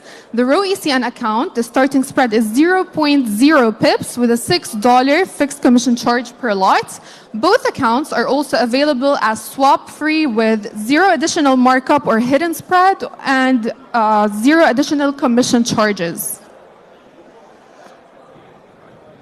This is to show you the example on the spreads and commissions, for example, on both accounts. The standard STP account, for example, the spread on gold would start from 17 cents, 1.7 pips with 0 commission charge. And the Raw ECN account, our spread on gold is 7 cents with a $6 per lot commission charge. The Euro USD, as well as you can see, 12 cents starting spread on the standard STP account. And the spread starts from 0 on the Raw ECN account with a $6 fixed per lot commission charge. And these are also the rest of the products. You can see the USD Yen and USD CAD as well. So whichever platform you are most used to, you can find it with VT Markets. You can trade on MetaTrader. MetaTrader 4 and 5 are available. And you can also access your accounts through TradingView, and you can also access your accounts through our VT Markets mobile app. The VT Markets mobile app is a basically all-in-one application. You can verify your account through it. You can do fast and easy deposits and withdrawals. You can trade on the VT Markets application directly. You can see the latest newsletters. You can get push notifications, for example, when you hit your take profit, when you hit your stop loss, for example. Basically, an all-in-one app for all your needs. And of course, you get the access for TradingView, as most of you are, of course, familiar with it. It's a user-friendly interface, whether you're a beginner or an experienced trader. You can get access to real-time data and news. You can do your technical analysis and trade on TradingView directly. And if you are a trader with a community, you have a chance to benefit from our Introducing Broker program with VT Markets. Our Introducing Brokers benefit from our flexible rebate tiered system. We also have expandable multi-level structures, and we offer advanced trading tools for you and the marketing support you may need, in addition to the support you need as a partner from our client support. And on top of that, we have a user-friendly interface, for example, for your IB portal, where you can get the latest analytics and reports for your IB. And if you are a beginner trader, for an instance, or you do not have the time to manage your portfolio and assets, you can enroll with the copy trading platform that is offered by VT Markets on our VTrade platform. You can choose from a diverse range of different experienced traders. You can check their strategy, their risk profiles, and the results that they obtain on the copy trading platform. And with a simple click, you can just join their offer and save yourself the time and the energy. And also, if you are a trader with a community or you are an experienced trader yourself, you can definitely also enroll as a provider of this offer and have your own community of traders or the users who are already signed up with VT Markets to join your offer, and you will be able to boost your potential earnings as well with our unique payout system that we offer with copy trading.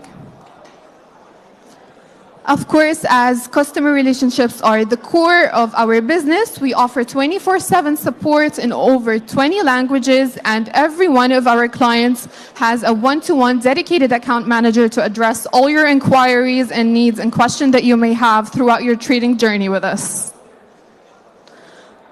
We also always offer like different rewards and competitions for our clients to make your trading journey more interesting. Currently, we're having the Trade and Win campaign where you can trade smart and earn rewards along the way. You can participate by obtaining a live account with VT Markets, and you register to join the program. Then you start to deposit and trade in your account. We have certain conditions that you need to meet, and then you can redeem the bonuses based on the level that you have reached. Thank you so much for listening, and I was very glad to introduce you to VT Markets. You can meet us at booth D2 if you have any questions. You can reach out to any of our dedicated account managers. Thank you so much for listening again, and hope everyone's having a good afternoon and day. Thank you. Big thank you to Ms. Katya. Thank you so much. Ladies and gentlemen, we are excited to present our next panel discussion on the UAE's positioning and cooperation opportunities in the global CBDC competitions. As central bank digital currencies continue to reshape the global financial landscape, this panel will explore the UAE's strategic role and opportunities in this emerging space. We are thrilled to welcome our esteemed panelists, Ms. Amira Soliman, co-founder and CEO of Time Guardian, who will be moderating today's discussion. Mr. Adam Boujama, co-founder of Solichain.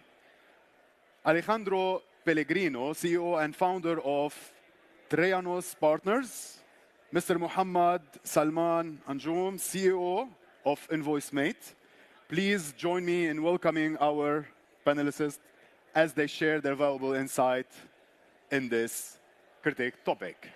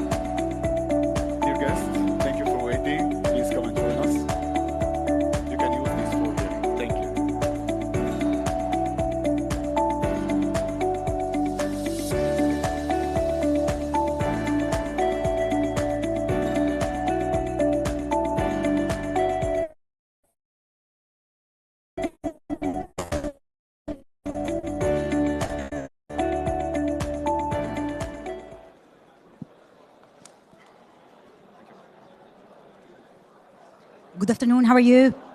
I'm very excited to be part of this panel, and really would like to dive deep into the CBDC and how is the UAE compared to the globe is adapting to it, and what is the opportunities and the partnership.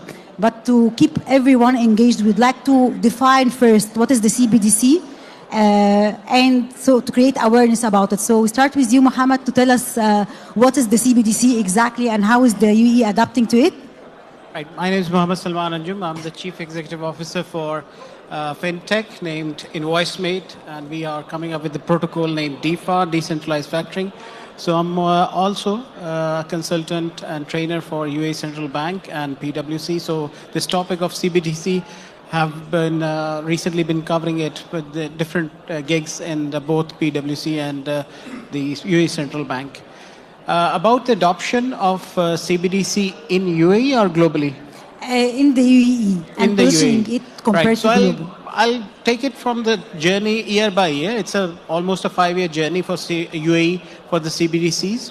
So in 2019, one of the first to adopt the CBDC, UAE Central Bank. Then 2020, they started Project ABER, ABER, and that is with the SAMA, Saudi Arabia's monetary authority, and that was kicked off, and they kicked off in 2020, this first or the second year of their adoption. 2022 was a major year when they also got into as a founding member of M-Bridge, which is a project of CBDC cross-border settlements, partnering with BIS, which is the Banking Institute of Settlements, and with other 3 like central banks, like Thailand Central Bank, China, Hong Kong, and now also this year they got Saudi Arabia also in that M-Bridge initiative. Within 2022, they did the first transaction by November. By 2023, UAE was one of the most progressive. It was ranked as one of the most progressive geography for the adoption of CBDCs. And at the same time, they launched their first strategy around CBDC, which is a part of their transformation journey. And this is a FIT program, Financial Infrastructure Transformation Program, which they launched on 23rd March 2023. And now, fast forward 2024, they did their first transaction in January on the M-Bridge, and it was a transaction of $13.6 million transferring to China. And recently they reached to the MVP stage, and we'll touch later more with more details about the recent regulations around stablecoins, which are very closely connected to the CBDCs. So a lot happened in last 5 years. It is one of the most progressive countries to adopt CBDCs, and of course in coming follow-up questions I'll be able to reveal more in-depth strategies and thinkings. Thank you, Mohammed. Alessandro, did you see challenges actually in applying the CBDC here in the UAE, or they are adapting and it's going smoothly? Yeah. Thanks for the questions. I'm Alessandro Pellegrino. I'm like the co-founder and CEO of Traiano's Partners, and we basically are like as a market maker for a lot of centralized exchange and both DeFi exchange. So we provide the liquidity to have like a smooth transaction for the user. Then because basically we buy and sell up to 300 tokens per pairs per daily, and we're doing like million of transactions for like to avoid pump and dump schemes on the exchange. And now to return like the questions. Basically, the UAE is positioning itself like as a main crypto hub in the world, like also very close to the Switzerland. So they are like the true crypto hub, and I think that also the cooperation, then like the competition is the main strategy for the long-term success. I think also then the cooperation like with the unbanked population, like saying as emerging markets, basically will be like the main strategy for the UAE to compete into this like road to establish the CBDC policy. Because like for example, if we're looking like as the Europe, because I come from Italy,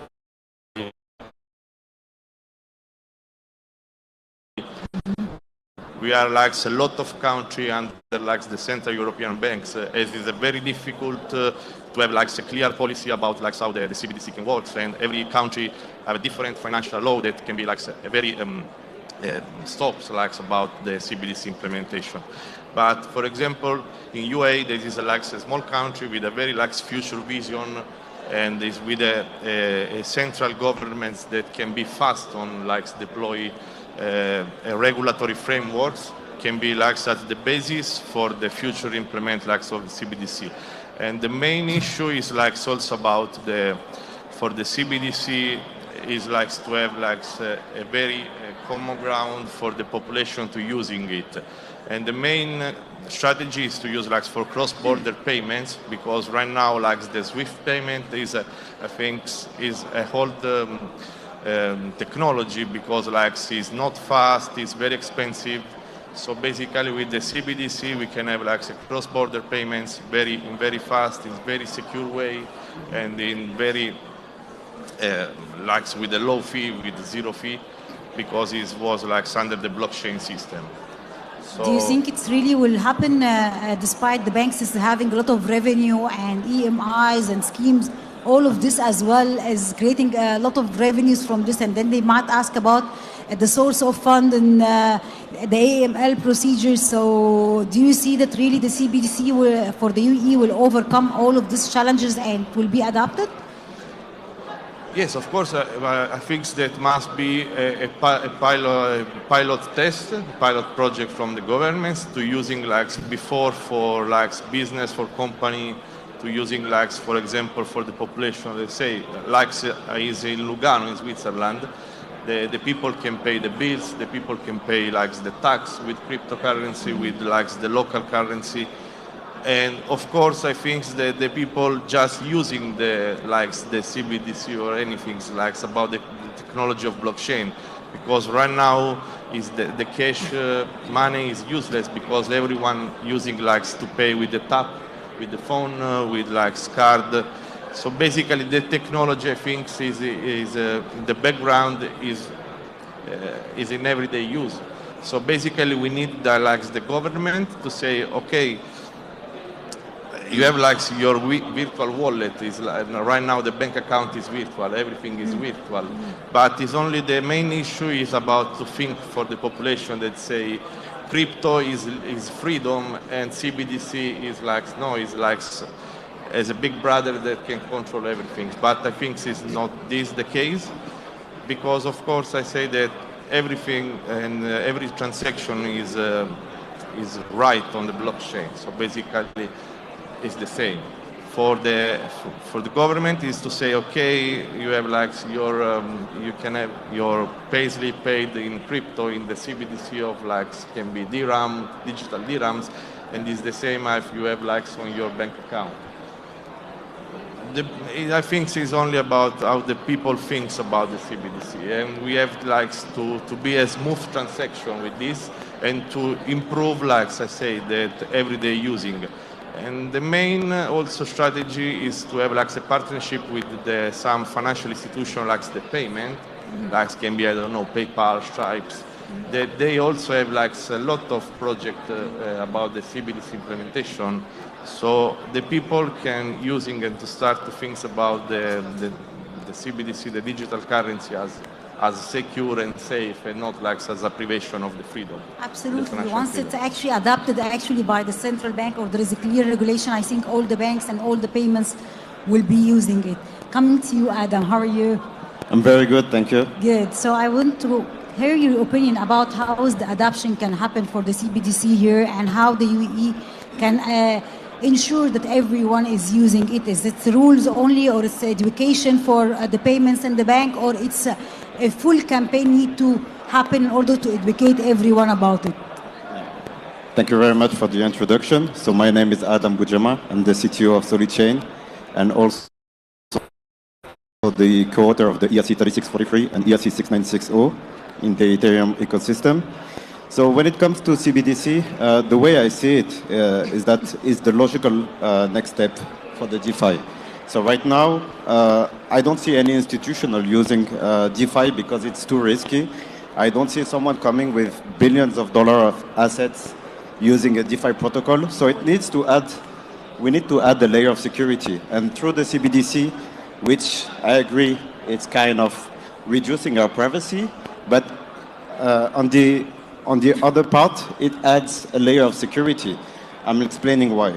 It's like right now on the on the cryptocurrency when you use your stable coin. So you can do whatever you want with your crypto, but let's say you deposit your money on a DeFi protocol. Tomorrow, if someone hacks the DeFi protocol, you lose your money, which is not possible with the CBDC because the CBDC will be tied to an identity. So it means that everyone who wants to hold a CBDC needs to do a KYC beforehand.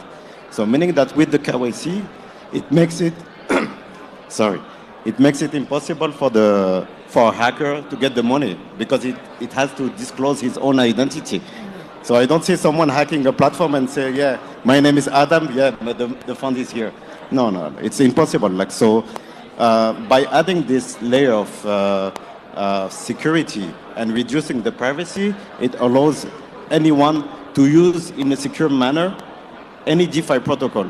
And also it will change a lot of things. Like, so right now, the bank are more custodial services. So this is something that will evolve also when CBDC comes, because CBDC doesn't need any custodial. You have your smartphone. I guess here everyone has a smartphone. So as long as you have a smartphone, you can be your own custodian. But on the other hand, like the banks will evolve more like on the aspect of a service provider. So they will be providing smart contract, DeFi protocol, lending protocol, any service that they are currently doing, but without the custodian. So it will be up to the user itself to use its own CBDC on any protocol, any bank, or anyone where he wants to put his money. And also, so you mean that the banks will be accepting all the crypto going forward? Yeah. So CBDC, it's not really a crypto. It's a digital asset. So it's the government still have access and can control the CBDC. So if tomorrow I steal $100 from your wallet, you can complain and you can get it back from my wallet. Even if it's decentralized, they will use it in a centralized way. So they will use the decentralized. Centralized is contradicting to blockchain when you say centralized, exactly. Right? So how it will be centralized? Exactly. Like, so it will be using a decentralized platform, but in a centralized way. So okay, so it loses the value of it, right? it doesn't lose the value. For me, it adds a value because, Mm-hmm. okay, I understand your point because I'm a fully decentralized maxi. So Yeah. for me, there is no blockchain without decentralization. Absolutely. But somehow, like sometimes you have to do some.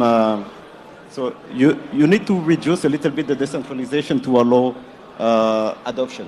Right now, if I tell you, okay, you put your money here on this platform, you will get 10% APY per year, but you don't have any security, and someone hack it, so you have only your eyes to cry, nothing else. Absolutely, yeah. So, but if you know that someone can revert the transaction, can get your money back, you will be, confident to put your money there. So you mean that we are keeping it centralized in order to ensure that your money will be safe and nobody can hack it. Exactly. This is why. So Exactly. it doesn't lose the blockchain value. It loses a little bit of privacy, of course. Of course, because Yeah. the aim of blockchain is decentralization, encryption of data. So Yeah, but you know, like me, it's impossible. Like nobody will let you, any government will not let you do this. to do this because there is so many risks. There is fraud, regulatory compliance, and we many cannot other things. use any kind of blockchain with layer 2 or 3 which can prevent all of this.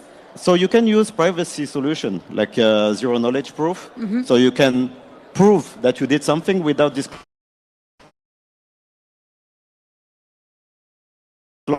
the proof. So you can say that you have more than $20K, for example, on your bank account, but without showing how much you have on your bank account. Okay. Thank you, Adam. You're welcome. Going back to you, Mohammed, just if you can give me example of partnership which they can initiate in order to really adapt to the CBDC and be a global one. Right, so for the partnerships, look, the central banks are the regulators. So they are not the tech companies. When we talk about CBDC, of course, you have to collaborate with the extremely high valued partner for who can deliver that CBDC on a tech side. So the economic side they can cover, but the tech side needs to be covered by a very high-end technology partner. So in UAE, they have partnered with G42 Cloud, and R3 also, which is a centralized blockchain protocol coming up as a CODA.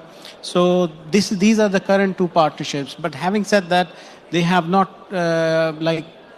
wrapped up the partnerships with only these two tech partners. So they are exploring decentralized ledgers as well, different altcoins as well, so that they can be supportive.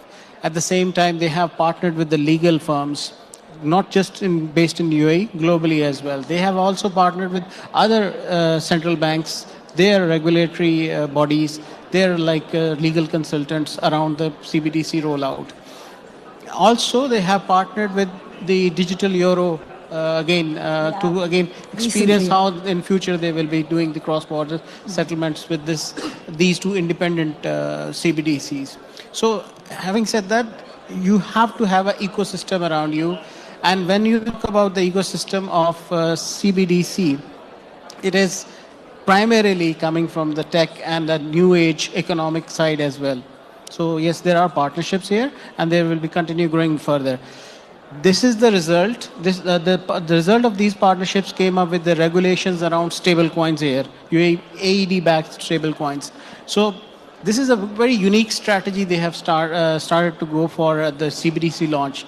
With the stable coins backed by AED, they will have a good testing ground to see operational hiccups, risks around the liquidity shortages, and other implications on the banking system. So before they go for a retail-based or wholesale-based launch of CBDC, this initiative of backing the AED stable coins gave them a very good run. And now already two have launched, one by a bank, another by an independent tech company. There are two more in pipeline. So next year we are seeing a lot of adoption in the AED-backed stable coins, and that will provide a good thrust to the launch of CBDCs. Because CBDCs launch, again, we can talk in a separate question about the challenges around CBDC. There are plenty, and it's an uncharted territory. No central bank wants to start first. We've been hearing about China for the last 2-3 years. They are ready, they are ready. Right. 11 other countries say they are ready, but no one is launching at beyond like a POC so stage. UAE will be the first? No, I don't think so. UAE will be the first, but it will be among the first. So it is always a country which is the fast adoption in terms of emerging technologies. Just yesterday, they got into the top 5 in AI adoption in the world. So similarly, we have already seen there are not many countries came up with a strategy and procedure to launch CBDC. UAE is one of them. They started the journey 2019. By 2024, there's a clear path moving forward as well for the up till 2026. So 2025 we will be always using the POS Stable machines coins, and for the Bitcoin? 2025 throughout the year there will be test. What is the outcome of the stable coins backed by dirhams? So this will provide them the launch, our pilot launch, which is planned in the Q4 of 2026 about the CBDC. Yes, because in the UAE is still running I think two pivot project. Is one is the M Bridge and the is the FIT program. So basically, I think the UAE is at the forefront for the CBDC regulation and to have a beta frameworks to establish this instead of other countries, because I say that in European Union we have some program about the digital euro, but it still very lax because I say that from regulatory. And now we have the MiCA is a new legal framework. So I think the UAE can take some influence from MiCA from the regulation that comes from European Union, about, for example, AML, KYC, about all the legal frameworks, because it's also a very good point for the UAE to have much more trustability from the other financial institutions. So I think the main issue it will be firstly to have a very good legal frameworks for the CBDC. Absolutely, I feel they are leading the way.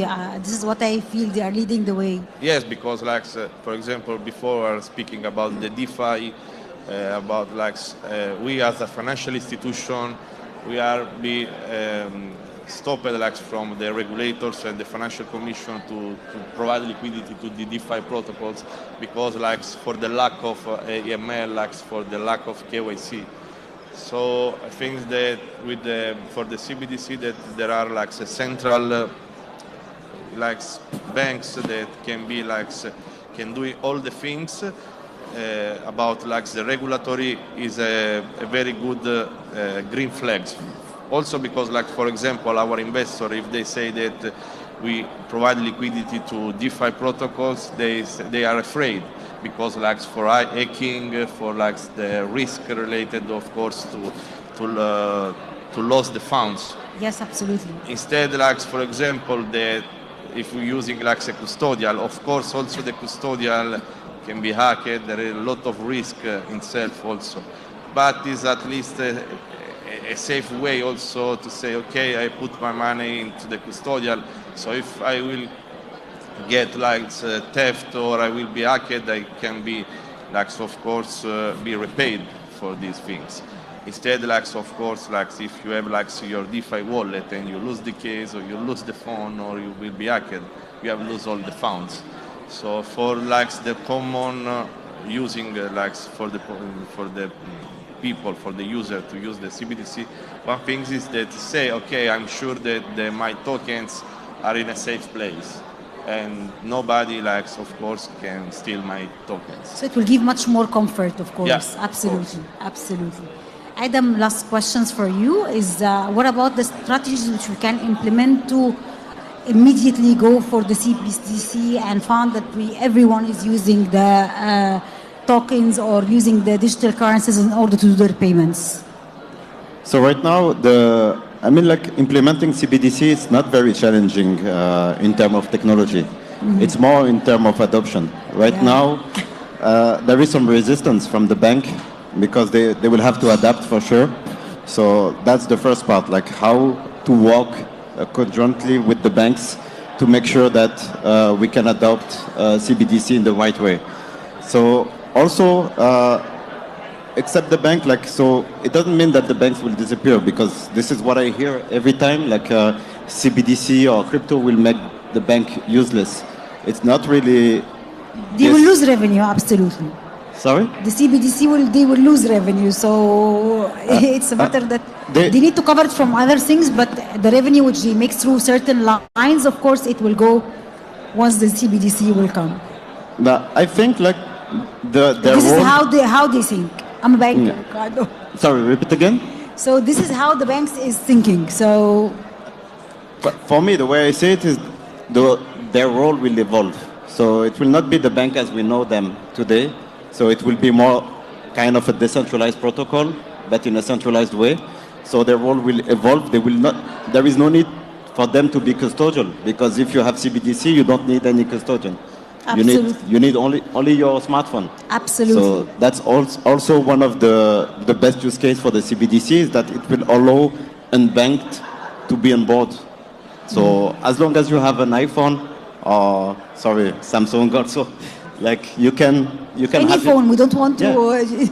You can be your own bank. You can be your own bank, and that's one of the best use case for the CBDC. So as long as you have a smartphone, you are your own custody. So this role from the bank is not necessary. So if I can be my own custody, why should I put my money in a bank? Still, we require the banks for multiple other things. So yes, absolutely. I think that they adapt to it, they collaborate together in order to launch it, and it will be enforced by the government institution in order to go ahead and use it. But it will be different. Like now with the evolution of RWA, for example, you can buy, using your CBDC, a fraction of real estate, and then use this fraction of real estate as a collateral in a bank smart contract to get a loan or to generate some yield. Mortgages. Yeah, so it's kind of decentralized, but as I said before, with a layer of centralization. Because, there is the trilemma in every crypto, every decentralized protocol. So you have the decentralization, you have the privacy, and you have the scalability. So you need to sacrifice one of the three of these three. to make sure that to make the protocol evolve. So here, with the CBDC, we have to compromise with the decentralization to make it scalable and to increase the privacy somehow. Absolutely, absolutely. I'd like to thank you. It was really great having you. And thank you. Thank you very much. Thank you.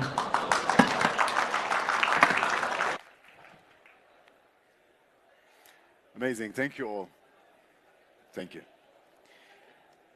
And now we move on to an exciting panel discussion on financial market in the UAE, futures, foreign exchange, and risk hedging strategies.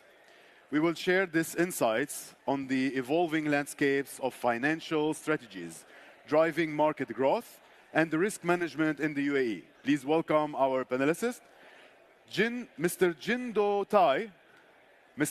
Tai, Managing Director, jindotai.com. Demetrios Samboglu, CEO, UAE Blockfills. Mr. Parsa Abbasi, Founder, Black Hole Investment Holdings. Let's welcome them all on stage.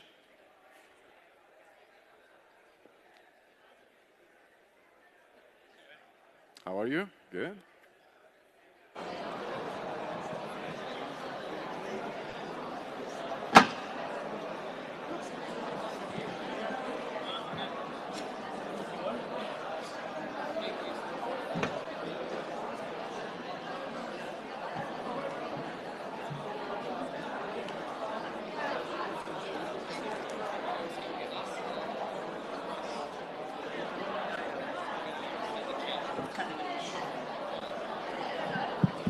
So, are we going to start? Or? Yeah. Okay. All good, all good. All right. Hi, everyone. So, again, we're on stage. Well, I'm on stage again. We're here with the panelists. Just a quick introduction first. You want to self-introduce? Yes, my name is Dimitrios Zamboglu.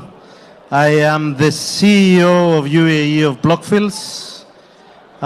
Blockfills is one of the largest liquidity providers in the digital asset space. My background is in quantitative finance. I have a PhD in behavioral finance, and I have been in the board of directors of two of the largest online brokers in the world. Okay, that was impressive. So this is Parsa. I'm the founder of Black Wolf Investment Holding. Actually, it's an investment consultancy firm here based in Dubai. We rep offices in Switzerland, UK, Sweden, and hopefully in East soon, right? Singapore, Hong Kong, maybe? Yeah, Singapore and Hong Kong soon. And what we do, we actually provide tailor-made solutions for our investors and for our clients, from wealth management to structured products. And also, I have a background in finance and from 2018 in crypto, having the first decentralized VC name in a token. And yeah, that's who I am. So a whole wealth of experience and knowledge here. And I'm from Singapore. I flew all the way in yesterday, red-eye, really tired. Welcome. Thank you. Yep. Thank you. I come here quite often. I do my own trading. I do FX. I do real estate. Nothing compared, but I'm really hawkish and really looking into the topics that we have here, right? The UAE, futures, foreign exchange, and risk hedging strategies. I see the potential here. I'm really keen on the potential here. Let's get started. The first question on trends, right? Derivative markets is in the UAE grown significantly in the recent years. From your experience and perspective, what key trends do you see driving this growth, firstly? And how do these sectors complement or challenge with each other in the UAE? Don't rush to answer. I believe in the recent years we have seen very large organizations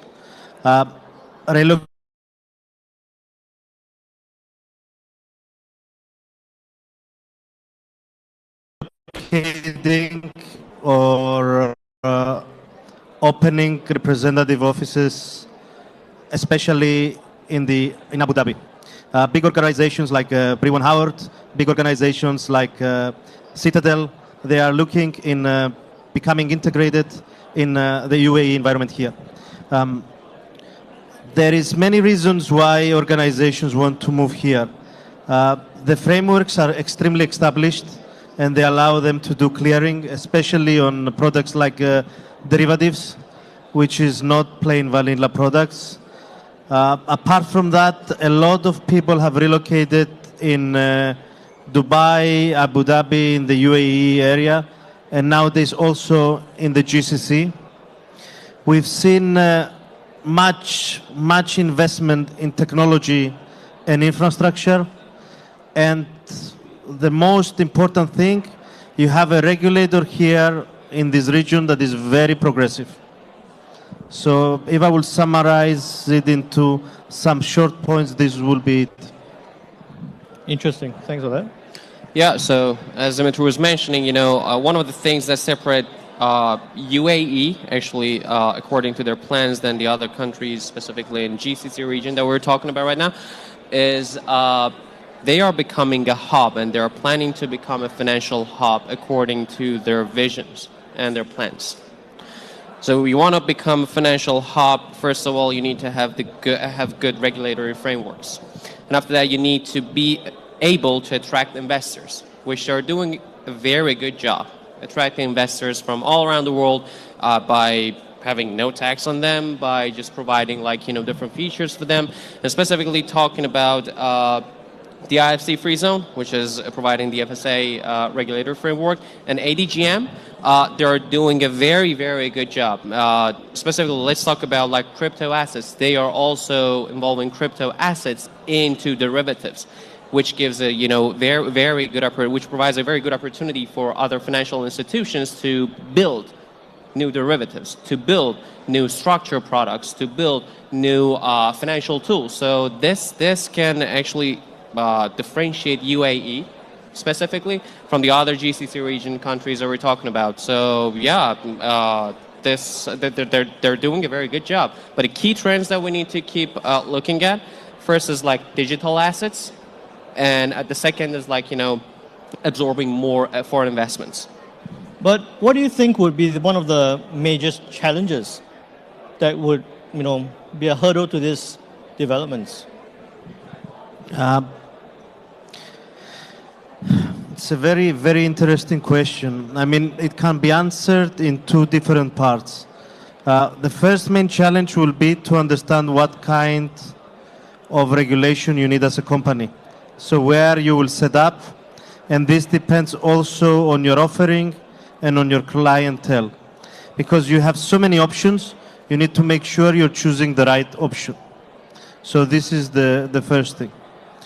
The second thing, it will have to do with structuring your entity in the right way that it will allow you to trade those instruments and clear with counterparties, let's say either in Europe or in America. I'm just giving two examples here. And putting the rules and the technology in place in order to be able to do the right settlements at the right times and make sure that everything is reported to the regulator, and also make sure that on the other side, the entities that you are reporting to, they also have the right kind of data so they can also do the right reconciliations. Okay. Very good points. Very good points, actually. Thank you.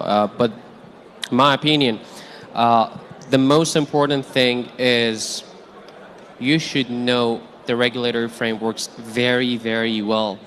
Because if you don't choose right at the beginning, as Dimitri mentioned, then you're going to face problems in the future for expansion. So this is actually a very big challenge. The other thing is that, okay, so let's say I want to have a financial institution. Let's say, not a financial institution, but I want to start something in the world of finance, which is costly in its own essence, in its nature. But if you go, for example, if you want to set up your company in ADGM, it's actually costly. It's really costly.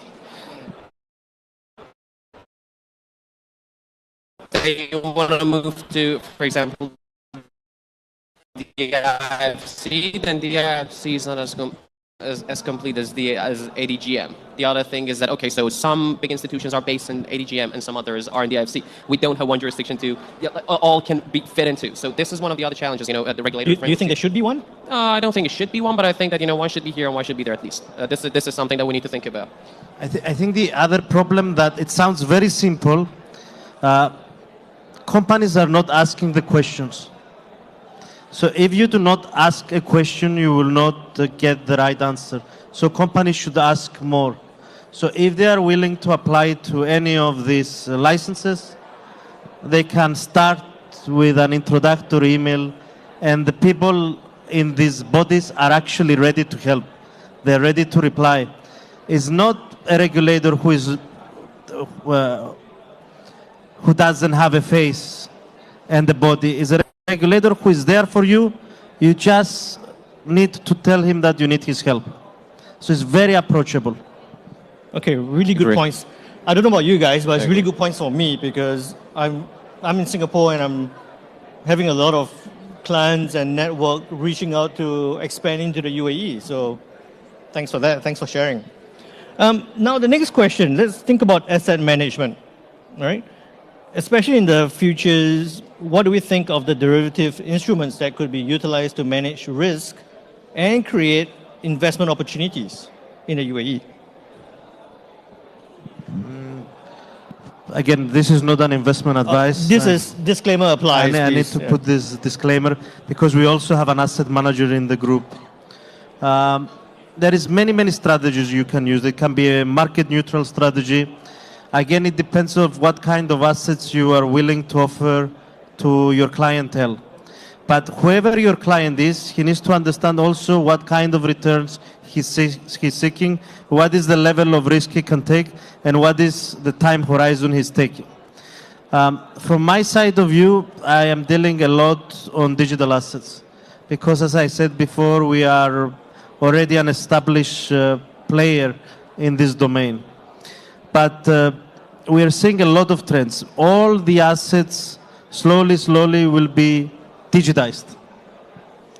And even crazy assets like meme coins, maybe they will also take a shape and form in the future. But a very nice example of what has arrived is the strategy actually. What is happening, how you can leverage outside of trading and using this kind of borrowing, leveraging outside the margins, and also creating portfolios with specific kind of risk. When it comes to trends, I see a lot of this old commodity trading also being digitized. And it's going to be easily digitized now because it can be settled to fiat money on the blockchain. And again, when the CBDCs will be arriving, it will be immediate settlements. It will not take time. So you will be able to trade oil and you will be able to settle immediately. And we see some few examples now on the Tether, with using Tether. So this is what I will say. Yep. Okay, so speaking of derivatives, and their effects, and their effects in financial markets. Let's say in total, when we're talking in a worldwide level, actually most of the things that are being traded are derivatives. Securities are kind of derivatives. The thing is that here in UAE, what makes it much more beautiful than other places is that they accept digital assets much better, in a more friendly way, this jurisdiction, than the other jurisdictions. If you go to Europe, we have MiCA, DLT pilot regime. In the United States, we don't have any. But the thing is that here, at least, there is something that you can build. You can build products that can have exposure to crypto assets as well. What we do at Black Wolf is basically we have more risk-averse clients. They're mostly from institutions, very high net worth individuals, banks, investment banks, but they want to have that crypto exposure as well. The thing is that they don't know how. Even if they know how, they're still afraid. They're still waiting for everything to be settled and set. and they jump on the wave. But in that case, they're gonna fall behind the market. So they're kind of like, testing the water. What we offer them, again, as a disclaimer, is that we mostly offer them as structured financial products that have some crypto exposure, but go for crypto assets like Bitcoin or ETH, which are more stable. Again, in nature they're volatile, but they're more stable. But when it comes to this market, future trading is also a big part of the game, because of too many geopolitical problems or risks that can happen in this region, and still oil dependency that these markets have a bit. So when we come to those clients, what we offer them is some kind of structured commodity-backed bonds, and have some a bit of crypto exposure through ETFs or a bit of DeFi protocols. So this is what we do, and we are trying to break this wall, or let's say not break it, but at least make something. Okay, take some bricks from this wall so that these people can see the other side of the wall, and then the wall is going to be broken after a while. So just get them involved at some Yes. level. Yes. Maybe in an unbalanced weight portfolio kind of thing. Options also are resurfacing in the retail world. My company is purely institutional, but because of my background, I have now seen a lot of brokers trying to reintroduce options trading to their retail clients. Because now you have technology, now you have connectivity, now you have faster financial engines that can actually price options. And it's resurfacing in a way that the retail clients will understand how to trade it. And I've seen this happening. And from our side, traditionally, we are, I would say, the biggest options market maker in the space. But some of our clients, which are large online brokers, are asking for such products for their retail traders.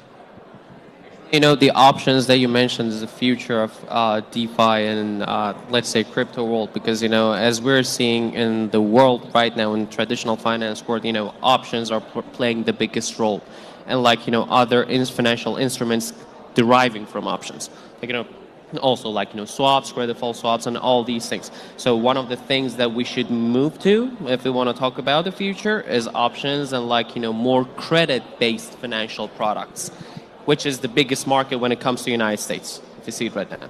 So just so you guys know, we're starting to talk about options. It's not anywhere on my list of questions here, but I'm going to go with that.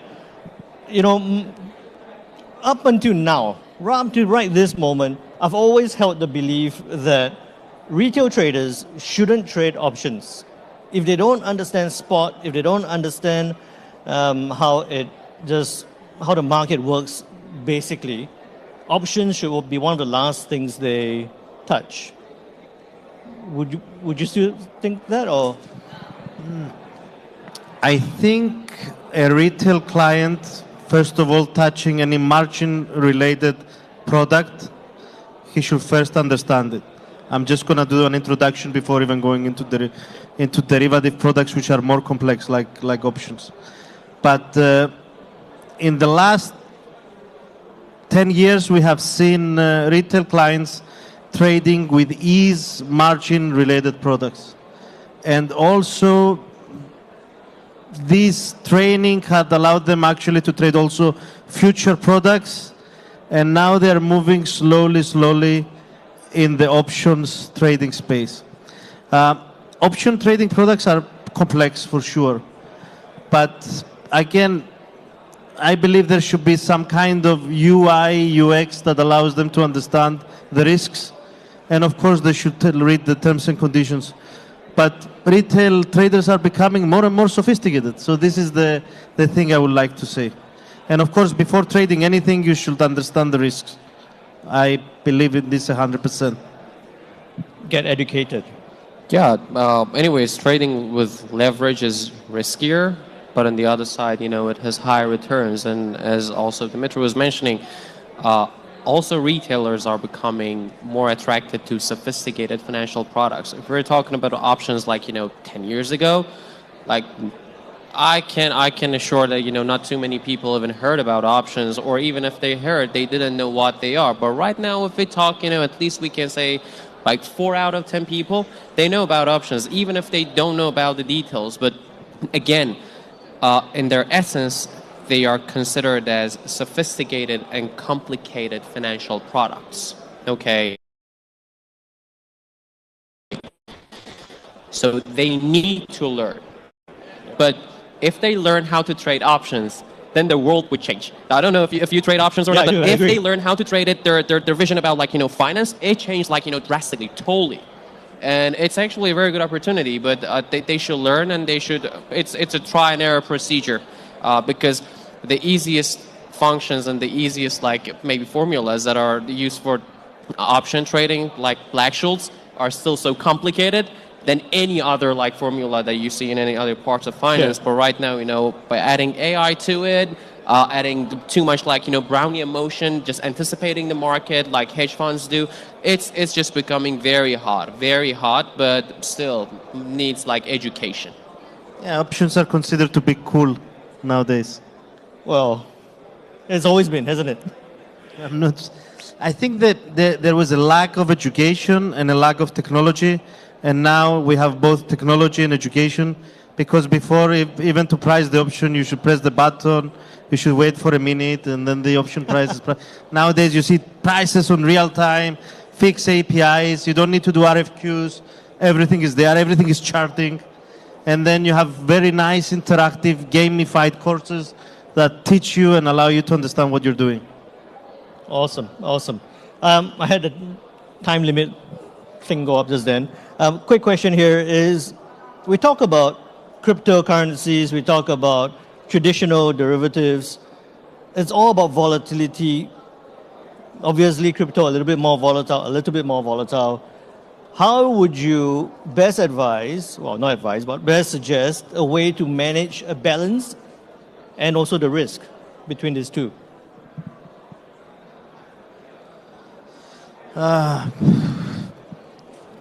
I will say the simple answer to this, it depends on what kind of returns you are expecting, and then understanding what kind of risk you're willing to take to make this kind of returns.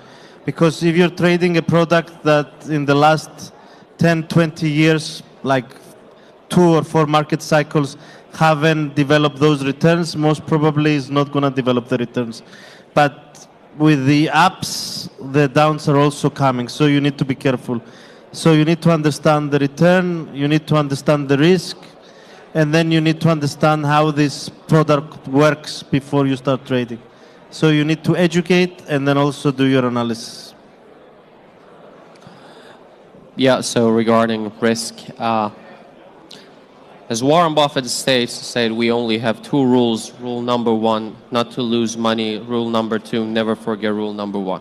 And when we're talking about risk, we mean, first of all, risk is a part of game, but you should be able to manage your risk. It's not like that, I want to be exposed to a crypto asset which just jumped up in the past 24 hours 700% or 7,000% or whatever crazy numbers that you have in your mind. And then, I say, why did I lose it? Anyways, that's a part of the game. But you should be able to manage the risk. And right now, specifically in this economy and in the next few years, which we are seeing we still see the chance for a recession, for bad recession or whatever in the future. We need to be able to manage the risk, and we need to learn how to do it, and we need to learn how to make a crisis-proof business model or investment model. This is really important. So what can stay up when things are going down, or what can stay steady when things are going down? Again, risk mitigation, risk management is a part of thing that we do, but not too many people are doing it, and diversifying is just an old way of doing it. There are much more complicated things right now which we should consider for risk management.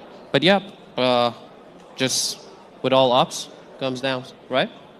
Thanks for that. We started, no, not we, but this whole thing started at 9 a.m. It's almost 3 p.m. now, and I think that's the first time I heard the word recession at the talks. To end that on that note, thank you guys for joining me. Thank you. Thank you. Thank you everyone for being on the session. Thank you.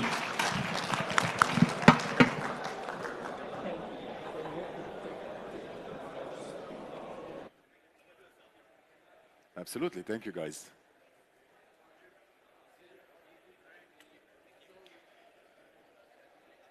Ladies and gentlemen, our next panel discussion is titled From Virtual to Reality: The Value of RWA in the Web3 Ecosystem.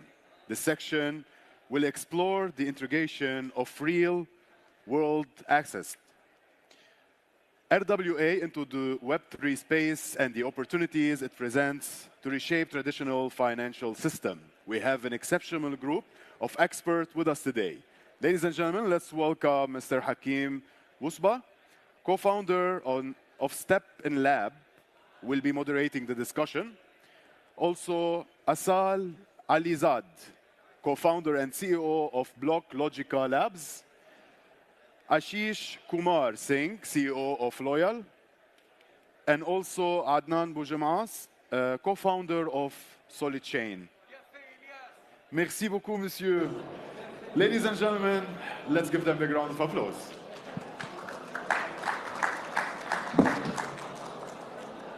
Okay, so hello everybody. And as you might understand, we had like some participants that are missing. So we had to change some of them. We have here also Adam. I believe that the photo is not the same, but definitely he's an expert in RWA. So it's gonna be fun. Okay, so welcome everybody. So today we have like such an amazing topic. We're about to talk about the conversion between the real world and the digital one. So it is, we are talking about the RWA. So definitely, I believe that in this crypto market, the RWA is taken at the moment one of the big parts of this market. So my name is Hakim. I'm the co-founder of Step in Labs, also head of business development at Step in Web3. Over a decade of experience in crypto, I've been like collaborating with many projects in RWA, DeFi, and eventually many other innovations.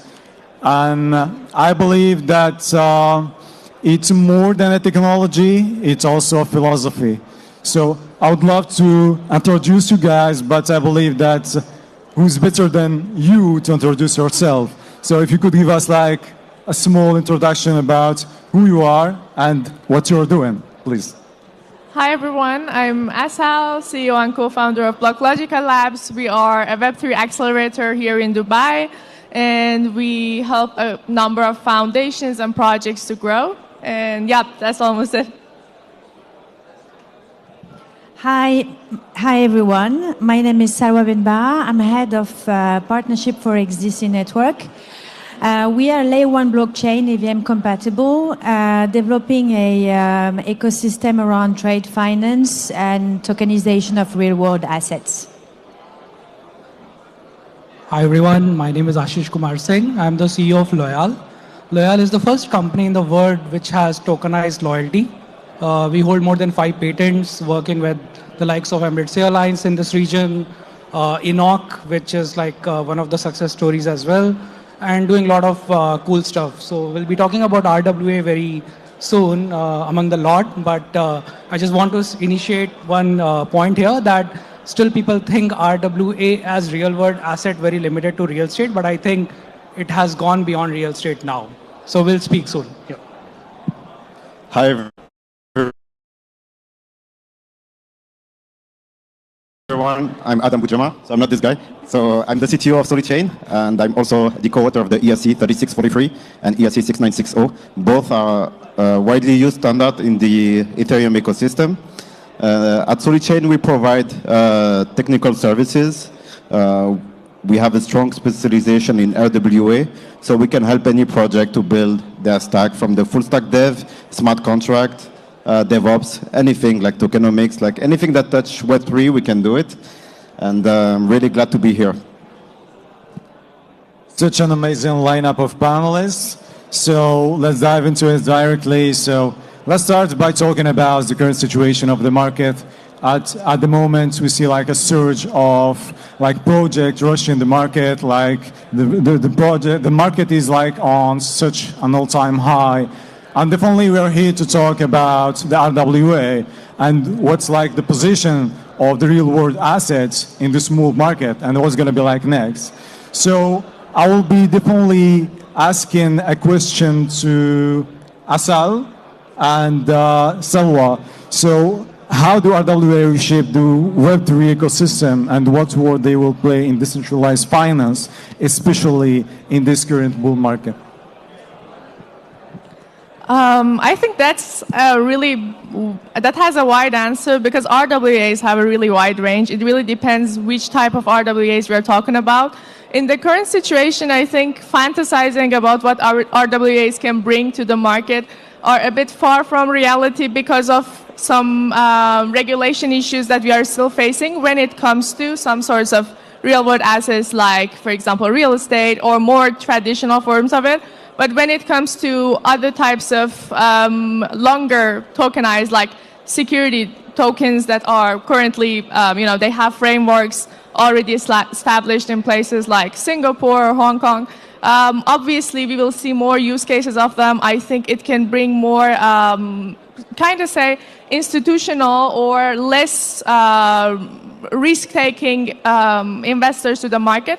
So I think it needs time and it needs some improvements in the technical side and the regulation side, but it can bring more liquidity to the market and more use cases and more options to the investors in the market. Asal, so you are like in the investment part of the market. So what do you think about the current situation when it comes to investments regarding the RWAs? I think still, as I mentioned, the regulation is a big issue. Especially when it comes to, the physical ownership needs to be transferred through the traditional procedures in most of the cases.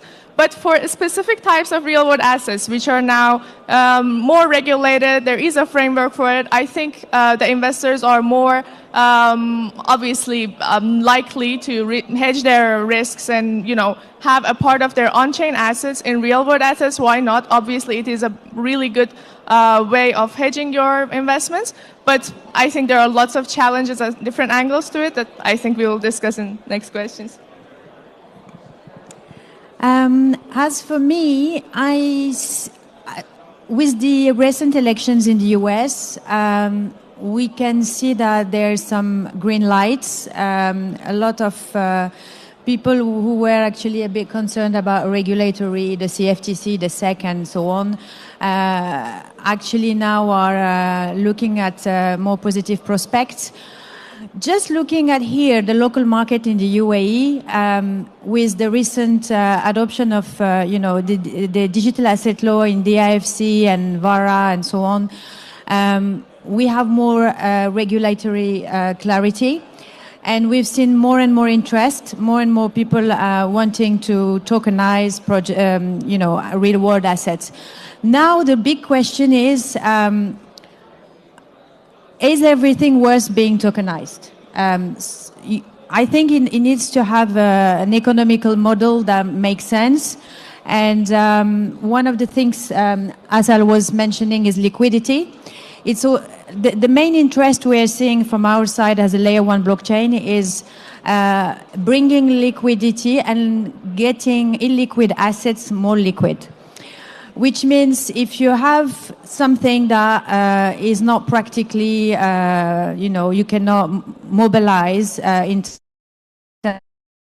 terms of finance, by tokenizing it, if you can extract whatever you need for investment or even, getting an API and so on, these are the types of things we're seeing. From our side, we've been looking at tokenization in an investment side. So we've done a few partnerships with companies like Plug and Play to bring more of these projects on chain and investing in them. And what we're seeing is some really creative project coming on board, and in different sections. On our side, in the trade finance side, we've been tokenizing, for instance, EBLs, trade documents, to be able to use them as collateral to get finance. So I think we are only at the beginning of it, and we've seen a green light also with institutions such as BlackRock, with the Build tokenized money fund, and we are seeing more and more requests of that type. So I wanted to ask you, Salwa, since you are like tokenizing a lot of assets, what is the most common assets that people want to tokenize at the moment? We're seeing obviously a big interest in properties, but the property market in terms of regulation has been a bit unclear and lagging, but now it's getting clearer, and we can see more projects moving into that direction based on the legislation and the country where you are. The other thing, the easiest is commodities. We're seeing we're doing, for instance, with Comtech Gold, we tokenize gold, tokenize diamonds with one of the projects, FRAC, that we've done. So these are more easily, tokenized. But also in trade, like a shipment, we've had a copper shipment that needed to go from Malaysia to Singapore, and tokenizing the EBL made it possible to raise liquidity for that shipment to get on the other side. So we can be as creative as we want, as long as it makes sense financially to tokenize it. Yeah. Amazing. So I wanted to ask you the same question, Ashish, since you are working closely with the government and you have such an experience on building different applications on the blockchain for especially Dubai governments and stuff. So how do you see the place of the RWA in the government, and what's the use case directly? What's the most in demand when it comes to the government? So I would like to answer this question in a different perspective. Let's understand why this topic is of prime importance today.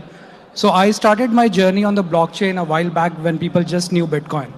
I came here because Smart Dubai was formed, and while I was involved with Dubai's first blockchain project, I also realized that in this country, government does something and then people follow. And that happened with the virtual asset as well. And that is actually the essence of making any utility, accessible to the end user. Most of us typically think the challenges from our perspective. I mean, if I have to build a company, I'll think that, okay, whether regulators are accessing, my demands, whether I'll make money or not. But that will eventually only happen when the demand comes. So in this case, what happened, if you look at the UAE government, especially tokenizing the documents. So before Expo, I did an initiative here with 5 government entities, inclusive of Dubai Police, Public Prosecution, Dubai Court, GDRFA, where we tokenized the entire NOC piece. And the purpose of that was to, make the lost passport as a use case, go away. I mean, if you lose a passport and if you're a traveler here, it's a big mess. But if you can get that passport in 5 minutes, just because, you are getting NOCs from all the entities in couple of seconds, that's a magic. And that will only happen when you are able to build a network around that. And this is one of the use cases which this government is up and running, and it's already, if somebody loses a passport, you pay a fee for that. And this is where I would like to highlight that the stepping stone in this country is when government is taking an initiative, first do the homework of learning that, how they made it happen. And if you are able to learn it well, then I think then building a use case or building a company on that is not a big deal. I was also involved in Dubai's first real estate, or rather the RWA initiative, which actually saw light of the day.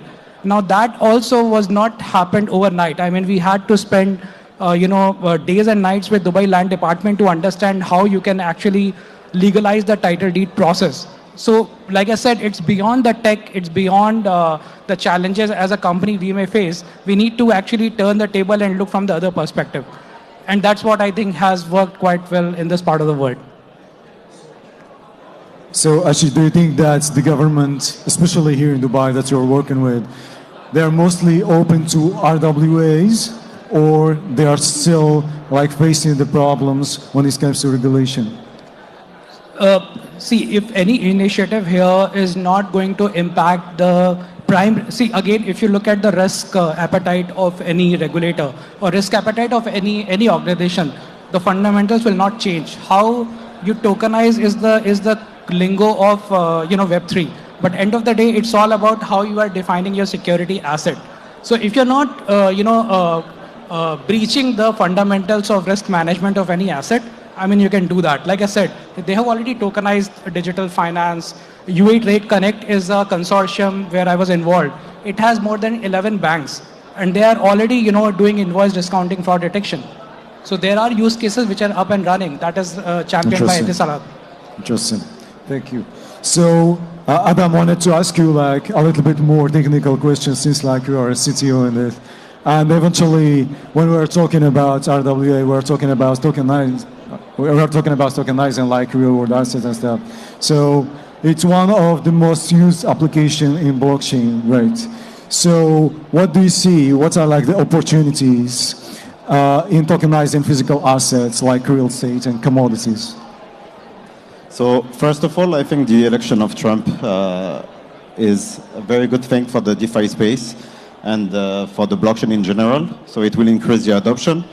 And right now, I'm really happy that RWA become one of the hottest topic here in UAE, because right now, people knows blockchain only through crypto, and unfortunately, crypto is only a small part of the blockchain. There are many, many use cases, and I think that through the RWA, we will be, it will showcase one of these use cases and the power of the blockchain. And when it comes to RWA, of course, what talks to people, mostly it's real estate. So real estate is one of the most widely, common use case. So, because it talks to everyone. And blockchain right now, it's kind of shady. People doesn't understand really what is possible to do. And by showing through an example that talks to everyone, it will increase the adoption. And I think step by step, we will be seeing like more use cases.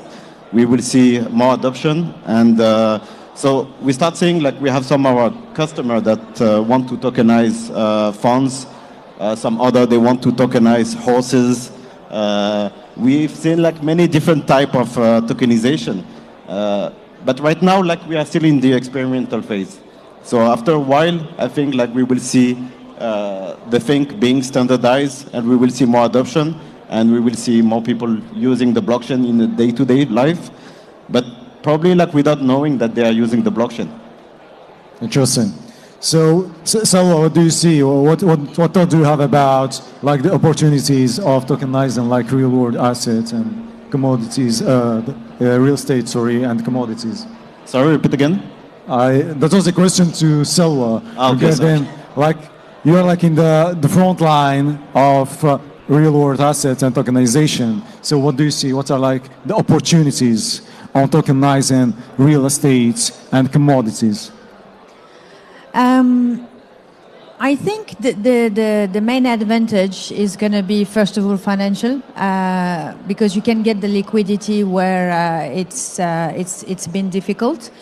The other thing we're seeing is time saving, if I'm answering your question.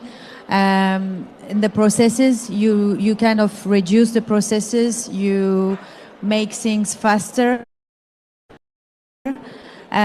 more seamless as well. And I'll just give you, for instance, an example. When you take gold, physical gold, you have, if you want to carry gold around, it's very complicated, it's very heavy, and the logistics around it is very complicated.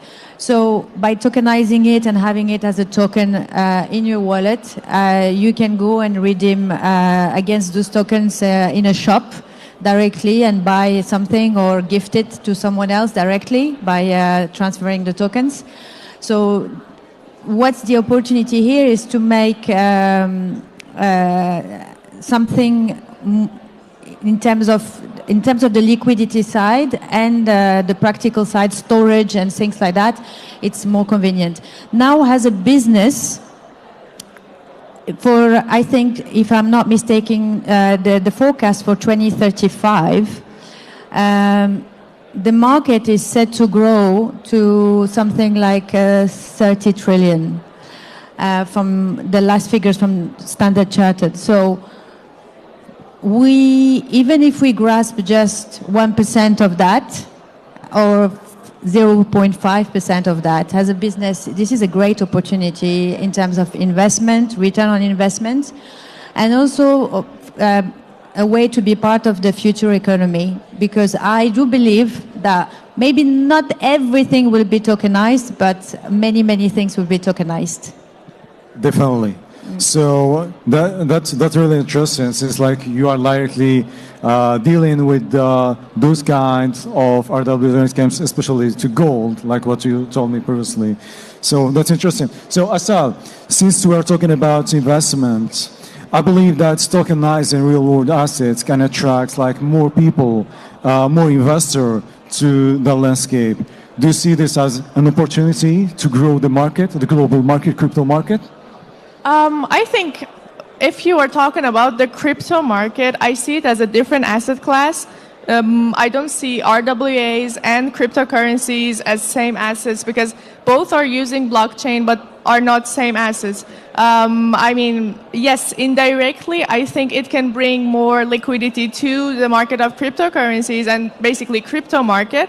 But when it comes to RWA, we are talking about a completely different type of audience that which usually want to take less risk. They want to invest in assets that are, you know, real world assets, but they just want an easier tool and an easier access to it. So yes, through the onboarding of those type of users and those type of investors, I think usually a part of that liquidity always shifts to the crypto market. So why do we say that crypto market is liquid, is volatile and is risky? Is that because the market depth is small, the liquidity is small compared to other asset classes. Therefore, the volatility is high, the risk is high, but with the injection of more liquidity, definitely the market will be safer. And indirectly, with the, it's like when the stable coins didn't exist. You know, so many people were not feeling safe to enter the crypto market because they just wanted to have something safer. So the same thing can happen, and a percentage can flow to the crypto market, and yes, definitely more investors will join the market and help the crypto market in long term as well. Definitely, that's interesting. If I may add something, yes, it's please. also, like she was saying, is using it as a collateral. By having something more stable, even if it can increase or decrease, but not as much as, you know, like she was saying, the crypto market, which is very volatile. Let's say if you are in a borrowing pool on a DeFi platform, having those type of assets as collateral will give you more stability. Yeah. Definitely. Thank you so much for that. So, talking about the adoption, I believe that in crypto, in order to get the mass adoption, we'll need to be scalable, secure, and interoperable.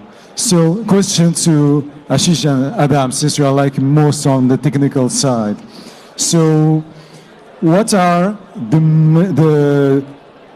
most critical advancements that we need to focus on so we can have, like, you know, the success of tokenized RWAs? Sorry, can you repeat the question? Okay, I said, like, since you have, like, we need like multiple improvements in the, you know, in the blockchain to have like the mass adoption. Which blockchain advancements are critical? Which one should we focus on so we can have like the success of tokenizing RWA?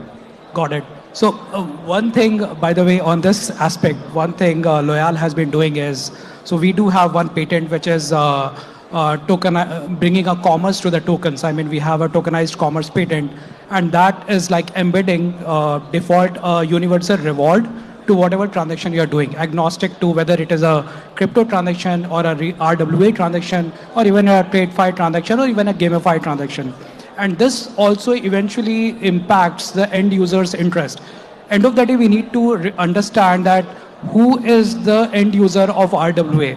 These are the people who are micro investors. These are the individuals who are not very mainstream investors who understand the landscape. If they really do, they would be going into the capital market. They eventually will be going to the traditional market. If they're coming in here, first thing we need to make things very attractive. Attractive via new technology advancements or really bringing them a new source of assured revenue. So while crypto is very volatile, I mean, you invest, you can be going down to zero, but there should be some sustainable reward which should be associated, which at least hedges their risk of investment. So this is one thing what even we are doing. Over and above, as a tech advancements, if we talk about, definitely now people are coming with different L2s on focusing on making either smart contract more AI driven so that they understand the persona of the consumer. They're able to even give recommendation on the investment they are doing, and then manage the entire workflow, and moreover bring the regulations embedded in the RWA infrastructure they are building. So these are the things which people are eventually talking about. Thank you. Thank you. Adam, maybe? Yeah. So right now, I think one of the biggest concern is the adoption and the user experience. So I mean, like if you're not into tech, it's really complicated right now to use any Web3 protocol. So people knows blockchain through crypto only, but there are like so many use cases behind the scene. And I think, so the first thing to solve is how to enhance the user experience. So there are some initiatives through account abstraction where you can use Web2 solution into Web3. So you can use your Face ID, you can use your Google account to authenticate with your wallet, which are like the first step, I guess. Secondly, it's the privacy. So privacy is really a major concern. So imagine having a fraction of real estate, an apartment or anything, but everybody knows about that. So it means that you're telling your friend that you are poor, but in fact, they see your wallet and they see you have like thousands of different assets. So it's like privacy is really important here. And also CBDC, I'm kind of against CBDC, but I have to admit that it will also increase the adoption because it will add a layer of security. Right now, if you put your money in any DeFi protocol, I mean, it's risky because you can lose your money if a hack happens or anything. But with CBDC, you have the capability and the possibility to revert the transaction. So the government can track the wallet, can force the transfer from the hacker wallet to your own wallet. So they are like, it's kind of centralized, but at least it will increase the adoption because I don't see any institutional putting billions of dollars of asset in RV or compound because like it's risky. Like so they need some security and some kind of centralization on top of that to make sure that even if the worst happen, they will be able to recover their fund. Do you think that, let's say, for example, DeFi are most dangerous when it comes to investments than RWAs? Sorry? According to what you just said, I'm thinking about, do you think that DeFi is most dangerous when it comes to investments than RWAs? Because maybe RWA is like a physical aspects. They have the other physical aspects and the digital. Yeah, but like on RWA, like you still have a relation with the real world. While in crypto, you have only your eyes to cry if anything happens. Like if you lose your private key, you lose your funds. But if you lose your private key, which contains RWA,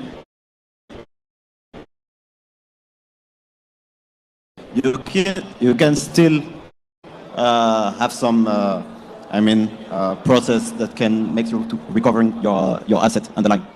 Definitely, thank you. So, and just to add to that, I think they can work together actually. If you use tokenized RWA in DeFi, you will bring more security to the DeFi side.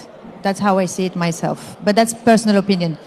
Definitely. Thank you so much for it.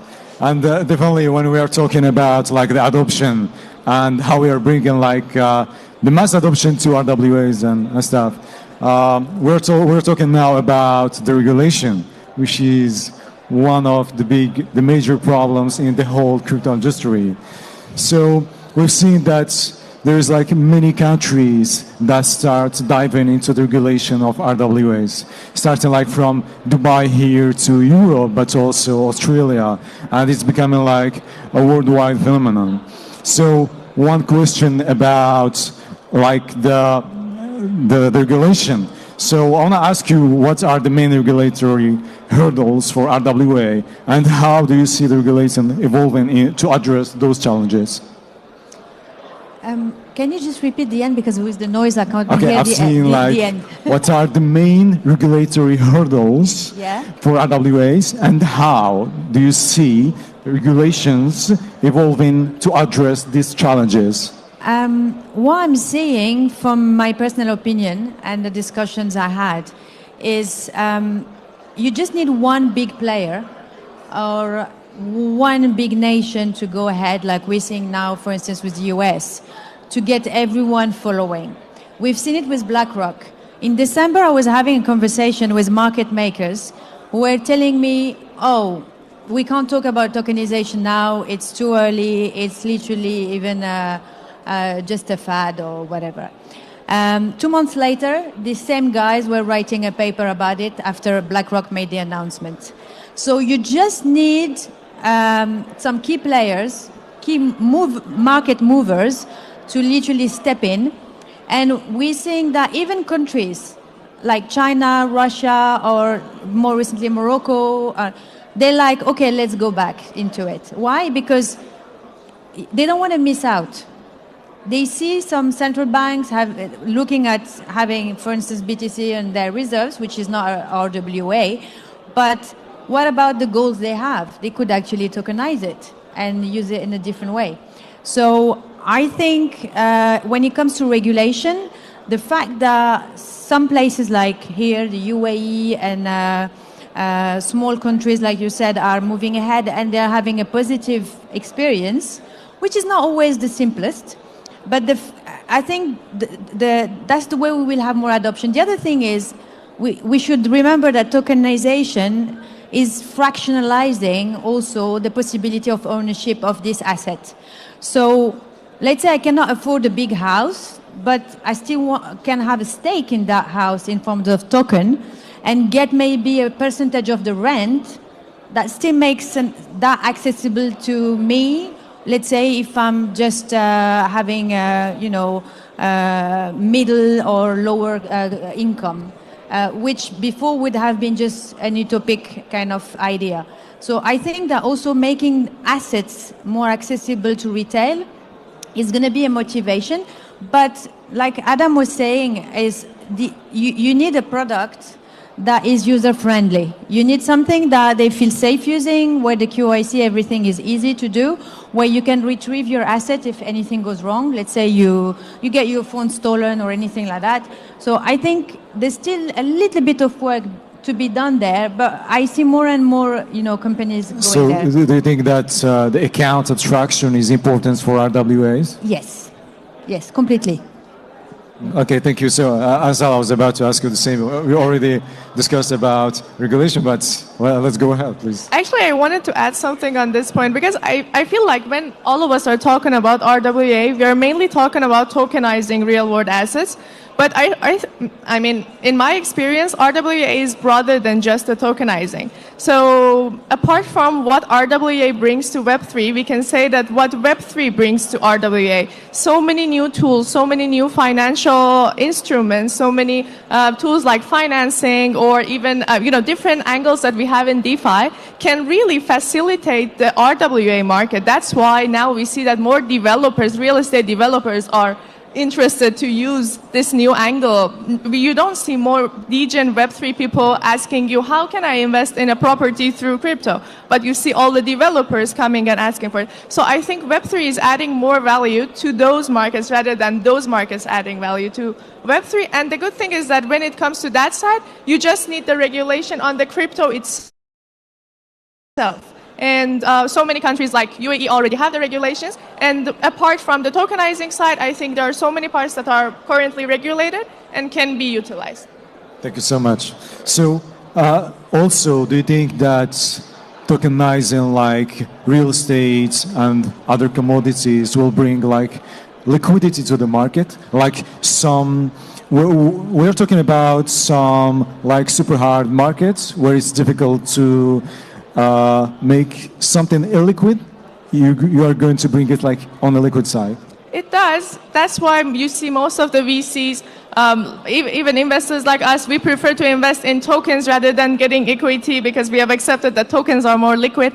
But again, it needs the regulation side because as of now in RWA, I feel like you usually have to trust a third party unless something is wrong. As Adam mentioned earlier, you usually need to either the bank to back it or a middleman like ECO or different RWA protocols that are working now that take the custody and take the responsibility of those investments because the blockchain, the oracles are not still that interoperable with real world, with the real world offline data. So I feel like, yes, liquidity can be brought to those markets and those markets can be more liquid.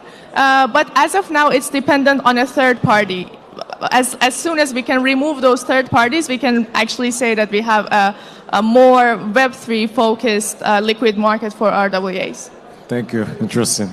So Adam and Ashish, just to have like a word from you regarding like the regulation. So since like you are dealing directly with the government and the different like applications when it comes to this, I want to know like what do you think? What's your experience when it comes to regulation? What are the hurdles? What are the problems? And is it like easier, especially here in the UAE, to maybe like the exchanges they are getting like a VASP super easy? What do you think about the RWA projects? The point which regulators usually focus on is minimal dispute management. End of the day, you can easily sell an asset, you can fractionalize it, you can sell it.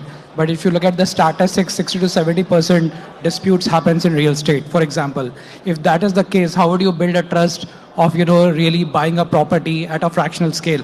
How do you manage a title deed at a primary level? So there comes, suddenly, while there is a good tech, eventually at the back end, it becomes a typical, real estate facility management company. And this is where, still, somehow the trust is not coming to the end user. Somebody who is going to really invest big time in RWA first needs to get that trust. That trust will only come when there's a democracy on the entire process, which means I have full authority to buy a property in Dubai and then, fractionalize it myself. I don't need the likes of a middleman or a company who is going to manage on my behalf. And this is what I think the regulators are trying to hint, even the middlemen companies, that guys make money on maybe doing a good marriage between the consumers and the property landscape, but don't intervene. The more you intervene, the more chances of disputes. The more chances of disputes, the more trust will break. The more trust will break, the market will go down. So this is where I think eventually somebody who's really thinking mainstream about this, take example of in India, Zerodha, for example. They have not tokenized, use any blockchain technology, but they have made investments of 1 dirham or $1 possible. So tech is the last thing to abstract. I think if we are still pushing tech on this, new application or new instrument, I think something is not right. Thank you. Thank you. Adam? Yeah, so when it comes to regulation and compliance, I think it should be straightforward. So the way the ERC 3643, for example, the T-Rex standard works, is that the compliance and the regulation is already on chain. So you have just to plug the compliance, which is representing your type of asset and the country, and then automatically it will be checking like if you are compliant or not. So I think it should be as simple as that. Like there should not be very complex stuff. And also the blockchain is here to simplify the process.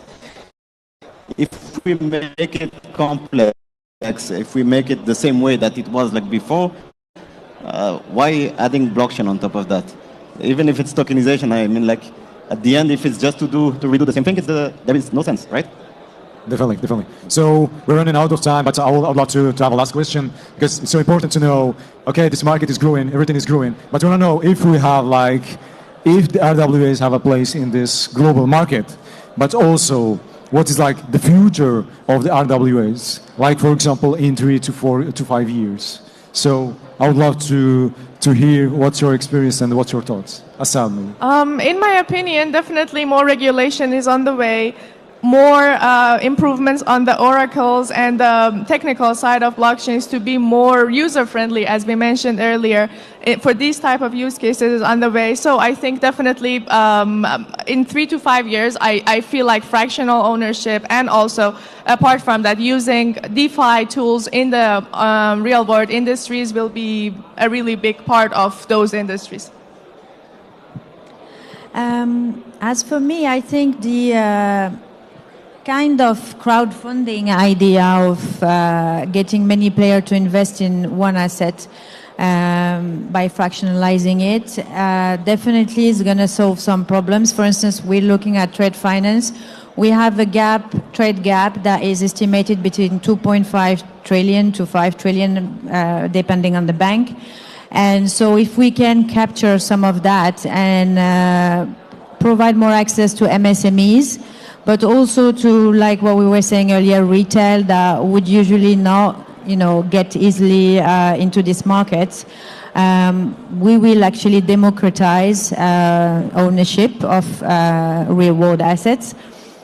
But for me, we need frictionless applications. We need transparency, and we need a regulated environment, which is not too regulated to the extent of making things difficult, but regulated just enough to give the ease and confidence to the different players that they can do it.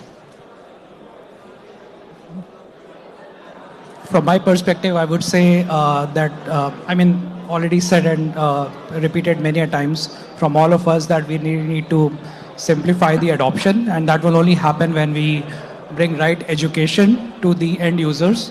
And the education should not be about blockchain. It should about a new booming financial instrument, which is very user-friendly, very easy to invest, and it's trustworthy. End of the day, government is there to support you. Law is there to support you. It is cross-border. It is something you can do sitting in at your home. So accessibility, trust, and transparency is what I think make this initiative much more successful. Thank you. Adam? Yeah, so I agree with what Asal and Salwad said, that there is the need of someone who pave the way and show how to do it, and then the adoption will come automatically. It's exactly, so I see ourselves like the same way that when internet began back in 2000, it was unclear the direction that internet was going, but nobody was expecting that we will be able to watch movies, play online, share video, photos, and all this stuff. So I think right now, we are at the very beginning of what is possible with the blockchain and RWA, and someone needs to show us. I hope it's me, but someone needs to show us how to do it and where to go, and then hopefully the standardization will come and more projects will follow this path. Thank you so much. So maybe a question from the audience. You can even ask for financial advice. No? So thank you so much for assisting to the panel, and we'll see you soon.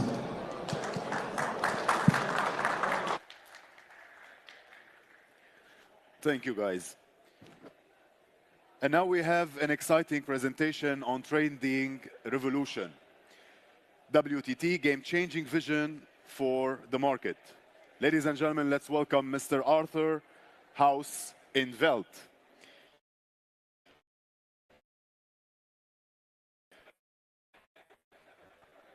The CEO and President of the World Training Tournament.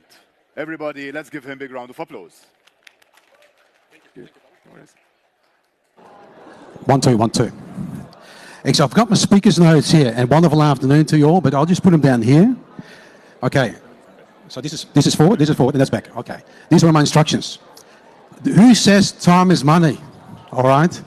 First of all, I would like to thank you for attending the finance or the expo, the Wiki Finance Expo here today.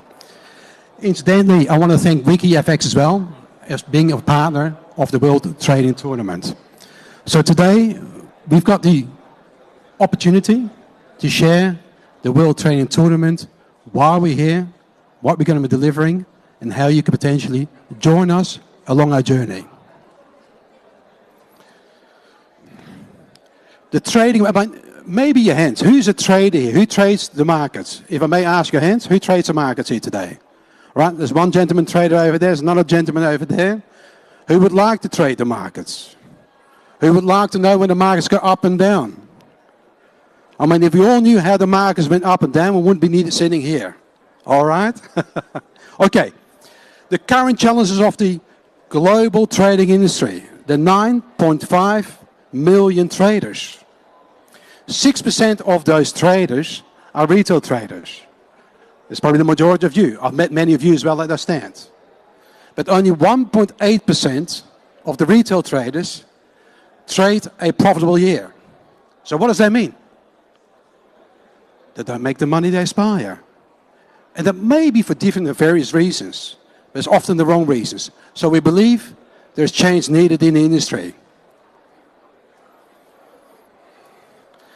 Traders today still love to come together and be part of a community. I mean, you are here today, or being part of the Wiki Finance Expo, or being fellowshipping or connecting with like-minded, where you're looking for a business proposition or relationships. We love building communities. One of the essence that we believe in the foundational successes of the next generation of traders is building a community that gather and play together in the FIFA-style game. So what's the solution? We are designing a platform that is gamified. The trading platform is gamified. That's competitive and enhance your trading experiences. Ultimately, it's a mission for people to treat this like a sport. The sport starts with the right mindset. But the right mindset, you need to create the right environment. The right environment, we need to have the right partnerships in the industry. Our partnerships, again, like I mentioned, are with Wiki Finance or Wiki FX and a handful of other partners throughout Southeast Asia. So what are some of the key features that we're establishing? So because we had a lot of people inquire to us and ask us, what is the World Trading Tournament all about? I mean, who's familiar here with FIFA football? Or international cricket? And the lady here, now she's loving it. Oh, yes. So what we actually here establishing here is the FIFA of trading. Competitions. Our soft launch competitions that will start in March and will end in September, which I'll unpack a little bit more in the coming slides. We'll have live leaderboards. Live leaderboards where you can see your fellow traders compete. In the future, we may have fellow brokers. You might be a broker or introducing broker. We've got a big vision and a big ambition to enrich the experience and to gamify the experience at the same time. So this is a little bit our roadmap. What intrigued a lot of people is our rewards pool. We saw a lot of people taking photos, some shots, okay? And we're going to be sharing $2.75 million with our trading community. So how are we going to do that? We said we're going to gamify the experience. Again, WikiTrade, some people may know WikiTrade. WikiTrade here as well is our technology partner. And we're developing gamified solutions on that platform to give you an entry point to be gamified and trade with us and enjoy the experience. Part of our humanization or socializing the experience is taking people on a journey of live events. Last month we were in Singapore. We had a private yacht in Singapore. We invited our business partners and some selected traders. Secondly, we're here today. We've got another big event coming up in Thailand where we host 600 VIPs, including our business partners. Because again, we love socializing, engaging, valuable relationships to make this journey, the business of trading, the lifestyle of trading, through gamified experiences. That's the end of February. On the 1st of March, what we're launching is a play-to-learn competition. It's not on the slide here, but a play-to-learn competition that allows you as a trader and a new generation of trader to experience firsthand the psychology of trading through gamified, time-driven experiences. That will last for 3 months, and then 3 months thereafter, in June, we start a first official trading competition, a preliminary round, where we'll have thousands of people trade against one another on a live board. Now, live leadership boards, they'll be streamed live as well through our social media channels, and they all compete together to trade and become top of 100 traders. What we'll do with our top 100 traders, they get the opportunity to trade in Dubai on a private yacht. My apologies. You can see it here, pictured at the finale, in September 17th. There'll be the trading matrix. There'll be a private room of 100 traders, live with 400 VIP guests here in Dubai on the yacht we viewed yesterday, who can win part of the $2.7 million of trade rewards. The winner takes $1 million home, and the one who've learned a lot during the game may take $5,000 home. So it's an opportunity for many traders to participate with us. So in essence, what we're offering here, and remember, I said time is money. So I'm restricting myself to the 10 minutes, 600 seconds of talk time, but we all have a choice. To change an industry, you've got to be willing to make the change, or take the chance to change. You either take the blue pill or the red pill. So for the people who are willing to play with us, take the red pill and enjoy the experience and enjoy the movement with us. It's an online movement, it's an offline experience, it's an international experience, and we're working together with major partner brands as the weeks and months come by. So today, I've got 3 minutes left. Thank you very much. Watch my time. Today, I invite brokers, business owners, innovators who wish to expose more market presence through our trading community, through our business community, to come on a journey with us. But I also invite people, male or female, who aspire to experience trading in a new environment, a new structured environment where you can participate in a competition and get to know your fellow traders.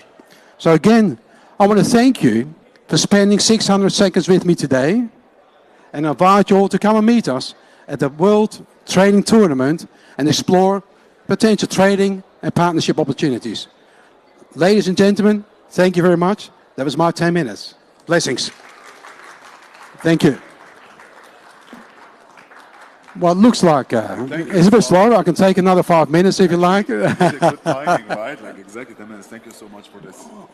A good time. You got to know how to enter a business and exit the business. Exactly. Thank you. Appreciate it. This one, I'll take it also. Thank you very much. Everybody, let's give him a warm applause. Thank you so much. Next, we have an exciting chat. And this one with the title of The Future of the Dollar. Can stablecoins strengthen U.S. monetary power? My friends, let's welcome Ms. Mary Pedler, founder of Input Communication, and also Mr. Reeve Collins, co-founder of board member of Wiki and co-founder of Texter. Everybody, let's give them a warm welcome.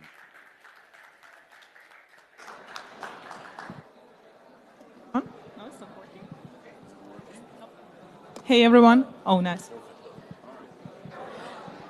Okay. Hey everyone, my name is Mary Pedler. I'm the founder of Input. We're a metrics-first communication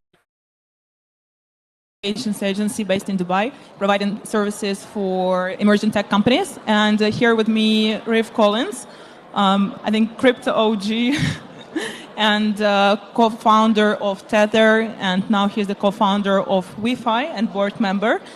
And today we're going to discuss a very insightful topic about how can stable coins strengthen the monetary power of the United States.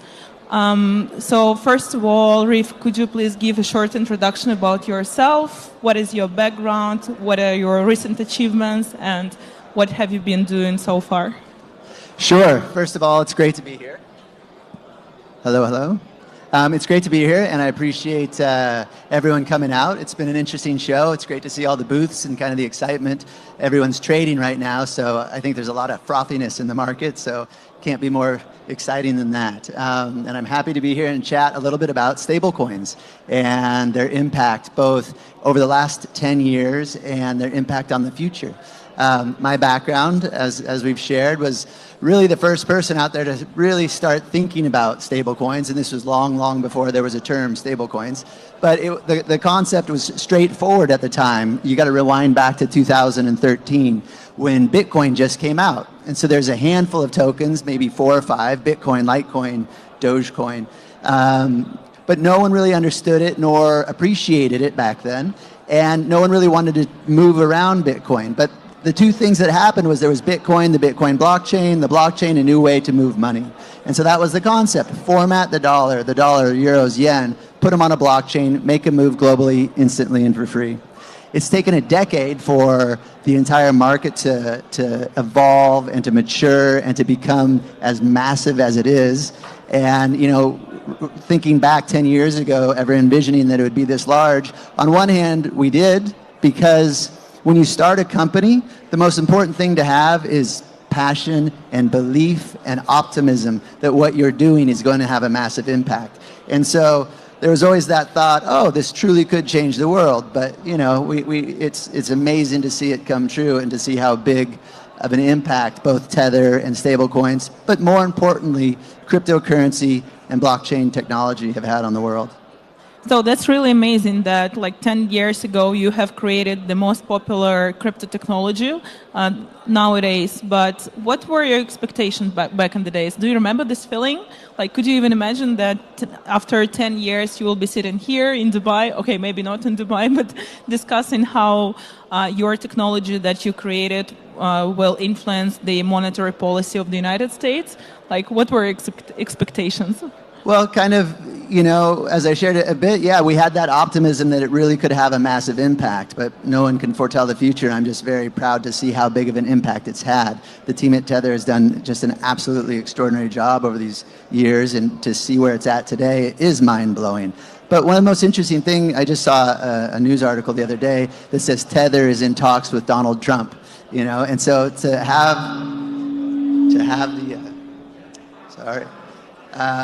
have the president of the United States like lean into a company that you built is really impressive. And I know that him embracing the crypto, kind of the leadership in the crypto ecosystem to help put input and form and shape policy moving forward, this is the catalyst that we've been waiting for in the cryptocurrency space.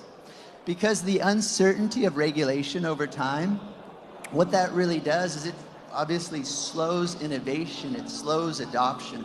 Because companies, there's a lot of companies that operate in the gray area, and so they'll dive in, and that's what brings innovation. But the larger companies that have regulations or are going to be regulated or concerned about it, they're very hesitant.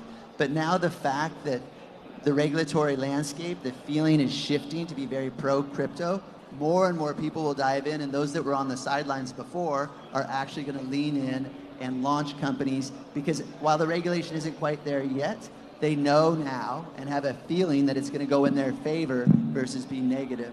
And so it just really increases global adoption and more people building and more innovation.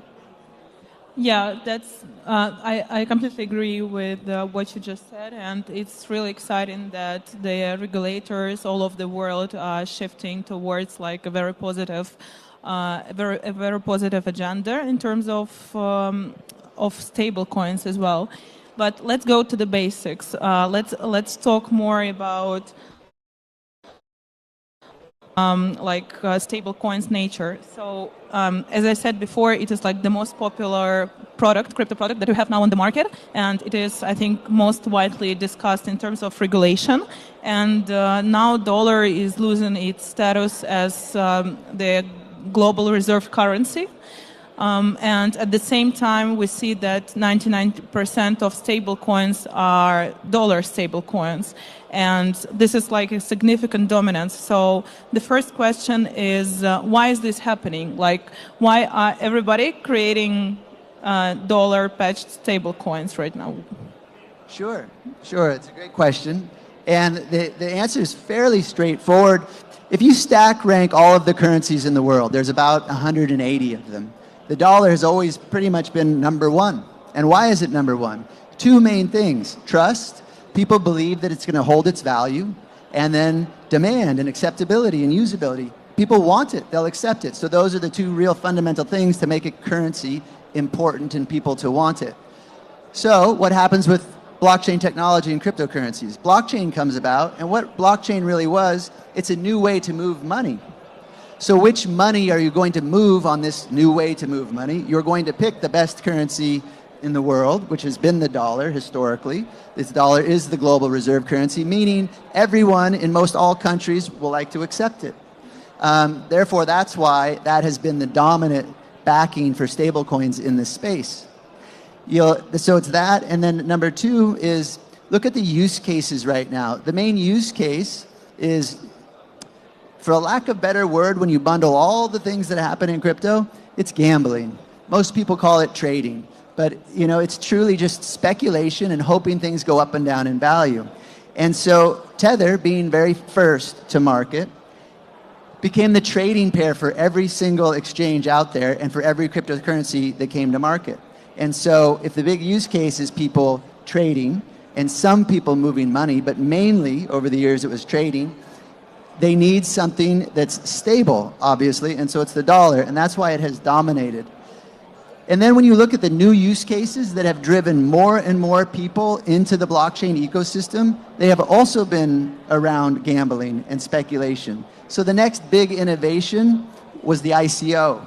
And we all know that that was just the ICO mania was all gambling because people are making tons of money on nothing, just on speculating that this token was going to go up because there was a lot of enthusiasm, excitement.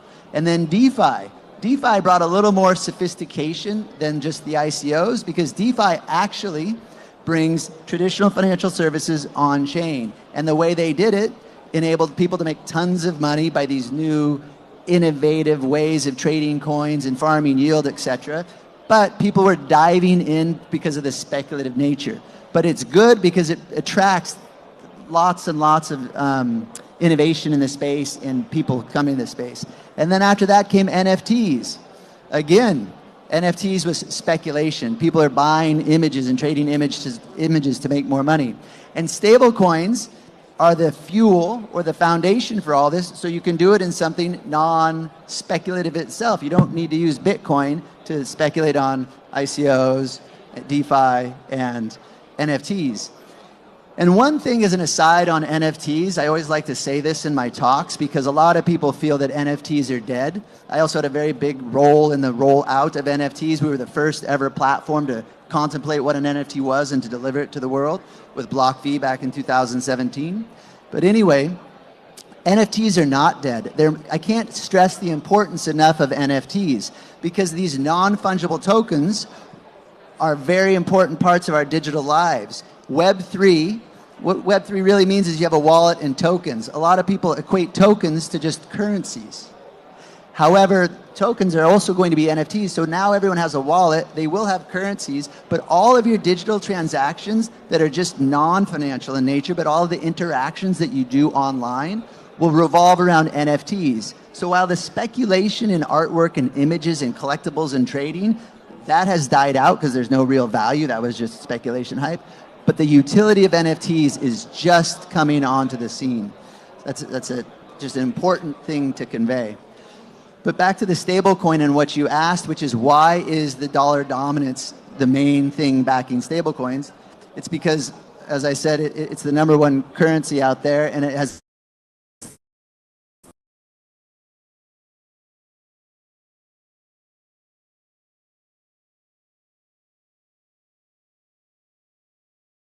the most acceptance. But that is evolving. It's evolving because of regulation with MiCA, and so the euro-based stablecoin, to a point where financial institutions are realizing stablecoins are a much more efficient way to transact both amongst the other financial institutions as well as in between them and their customers. So thank you for the brief history of crypto. that was great. And so you're saying that like the biggest use case of using the stable coins in crypto is actually like speculation and trading, right? Well, the use case for the stablecoin is the fact that it enables you to do whatever type of transaction you want to do in crypto, because cryptocurrencies are not meant for transactions. It's just like your equities that you have in your stock portfolio are not meant to buy a Starbucks coffee. So a stablecoin had to be invented and delivered in order to utilize the technology for what it's for. Yeah, that's really interesting. And what about the Tether has recently announced that it is going to launch the Dirham Page stablecoin. What do you think will be the strongest, the biggest use case here? Well, #1, I think it's great. And what's more great about that is the fact that the UAE is leaning in and is encouraging that type of innovation and wants the biggest player in the space to deliver a dirham-backed stablecoin, which is great. Now, what are the use cases? The use cases are identical to dollar-backed stablecoins. It just depends. They need to now get widespread adoption and people within the UAE and outside its borders to utilize it. Because what this panel was initially about is does the usage of stablecoin increase monetary policy, or I'm sorry, monetary power? Is it increasing the dollar dominance? Does it give power to the US government? And would it do it the same for the UAE? In a sense, it does, but not really. And I'll tell you why, because there's dollar-backed stablecoins and then dollar-pegged stablecoins. And today, because of how the market has grown, it was all dollar-backed stablecoins because people did not have the trust. They want to know that there's a dollar in the bank for the token that's issued. And that's the same with the dirham. There'll be a dirham in the bank for the tokens that's issued. And so, yes, it has made stablecoins have made the US dollar the reserve currency of crypto, and crypto is growing bigger and bigger, so it will have an impact. But when you look at the size of the US dollar, does it have a big enough impact yet? Not quite. And by the time it does have a big enough impact, where the crypto market is $10 trillion, I believe that stablecoins will be dollar pegged and not backed. And what the dollar peg means, it just simply is a unit of account. It says that these stable coins are measured in dollars. They're not backed in dollars. And if they're not backed in dollars, then that does not provide more power or acceptance of or distribution of US dollars. It just means we use that as a unit of account. And the reason why, because I also firmly believe today there's about 200 stable coins. Give us 2 more years, there'll be 1,000 stable coins. Because stable coins are going to be that easy to create. Like you push a button, you can all create your own brand of stable coin. But they won't be fiat backed. They won't be backed by the dollar. They'll be backed by other forms of value. And they'll be pegged to the dollar. So it doesn't give the dollar much more power, but it gives us as individuals and users power to trade value that's pegged to the dollar. And this is a really important thing to understand of why stable coins are going to be so important in the future. And why they'll be, there's $170 billion worth of stable coins. In 2 years, I'm betting there'll be $1 trillion worth of value. But that's not $1 trillion of fiat in a bank account. It's just value that is pegged to a stable coin that's measured in dollars. And at that point, it's easy to measure it in whatever denomination you want. Because it's about the movement of value. It's not about the movement of dollars. You need trust and you need acceptability. And that's what makes a currency great today. The gal that was up here last time was talking about how Web3 innovates things and creates new products that weren't available before. And that's the most important takeaway here, is in the future, what cryptocurrency and blockchain technology is going to create is a new type of money. And what I mean about that is we're going to add another characteristic other than just trust and accessibility and acceptability. The new characteristic is yield. So the users are going to get yield for creating money. And what I mean by that is today, let's say you have money. Yes, you can get yield on it, but what do you sacrifice to get yield on your money? You sacrifice utility. To get yield on your money, you have to lend it to someone, meaning you no longer can utilize it. With blockchain technology, you are now going to be able to get the yield and spend the money, because you are going to be paid. You are going to earn money for the creation of the currency. You will be able to create a stable coin. You will get the yield for it, and then you'll be able to spend that stable coin by collecting the yield. Here's a high-level example. Think about what Tether does. They get $1 from you. They buy a treasury. They keep the yield in their pocket. They give you $1 that you spend. They give you a currency that you spend. They keep the yield. The whole promise of technology is to decentralize this, is to disintermediate these centralized organizations. So we have the technology now that will do the exact same thing that Tether does, meaning instead of giving a centralized company $1, you can buy that same treasury, you can keep the yield and use that treasury to back the stablecoin. And treasury is just one example. We're also talking about RWAs in the last panel. Once the RWAs are tokenized and come on-chain, people will be able to utilize all forms of RWAs to back stablecoins. The people, the companies, we will get the yield. And then you will push out the stablecoin. So now you ask, what's the best flavor of stablecoin? Because there'll be thousands of them. Well, the one you mint is the best because you get the yield for minting it, and then you can distribute the stablecoin. And then you add in AI. So how does AI come into play with all of this? AI is going to hit us faster than any of us can imagine, and its use cases and implications are very difficult for us to understand. But my guess and my bet is that the way AI is going to impact the stablecoin ecosystem is that now that users are the ones that can mint stablecoins, and we trust the technology to ensure the backing is there, and the users are getting the yield. So now they have a new form of money. So this is how they're going to transmit value, not government-backed fiat currencies. They're going to do it through this. But there'll be thousands of stable coins, but you're just going to tell your AI, hey, I have this coin and I want that coin, or I want that service. And it is going to do all of the exchanges, all of the transactions. And it's not going to matter what chain it's on, what kind of token it is. It's going to do it all for you. And you're just going to get the end result that you want. And it will find the best path to make sure you profit the most. And there's nothing lost in those exchanges. When do you think that's going to happen? Look, that'll happen within 24 months, in my opinion. I think it's happening really. The speed that AI agents are coming onto scene and being built is crazy. And the thing it's going to do is going to blow all of our minds away. Okay, guys, I think you need to remember all of this that were said, because Riff is a great, let's say, forecaster. And I think you feel the future of technology. And that's really great. I think we have just a few minutes left. I would like to ask the question about CBDC. I think this is very popular and hot topic on the market.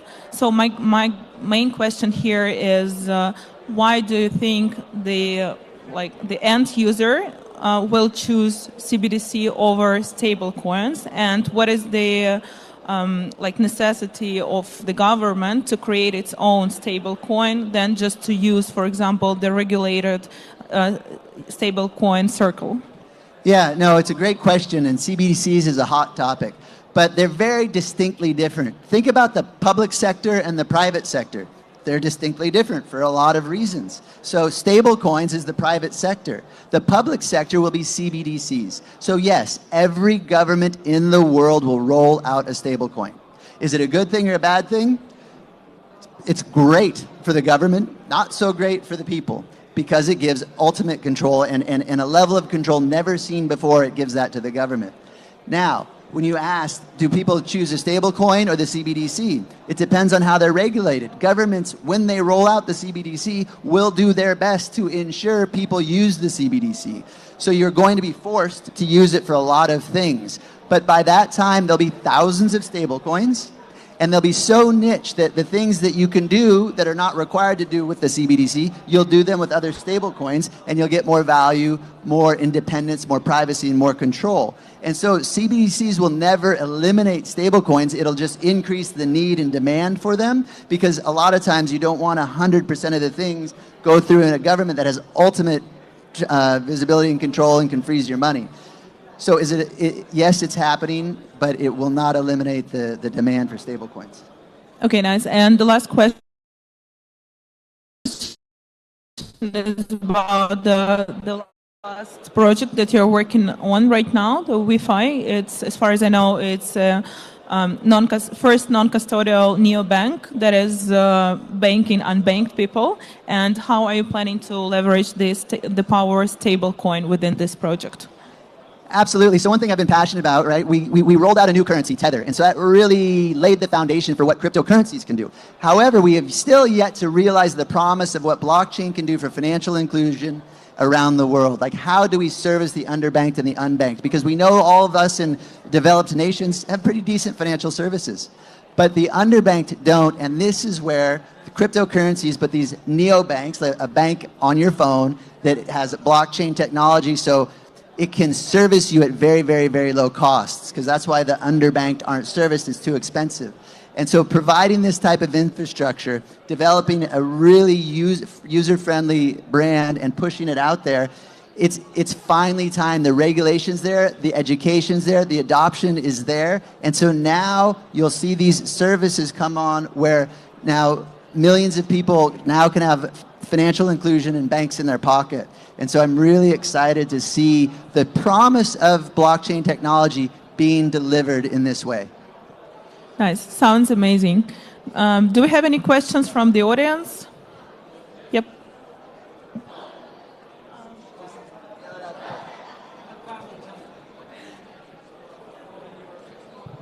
Well, this is the most interesting discussion of the day. Really, thank you very much. You've given us a fantastic picture of what's going on. I just wanted to go back to one specific thing on CBDCs. Correct me if I'm wrong in what I'm saying, but I'm understanding from Donald Trump that he has said that there will never be a CBDC for as long as he is in government. That's my understanding of what he's saying.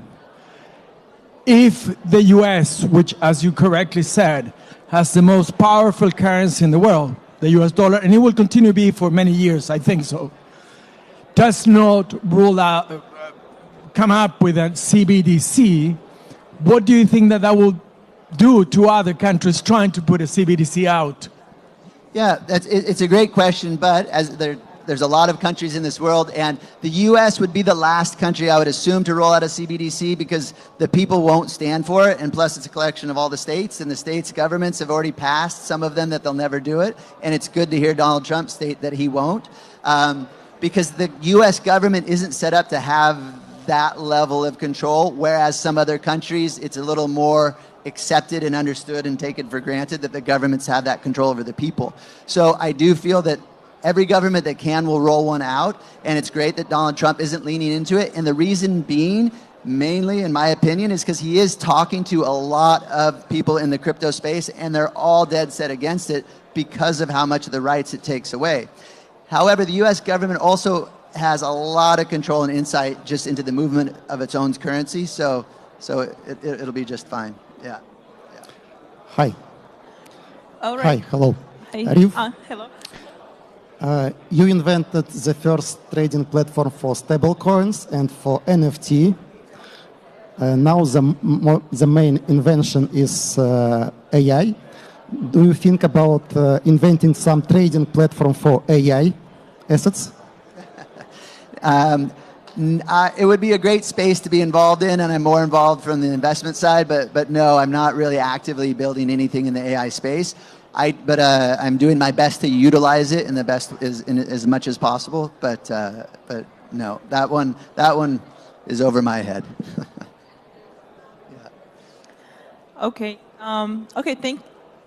It's endless. It's never gonna end. Yes, guys, please.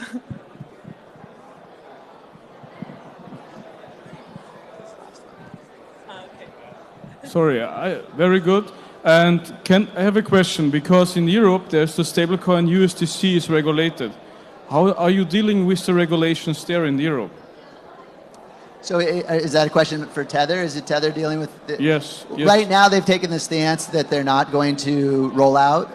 That obviously may change, but they opted I read when the regulations first came out, Tether opted not to participate, and so they pulled out of Europe. So we'll see if that changes. But my guess is they would probably at some point enter back into Europe, but we'll see what happens. Okay, thank you. Yeah. All right, I think our time is up. I really appreciate it. Thank you, guys. Thank you. Thank you, guys. Welcome to our panel discussion towards 2050, integrating sustainable finance with the global climate goals in the UAE. This session will explore how the UAE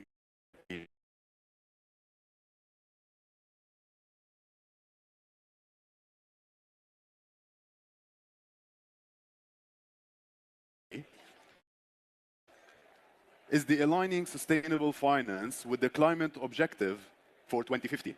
We are pleased to have the following co-founder of Engine Start, John Riggs, partner at BTC Inc., Julia Conley, founder and CEO of Volans, partner at Nebulae, and digital transformation and sustainable lead at EP Panther. Everybody, let's give them a big round of applause.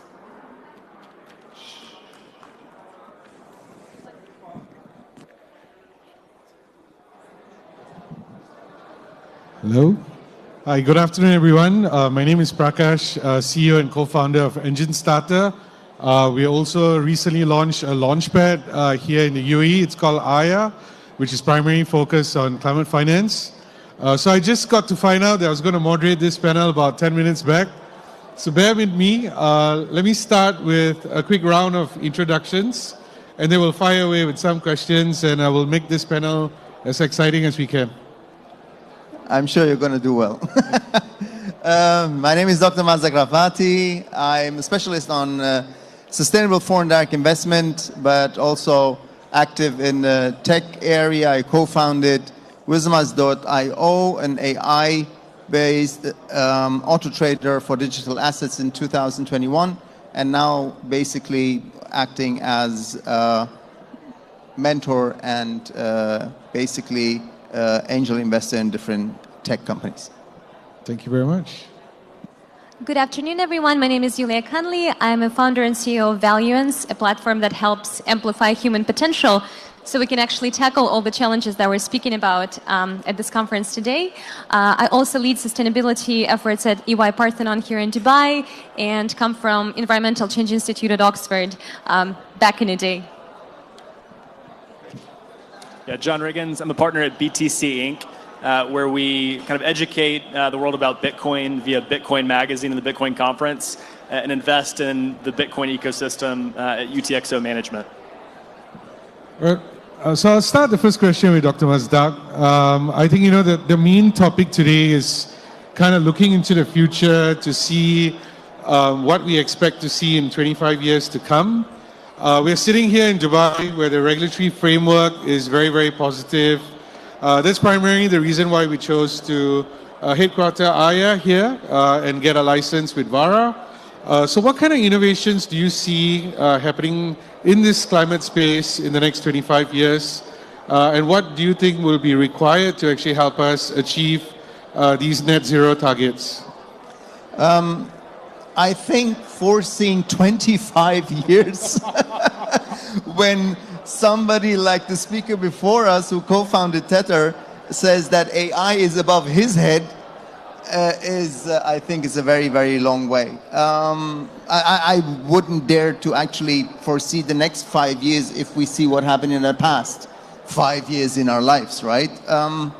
But I think what UAE is doing is trying to spearhead any technology development that is necessary to stay at the edge of the development that there is globally.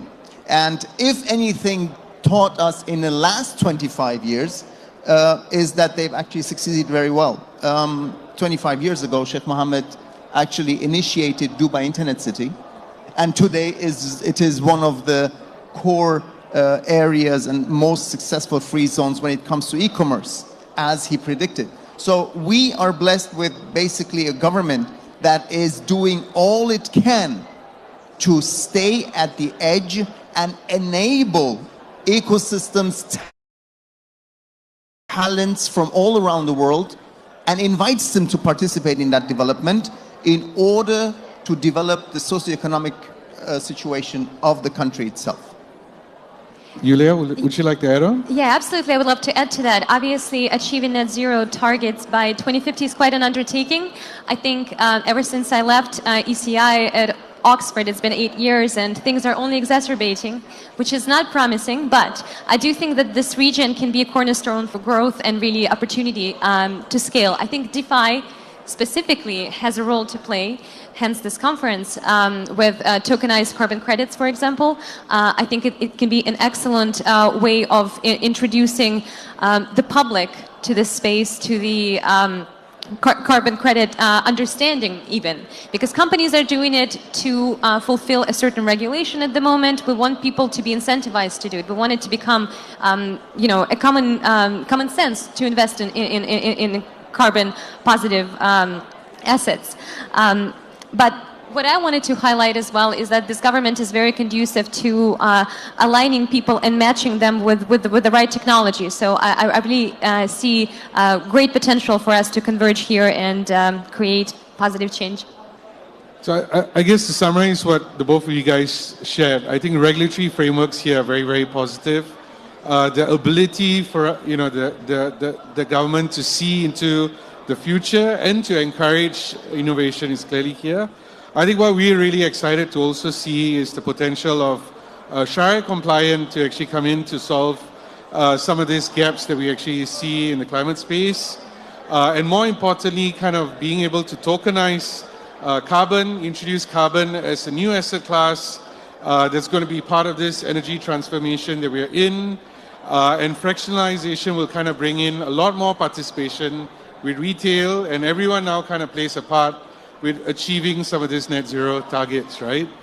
John, I'll spare you that question. And the biggest topic at this point in time in any social conversation is Bitcoin and what is going to be the price of Bitcoin, by Christmas.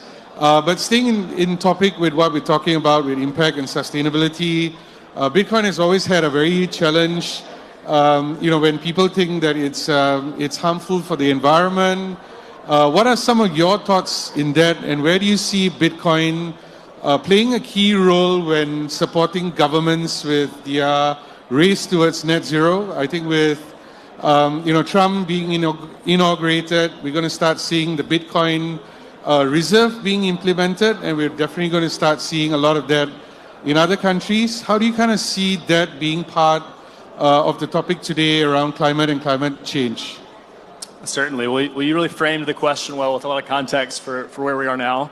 And Trump's election really was kind of a sea change in how governments around the world will be looking at Bitcoin moving forward. And I know that climate is still on the radar of the incoming administration. And how I look at climate is through that Bitcoin lens myself and as a company, BTC Inc. So one thing that we've seen in the U.S. For combating that narrative that Bitcoin is bad for the environment is the development of real business models around one thing in particular that I think is great for the future of Bitcoin helping climate goals. And that's the ability to place Bitcoin mining infrastructure at these stranded natural gas sites, these methane, these sites that emit methane, and to use that to mine Bitcoin anywhere in the world. So I know that at COP28, UAE made a large commitment about methane emissions around the world, developing nations, and here also.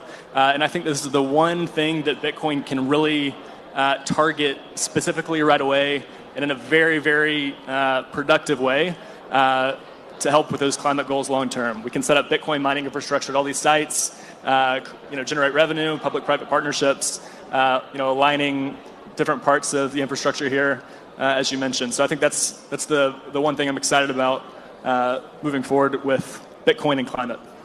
So this can be used as carbon capture. Essentially, yes. The gas is used to power Bitcoin mining equipment. generate revenue for the people who set up that infrastructure. I think it'll be an interesting way also for emerging markets to now enter into the Bitcoin ecosystem, right, and use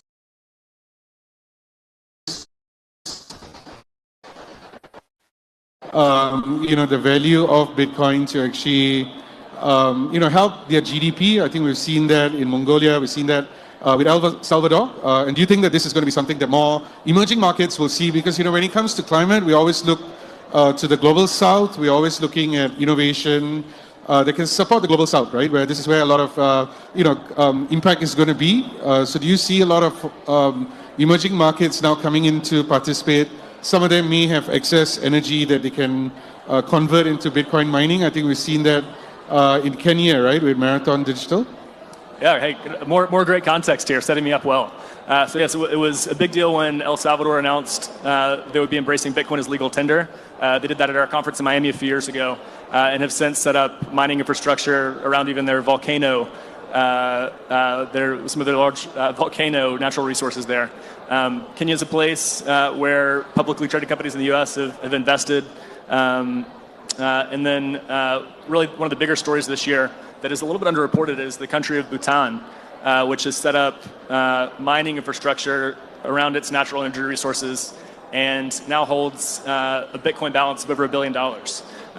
Actually, Bhutan is now the biggest holder of Bitcoin per capita in the world at a nation state level. So I think that's something that we're going to see increased competition around, and this global south that has its own energy infrastructure ready to go is set to benefit. Go ahead, Dr. Mazhab. Yeah, ESG is not only environment, it is also social and governance. Now, the social part plays a very, very big role when it comes to using of digital currencies in a global south. Now, while, as you can see, most of the people in the global north are using Bitcoin and cryptocurrencies as an investment in a very volatile and risky asset, in a global south, it is actually a mean to transact and do cross-border transactions, and that's already maybe since a decade already. So enabling predominantly SMEs to transact with relatively the unbankable to do transactions in global south is an achievement that you can't even actually put, and nobody's really researching on that, right? But that is the S in ESG that basically evaluates anything that Bitcoin can use in energy in any time. That social component, and then I think we're going to talk about governance in the next questions, is for me already a game changer altogether. Awesome. So, we talk a lot about climate. We talk a lot about how Bitcoin, provides provenance, a lot more transparency. Yet we're still struggling to actually get, climate projects onto the chain. Open question, what do you guys feel needs to be done so that we start seeing greater adoption in using Bitcoin to solve some of these climate solutions that we're looking for? Well, these are all.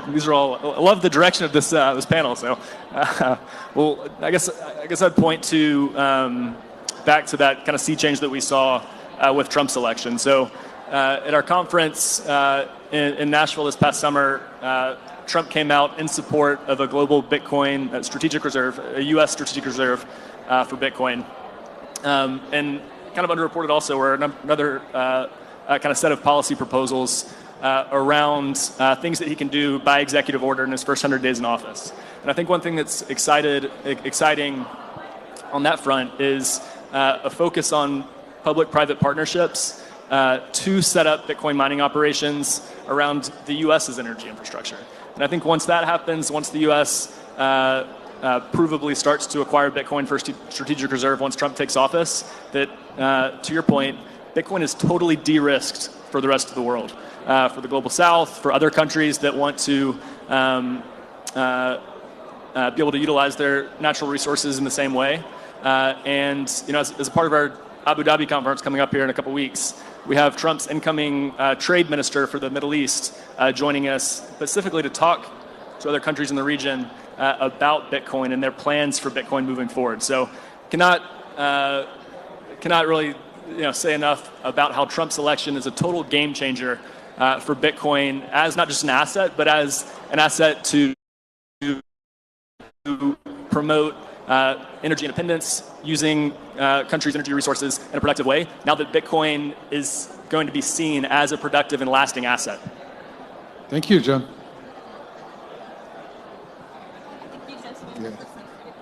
Go ahead, Dr. Mazak. You sure? Yeah, so I guess next is, in this race that we're entering into with this new cycle, AI is going to be a key role, right? We saw how the co-founder of Tether talking about AI. We're really excited about what's happening in the AI agent space. We've seen some AI agents being able to be trading companions, to be able to execute on-chain transactions. How do you guys see AI playing a key role in this energy transformation cycle that we're in as countries head towards being net zero? Where do you see AI playing a key role in helping countries to actually achieve their net zero targets? Well, I can take this question. I can start. I think what we're facing right now as a global commons in general is that we're monitoring lots of data. Obviously, AI can be a great asset in that, but we do not know we're siloed. Lots of nations are siloed. Even regionally here, we're siloed. So it's very important, I think, in my opinion, to start using AI, leveraging AI to actually map out the system, to have a systems outlook on what's going on in this industry, whether it's financial services or whether it's environmental impact investing. It's very important to actually see the actors, and some of the initiatives are actually being built right now here in the region as we speak. There is an initiative called Impact Olympics that ought to take place at ADNAC next year. That is requiring all the stakeholders to be put on a map, essentially. And obviously, we do need lots of monitoring of big data to do so. So I see that as a very underutilized resource right now. So that's going to create this healthy competition between corporates. They're going to race themselves towards being net zero, right? Absolutely, not just competition. It's going to allow people to collaborate as well. It's not the imperfect competition that everybody's stifling each other's growth. It's also about seeing how we can come together in solving these challenges. And that's really the beauty of the Web3 community here. We all love collaboration. We love kind of working together. Dr. Mazak, I'd love to hear your opinions on this. Well, I hear like AI is going to change everything. Well, I, for one, think AI is a tool at the end of the day. It will start making decisions on its own, and then we're all going to die. That's the negative part of it. But until then, it's a tool. So in control are still somehow we as humans. And if we want to use that really extreme powerful engine to achieve net zero, ESGs, something that's good for all of us and good for the planet, I think we need to change the idea of what actually let's say the sustainable activity is about. It's about impact instead of profit. I think if you put that as a narrative into an AI, right, we might get one or two, let's say we might change direction into what actually matters. But I don't see that, unfortunately, happening yet, right? All the AI tools is about how you can minimize costs and maximize money. So where is the impact? Where is that what in every COP is supposed to happen? The impact dominance of investment. And that's what I don't see. That needs to be changed. Then tools, and we have enough of them, can be effective. John, do you want to add on to it? I think I'll leave it there. That was good. Awesome.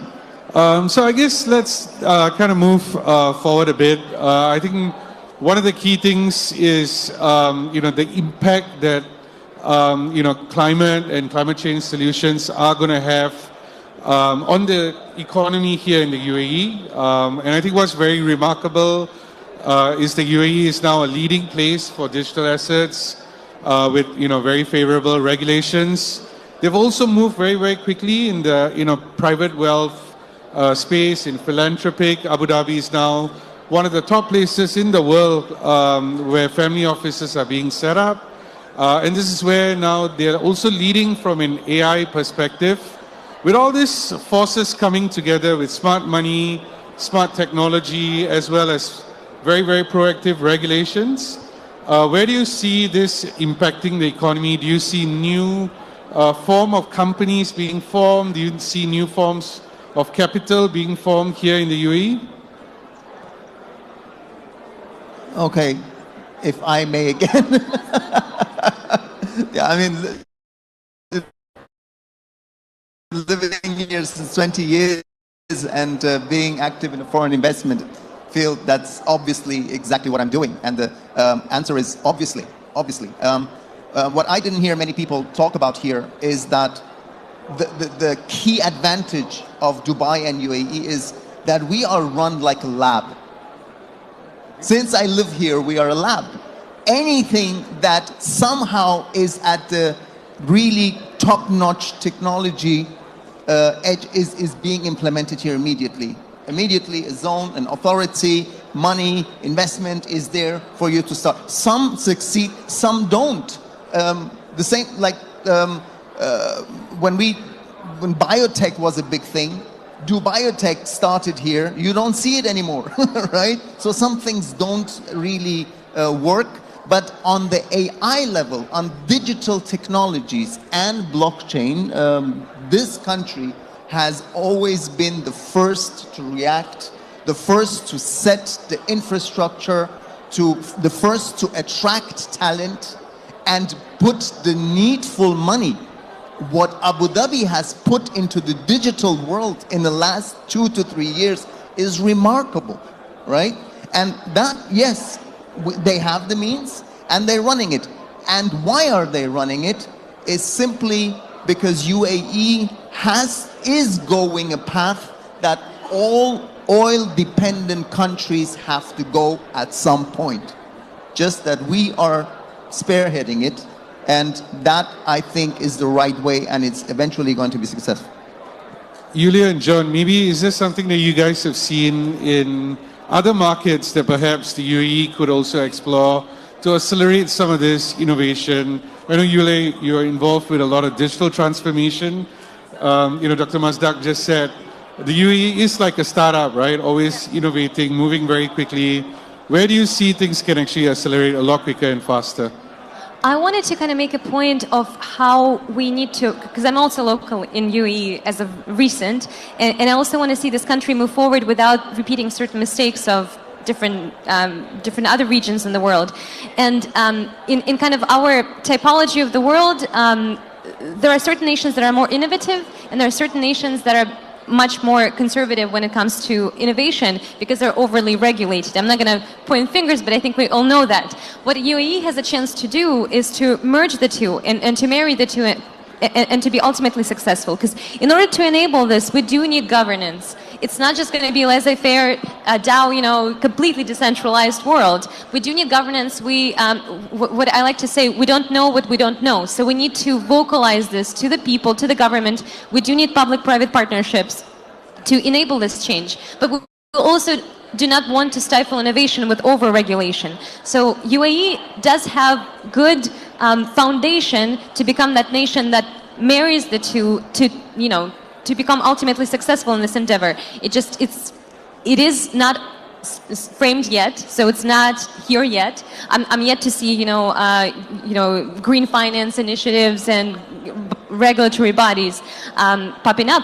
But I do think if we merge them and we place them ultimately maybe even in the same space, so they're not removed. Again, what I'm trying to emphasize here is that I'm also, as a young person, as a mother, just so frustrated by the fact that we are moving forward so tenaciously, so zealously in achieving net zero, and we're not getting there. And it seems like every year we're just getting more and more behind. What I think is happening is a lot of wonderful people doing incredible things, but they're not talking to each other. So what this nation needs to do, because of the scale, I think Dubai is small enough, Abu Dhabi is small enough to do so, to have people converge at conferences like this. We just need to bridge that gap between effective governance, between knowledge sharing, and between innovation. So obviously investing in green tech startups and green finance initiatives can be achieved and scaled. And I think it's everyone's responsibility, right? Us as consumers, us as corporates, and everyone has a part to play in that. John, over to you. I would say, as an outsider and someone who hasn't really done business in this part of the world in the past, that the perception of the government here is that it is one of the most efficient in the world. And we've been invited and welcomed to bring our conference series here, which has been great. It's really fun to learn more about the market. I'll also add that I came here from Hong Kong, where I met with a number of kind of the biggest family offices in southern China and in Hong Kong. And of the 6 or 7 that I met with, about half of the CEOs running these family offices had been to Abu Dhabi, had been to Dubai this year, and were setting up second residencies there because they saw such an opportunity to invest with partners here and to really just kind of see where the ball is going from kind of a second home base in the UAE. And so I think that's bullish. I think it's bullish for collaboration with Asia, and we're trying to contribute our small bit to collaboration with the US and the Bitcoin community with that event. So felt very welcomed, but it's good to hear kind of the longer term perspective from y'all too. Awesome. So I'd like to bring this conversation to an end. I'd like to first give each one of you maybe a couple of minutes to say a few words. Maybe there's something that you guys wanted to speak about that we didn't get a chance to speak. And if you could end with some form of a rallying cry, like how is it that we all can support some of the things that you're working on? I think this panel will become very, very productive. So Dr. Mazdak, I'd like to start with you, and maybe you could cover some points maybe we didn't cover during the panel, and maybe have a cry out to get support from the audience. That's a complicated one.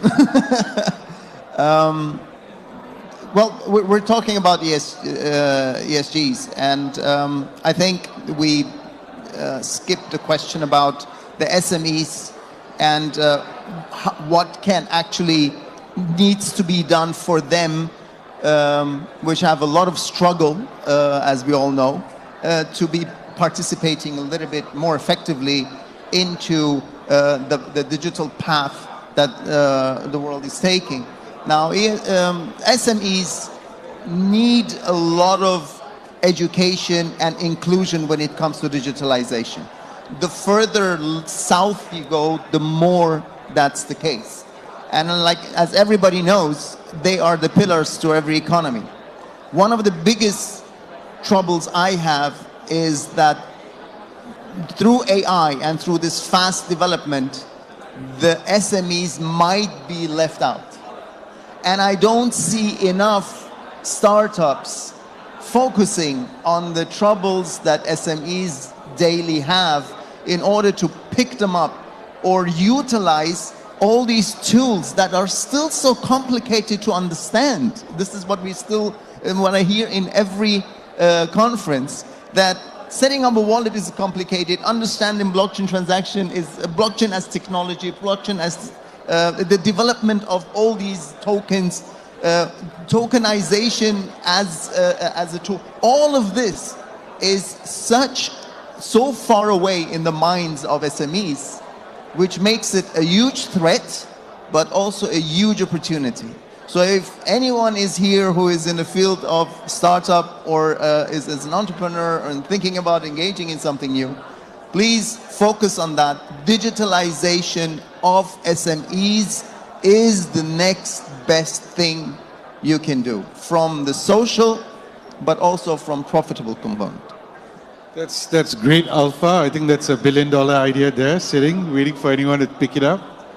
Yulia, over to you. Yes, well, I just wanted to, obviously it's a very specialized conference and we have a very unique talk within the realm of this conference. I just wanted to sprinkle a little bit of ethos of what we're talking about for the future. So the objective and the mission of my company is to amplify the unlimited potential of humans. Because we are the enablers of change. We are the ones who, you know, in the age of the Anthropocene has brought our planet to where it is right now, and we are solving tenaciously all these issues as well. So it's the human that I'm taking care of, and the reason why I'm doing so is because, as I've already mentioned, it's been years since I've been an advocate for climate. I've been an advocate for, you know, ethical tech, ethics in AI. You know, I've been collaborating with the Future of Life Institute about AI governance, and things are not, we do not live in an ideal world. And so what I'm trying to emphasize is that we really do need to think of our own ethics as well. This is what Valuance is doing. It's essentially leveraging 40 years of empirical research on social science to help people align their values. So when that happens, a few things emerge.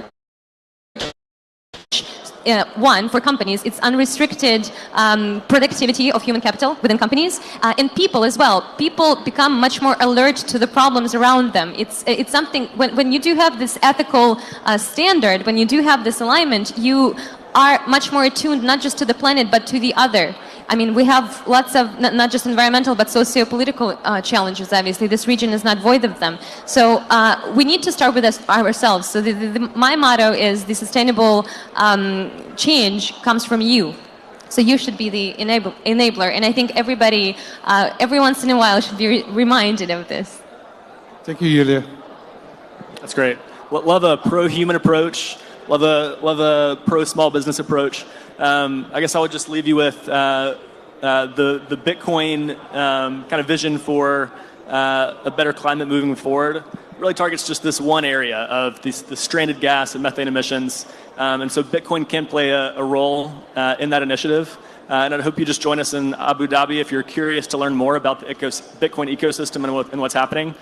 This nation-state adoption idea really is transformational, not just for Bitcoin, but for how each country can become more sovereign in its money and more sovereign in how it handles its own energy resources. So just very bullish for the future of humanity, and Bitcoin's going to play a small role in that moving forward, is my opinion. Great. So you heard the importance of SMEs playing a key role in this from a national perspective. We heard from Yulia on the importance of people. I think it's a very, very critical phase that each one of us understands how AI can support us. How is it that we can be a better citizen by buying brands that are more sustainable, by investing into ideas that may bring things to a very, very sustainable place. We've heard from John on how Bitcoin is the mother chain when it comes to the industry that we're operating in, moving towards being a very, very sustainable space. So I'd like to bring this panel to an end. I'd like to thank everyone for their time and for being patient with us. And if you have ideas that need support, if you're looking to crowdfund any ideas, feel free to reach out to us. We're all here as a community. This is where we will come together to support you guys in taking these ideas to life and hopefully making the world a better place. Thank you very much. Moderation, great moderation. Thanks, Prakash.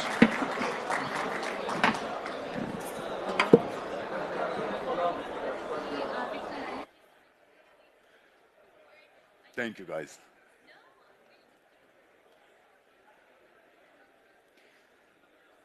And now, my dear friends, we have a presentation titled The Ripple Effects, How the Federal Reserve Interest Rate Discussions Shape Global Currency Markets by Danny Octavi, Asian Pacific Market Analyst Consultant at PGM. Everybody, hello. Let's welcome Mr. Octav. Merci beaucoup. Ladies and gentlemen, honored and distinguished guests, good afternoon, Dubai, and a very warm welcome to each of you. It is truly a privilege to stand before such an esteemed group today. I am Danny Octav, and on behalf of Primetime Global Markets, we wish to express our heartfelt gratitude for your presence here today at Wiki Finance Expo 2024. Your time and attention are invaluable. We deeply appreciate your commitment to being part of this vibrant event. As we embark on today's journey of insight, innovation, and opportunities, I'm so excited to share with you the perspective on how the Federal Reserve interest rate decisions shape global currency markets. We hope that that resonates with you, not just as professionals, but as visionaries shaping the future of global markets. Thank you for being here. Let's make this an inspiring and rewarding experience together. Thank you.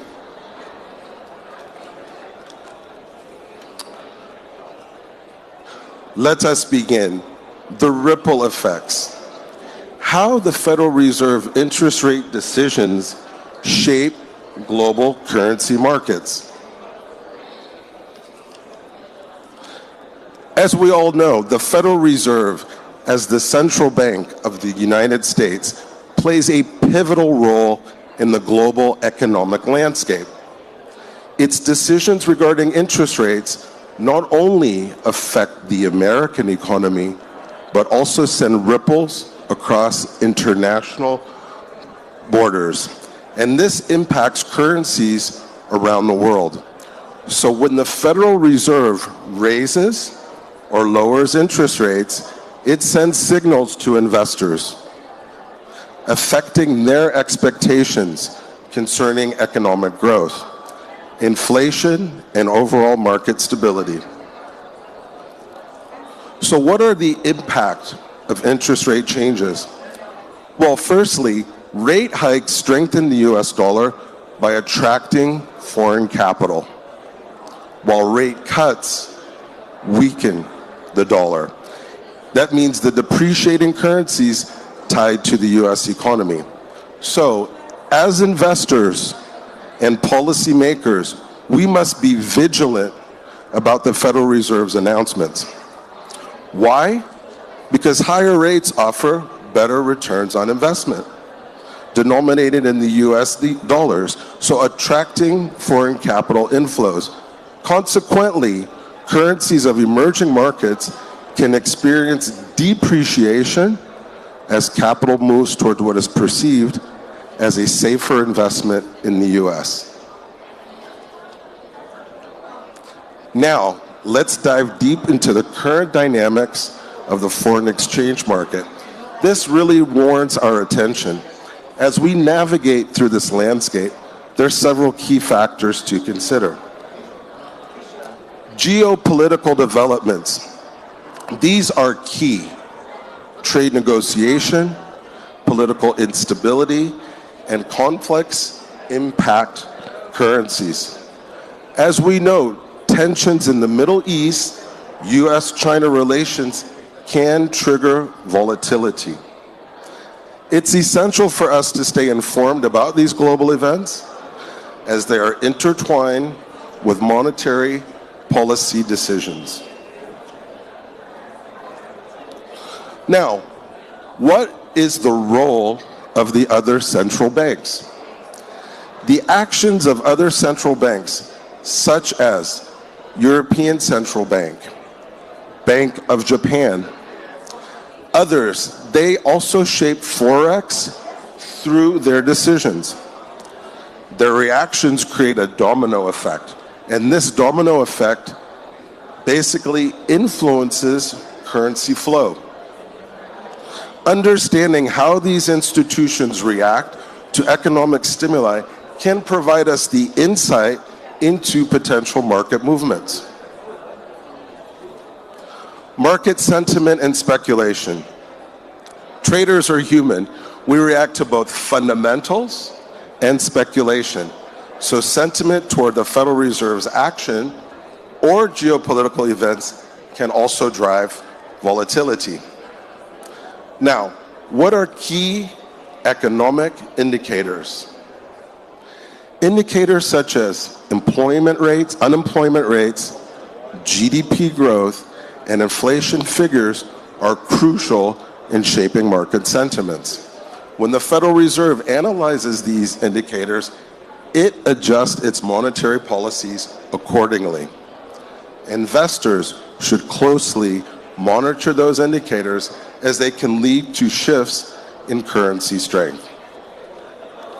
When we talk about important economic indicators within the market, several key economic indicators and indices are essential for assessing potential currency movement and market trends. Here are some, not all, but some of the most critical ones. Now, what are your key economic indicators? Number one, GDP, gross domestic product, which measures economic performance. CPI, your consumer price index, which is the key measure of inflation. Producer price index, PPI, reflects inflation expectations. Unemployment rate indicates economic health, and NFP, which are non-farm payrolls, which reflects job growth and currency influence. Now, interest rates and trade balance. Higher interest rates attract foreign capital. That strengthens currency.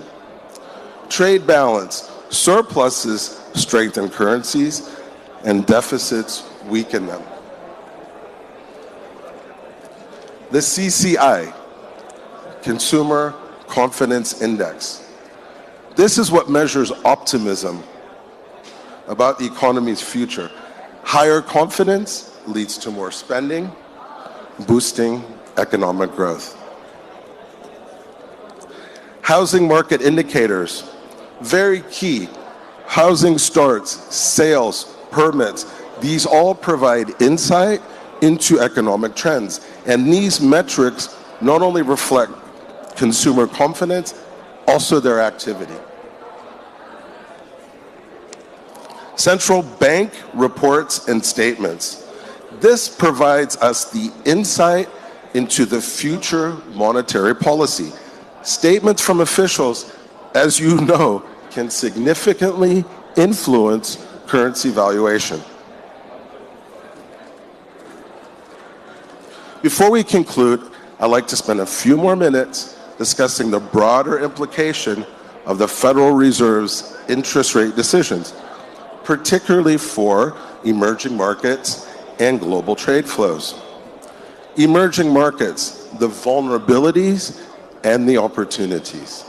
EMs, emerging markets, are often vulnerable to changes in US interest rate policy. When interest rates are raised, capital tends to flow out of riskier emerging markets and into the US, where investors perceive a safer and more attractive ROI. This capital outflow can lead to a significant currency depreciation in emerging economies, putting immense pressure on their financial systems. However, while emerging markets are vulnerable to such outflows, there are also opportunities as well. Countries that manage to maintain prudent fiscal policies and develop robust foreign exchange reserves promote political stability that actually can attract investment even during the periods of tightening by the Federal Reserve. So, the role of commodity prices. When the US dollar strengthens due to higher interest rates, commodities such as oil, gold, agricultural products typically become more expensive for countries with weaker currencies. Now, this can lead to inflationary pressures in commodity importing nations, and this gives them even more economic woes and challenges. So, managing risk in an uncertain landscape. Given these complex dynamics, how should then businesses, investors, and governments, how should they manage risk in the face of Fed interest rate decisions. Well, as usual, diversification is key. Both investors and businesses can mitigate the risk of currency volatility by spreading their assets across multiple regions and asset classes.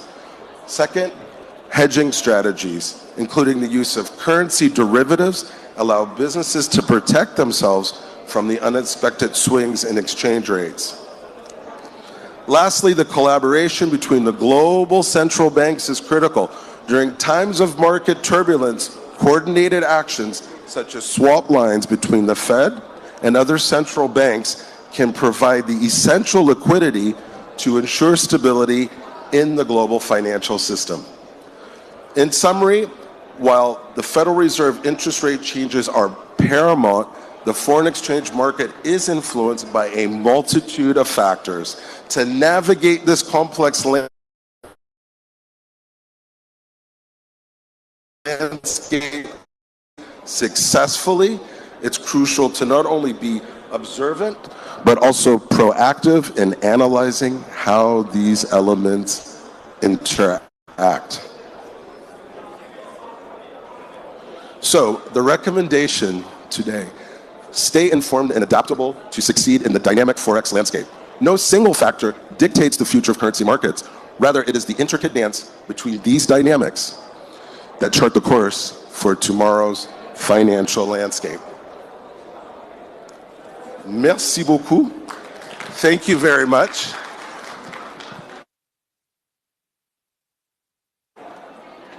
I just want to say one thing in closing. I really, really want to thank the Millennium staff, the organizers of the event, and particularly the international community that is here and present to host us. I can only say that I can feel Dubai today. And I want to thank you for making me feel so welcome and having been so helpful. And I look forward to coming back again soonest. Merci beaucoup. Bonjour. Thank you. My friends, before we continue, I have a request. I think there is a credit card which was lost. Everybody goes like, oh. All right, so it's Washa Bank, it's a Chinese bank, and it's color yellow color. There is no name on it, and it's debit. So if you lost it or something, you can check with the reception. If you can't find it, hopefully I can use it later on, yeah, if you don't mind. Now, my friends, let's continue with our discussions. And for the next, we are pleased to present a talk on the global problem, the intersection of financial inclusion and digital literacy in the AI era. Everybody, let's welcome Dr. Isha Farha Quraishi, the CEO of IFQ Technologies. Everybody, let's give her a warm welcome.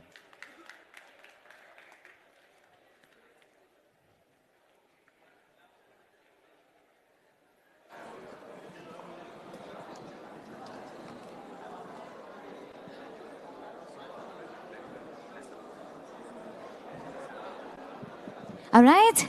A very good afternoon, ladies and gentlemen. I know we are towards, almost closing the entire session. After 1 or 2 sessions is going to be over. And we have already reached the saturation point, our attention span. And so I need to put more effort to get your attention. Well, no problem. All right. So happy to see you again. Let me introduce once again. My name is Dr. Isha Farha Quraishi. I'm CEO and founder of IFQ Evo Tech. And before my entrepreneur journey, I was working with cloud and infrastructure, platform and data center management with Hewlett-Packard, Dell EMC, VMware, and then I took a turn to artificial intelligence like all of you, where you are more interested towards more innovative technology, right? But today, I'm not going to talk anything about the technology, but I'm going to talk about the global problem. And something very interesting as well about me. I'm Mrs. Universe 2019 Solidarity, the first candidate to represent UAE at an international pageant. I'm also Mrs. UAE United Nation, and I love to talk and talk and talk. Well, there you go. So I'm going to talk today about the global problem, when I say it's a social and financial inclusion of vulnerable segments during AI era. When you know that The traditional financial services disrupted completely with the new technology, new innovation, AI in place, decentralized financial services, blockchain, cryptos, and whatnot. But however, we forget sometimes about a category or segment of people who are in the vulnerable society. Let's talk about them. According to the World Bank strategy, 1.6 billion adults don't have access to any of the financial services. They are not exposed to banking. They don't know what is loan. They don't know mortgages. They are not covered for their insurance, for their health, if they undergo any kind of disaster, loss, or theft. And the funny fact is that if you look at the global unbanked adults population, the majority half is coming under richest segment, which is 60%. Can you believe this fact? And the other half, which is 40%, is coming under richer, poor categories. Let me introduce you to a beautiful word called Jeevitam. It's an Indian word originated from Sanskrit. It means life, sustainability, living, or it's also called livelihood. Let's watch a video.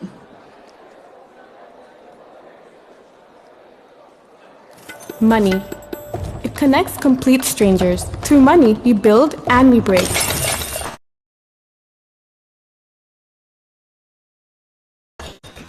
Money helps us fulfill our wishes. Some of us have a lot of money. Some of us have less. But money is a universal need for both individuals and businesses. Our interaction with money has transformed over the years. We build financial institutions that help us manage it. We can save it in a bank. We can take loans to invest in a business or to buy things we like.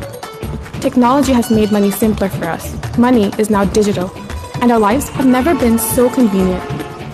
But is it the same for everyone? For millions of people across the world, money is not simple at all. There are people we see every day. In our homes, our cities, and our villages. In a low-paid job for an industry often called the lifeline of our economy. Living in a foreign land, sending remittances back home. The farmers who grow the food we eat. The fishermen who spend months away from home. And the millions of small businesses that we call the engine of our economic growth. Their interaction with money is very limited for many reasons. Irregular income, social status, limited education, distance, and many other factors all restrict their ability to save, borrow, and spend money with convenience. They cannot save for their children's future, invest in businesses, and step up the economic ladder.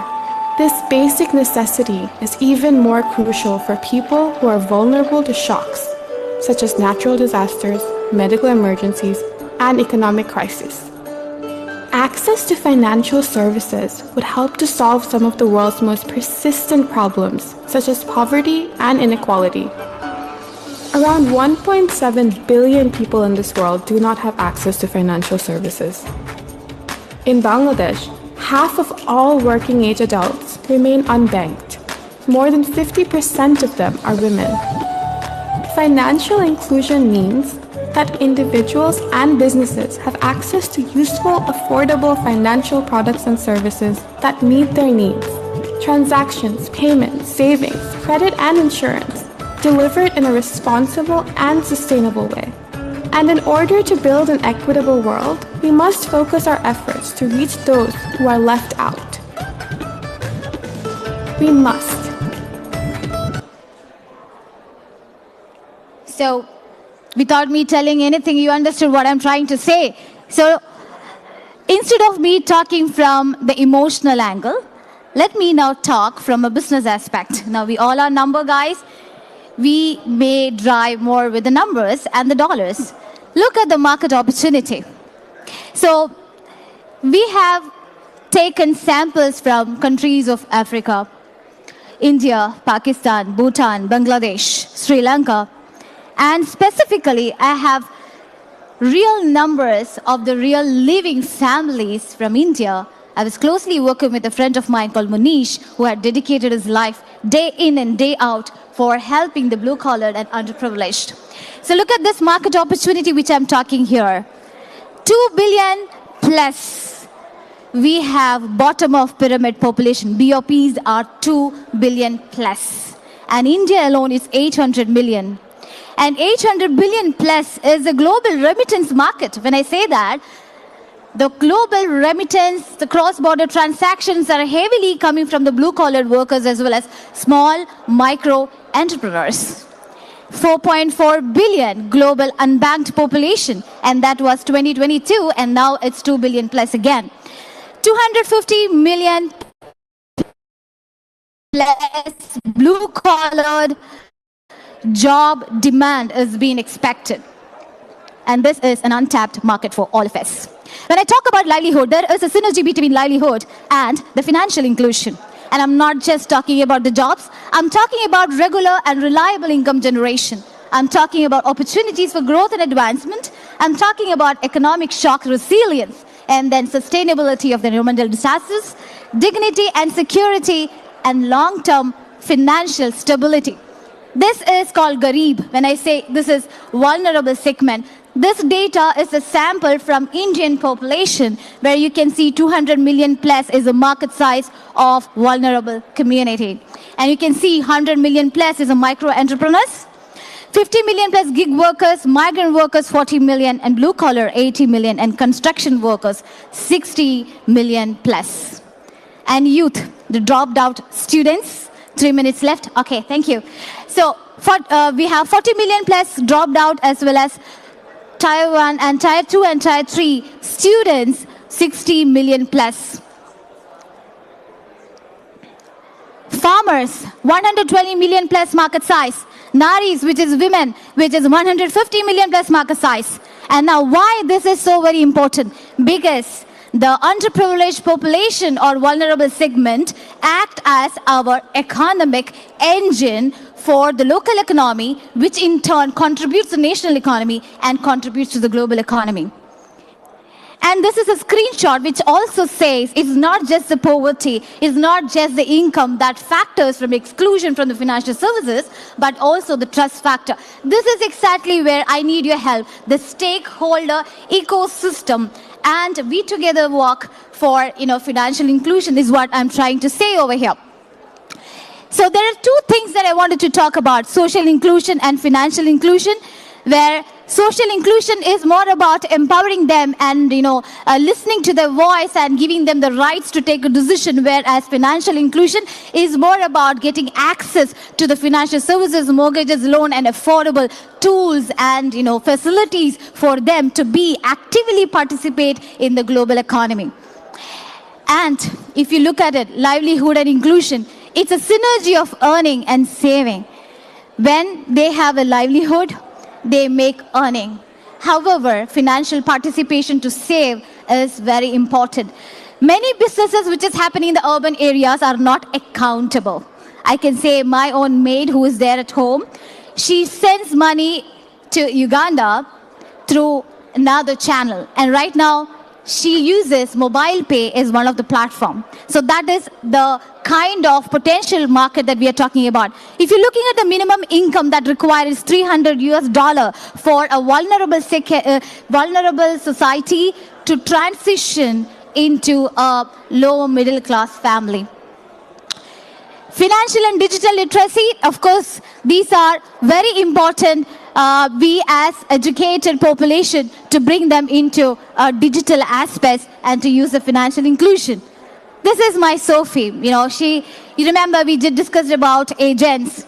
This is more about personalized insurance agent, personalized financial advisor who can take them to, facial recognition capacity. We can take through the scorecard prediction, the default of loan predictions, and many more. In the interest of time, I just have to skip few things. Now we know there is a problem here. Now we know there is a technology here. Now we know we have stakeholders. Now next is the approach. There are platforms like M-Pesa in Kenya, which is very useful. Similar platforms require for the population to go to transition mode. Understanding economic impact, AI-powered microloans, risk assessment for underserved population, digital literacy campaigns, and rural initiative using AI for education. Now, what needs to be changed? The stakeholder ecosystem. The government initiatives, developing low-cost, scalable solution, blockchain potential in financial access, public-private partnership, global collaborations, gender empowerment, subsidizing the digital tools for underserved groups, which is very, very important because many of them, it feels that it is not accessible, affordable, or available for the vulnerable segment yet. And then, of course, the engagement of the youth is the next big thing. Ladies and gentlemen, if we can solve one problem of financial inclusion, we are solving 7 different problems of Sustainable Development Goal of United Nations 2030. I'm sure that you agree with me. And now, just wanted to conclude by saying one message to everybody that let's work together to create a world where sustainable livelihood and inclusive growth are not just an idea, but the reality for billions of people worldwide. Thank you very much.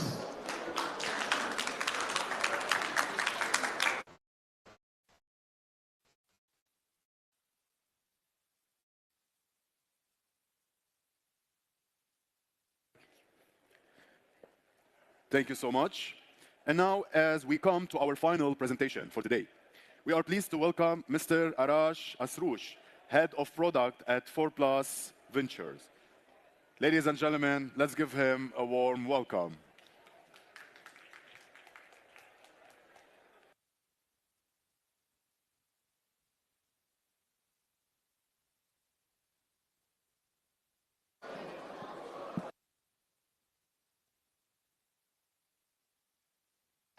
Test. Okay. Hello, everyone, ladies and gentlemen. I'm so happy to have the chance to talk as the last keynote in Wiki Expo, and I hope that you all have learned and gained a lot in this gathering as a big event in Dubai. My name is Arash. I'm the head of products at 4+ Ventures, a venture building and VC company based in Sweden, North Europe, and we mostly focus on Web3 investments and building from the perspective of games and anything that is involved with blockchain ecosystem and so on. Today, I am going to discuss over the power shift that is happening in the finance. And then definitely you all are familiar with the term DeFi, but I want to take 10 minutes to go a little bit deeper to see that how DeFi is actually bringing power back to individuals from all around the globe. So we can see that the decentralized investments are actually replacing with traditional power structures that we are existing. We are all benefiting definitely from lots of loans and the opportunities that banks and legislators are providing for us. But are they really giving a hand to help us, or this is only a subsidiary for themselves? This is the question that we are going to go deeper together. The reason that we are going to focus a little bit on decentralized finance is that you can see that this innovative science is going to provide a peer-to-peer interaction rather than having intermediaries for providing opportunities for builders and those minds who are creative from all around the globe. In the traditional scope of investment, you can see that you are limited into the rules and those facts that the banks and some institutions are providing for you. Just like limitations that the banks provide for your taxes and the government's issues that we have for receiving any sort of help from any capital or a person who is interested in investments. But in decentralized way, there is actually no limitation, and it is a pure peer-to-peer communication between the investor and the person who comes up with an idea. Another perspective that decentralized finance is providing for us is the transparency. So when you are a part of an investment in a big capitalized, company method or something like that, you are always limited into censorship with the ideas that are being shared with you as a stakeholder. But in a decentralized finance, you are directly in touch much at the mercy of blockchain and smart contracts, that who is taking which part of the project and how the project is being developed and how it is going to bring revenue for you in the later scope or something like that. I have provided a diagram here, the pie chart, that represents that how centralized has been the global investments. So we can see that America, United States have had the biggest role in the previous decades. However, there are many big investors all around the globe that are interested to take a part, but their governments and actually some legislatory issues, banking system, and many other limitations are not providing the opportunity for them to take a part. And today, at the mercy of decentralized finance, we can see that there are even teenagers from those countries whose banking systems are not supporting them, but they are businessmen and actually investing on some successful projects. Consider even NFTs or any sort of things that have been really upbeat these days. But everybody is open to take a part and actually benefit from the revenue it brings. Also, we have had lots of fraud issues in a centralized traditional way of investments. You know that definitely there are some dangers like being hacked or whatever in the blockchain and decentralized senses. But the point is that the fraud percentage that we have had recently is incompatible with the opportunities of transparency that the DeFi is providing for us. And then imagine that you are one of those people who come up with an idea in, I don't know, Nigeria or somewhere in the world that the banking system are not allowing to receive external investments, and you are limited into their local laws and legislators. However, if you were allowed to be in touch directly with investors from other side of the world, and at the mercy of smart contracts, your peer-to-peer communication in the the revenue generation could have had a more crystal clear effect on the result of the product you're building. Also, we have now the rise of decentralized finances that are providing all these capabilities that I mentioned, and on top of that, it is giving the opportunity for everyone from all around the globe to have and be capable of building its brilliant idea rather than being limited to some banking system of their own country.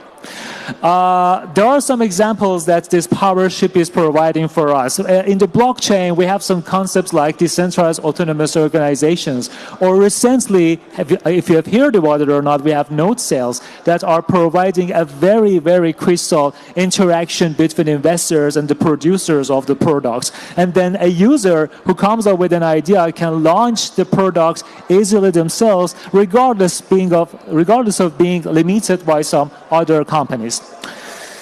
Then accessibility, transparency, and security are the key features of DeFi and the new innovation of power shifting that is literally bringing the power back for the individuals and the communities. Now I want to take a minute to focus on the role of VCs and BCs in this matter. The point is that in a traditional way, again, even venture builders or venture capitals were limited into the limitations that the governors and the banks were providing. For example, they find out and come up with a brilliant idea from other side of the world, but the banking system is not supporting them to invest on them or bring some pool for them to build it. However, decentralized finance is actually breaking all these limitations, and it makes it even more powerful for venture builders and VCs to find out new ideas all around the globe and help them to build and actually bring revenue directly to the pocket of who are investing on them. And we have here the future that we are going toward. We cannot ignore the technology that is stepping in every perspective of our daily lives, even in the fintech, and actually all those parts that we are all maneuvering a lot on it. And I really am appreciative for the time that you spent for listening to my notes. Let's build it together to stay forever, the thing that we are building. Thank you. It was my pleasure. Thank you.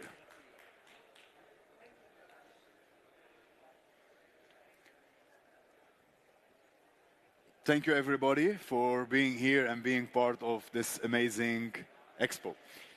And now it's a true honor to be here with all of you today.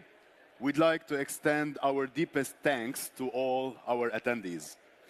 guest speaker and the experts who have shared their valuable knowledge with us. Truly, this is an incredible event. Now we come to the most awaited and exciting part of today's event, the Wiki Finance Award presentation, Dubai 2024. This is the final event of our Wiki Finance Expo 2024, and it holds a great significance. Dubai, as well known, is not the only heart of innovation, but it's also the global financial hub of the MEMA.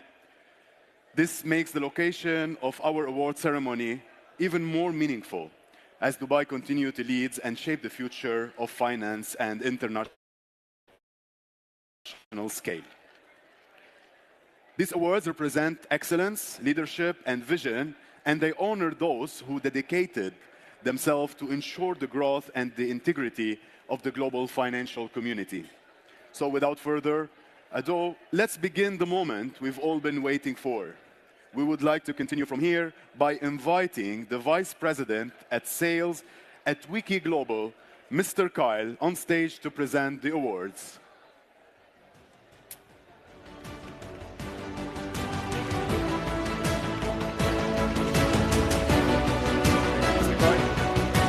Ladies and gentlemen, let's start with the first award presentation. Best Forex Partners Program Dubai goes to Lurenex. Congratulations.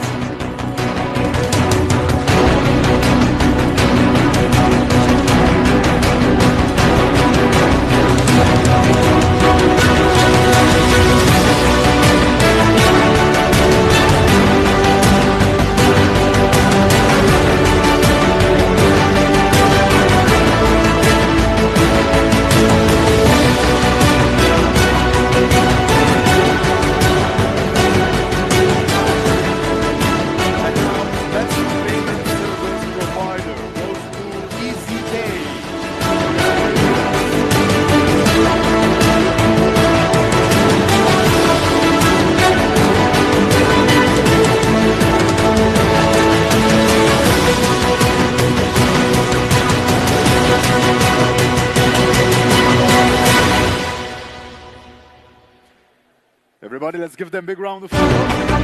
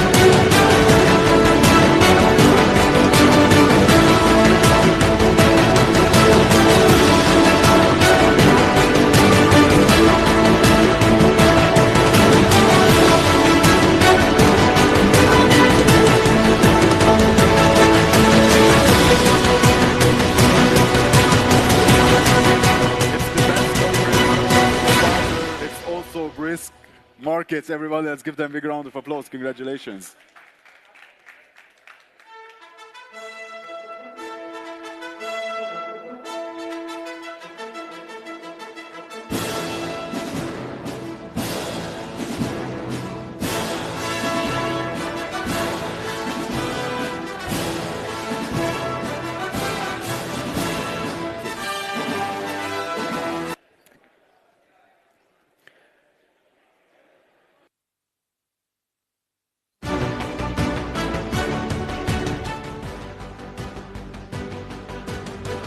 Friend, we go back again for most trusted forex broker Asia. It's Assets FX.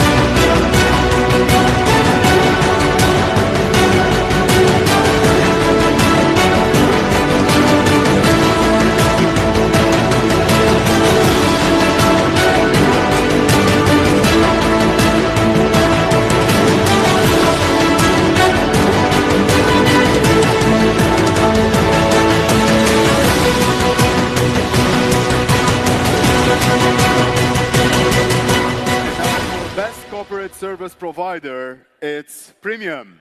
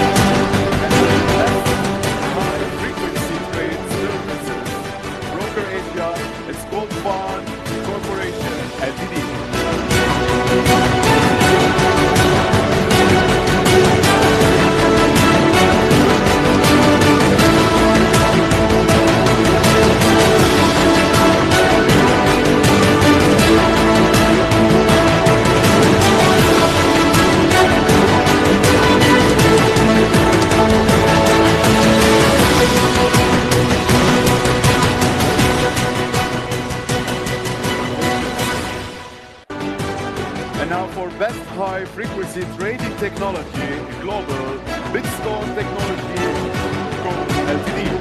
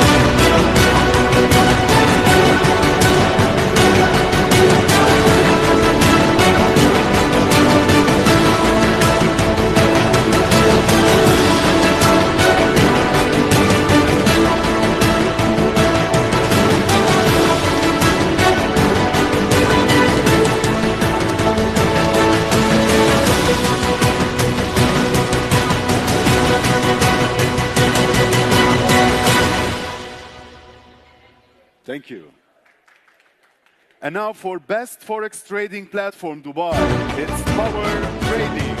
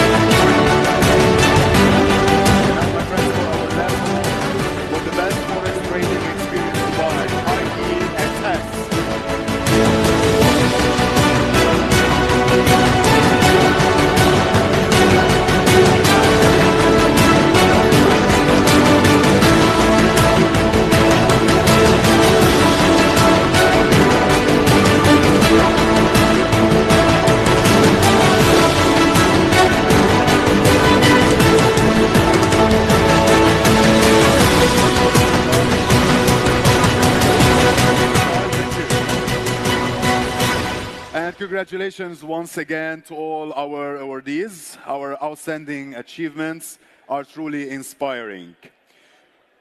As we conclude the award presentation ceremony, we also mark the end of the Wiki Finance Expo 2024. We extend our heartfelt gratitude to all of you, the attendees, guest speakers, panelists, and experts, for your unwavering support through this event. This event wouldn't be possible without your involvement. And we are incredibly proud to have hosted such an enlightening experience. The knowledge shared today will be undoubtedly play a pivotal role in shaping the future of finance. And now, my friends, before we wrap up, I would like to remind our guests about the after party tonight at Al-Nujum Ballroom at Shangri-La, Dubai. If you want to join us at 6:15, there will be a shuttle bus from the hotel at the backstage of the hotel, not the main entrance. It will be at the back entrance. Please use it. The shuttle will be there at 6:30 in Shangri-La, so be down at 6:15. Once you reach the An-Nujum ballroom, please show your invitation card. My friends, I would say one more thank you to all of you, and this will be the end of our expo. Thank you all for joining us, and hope we will see you next year. Thank you so much. Enjoy your evening and have a good night.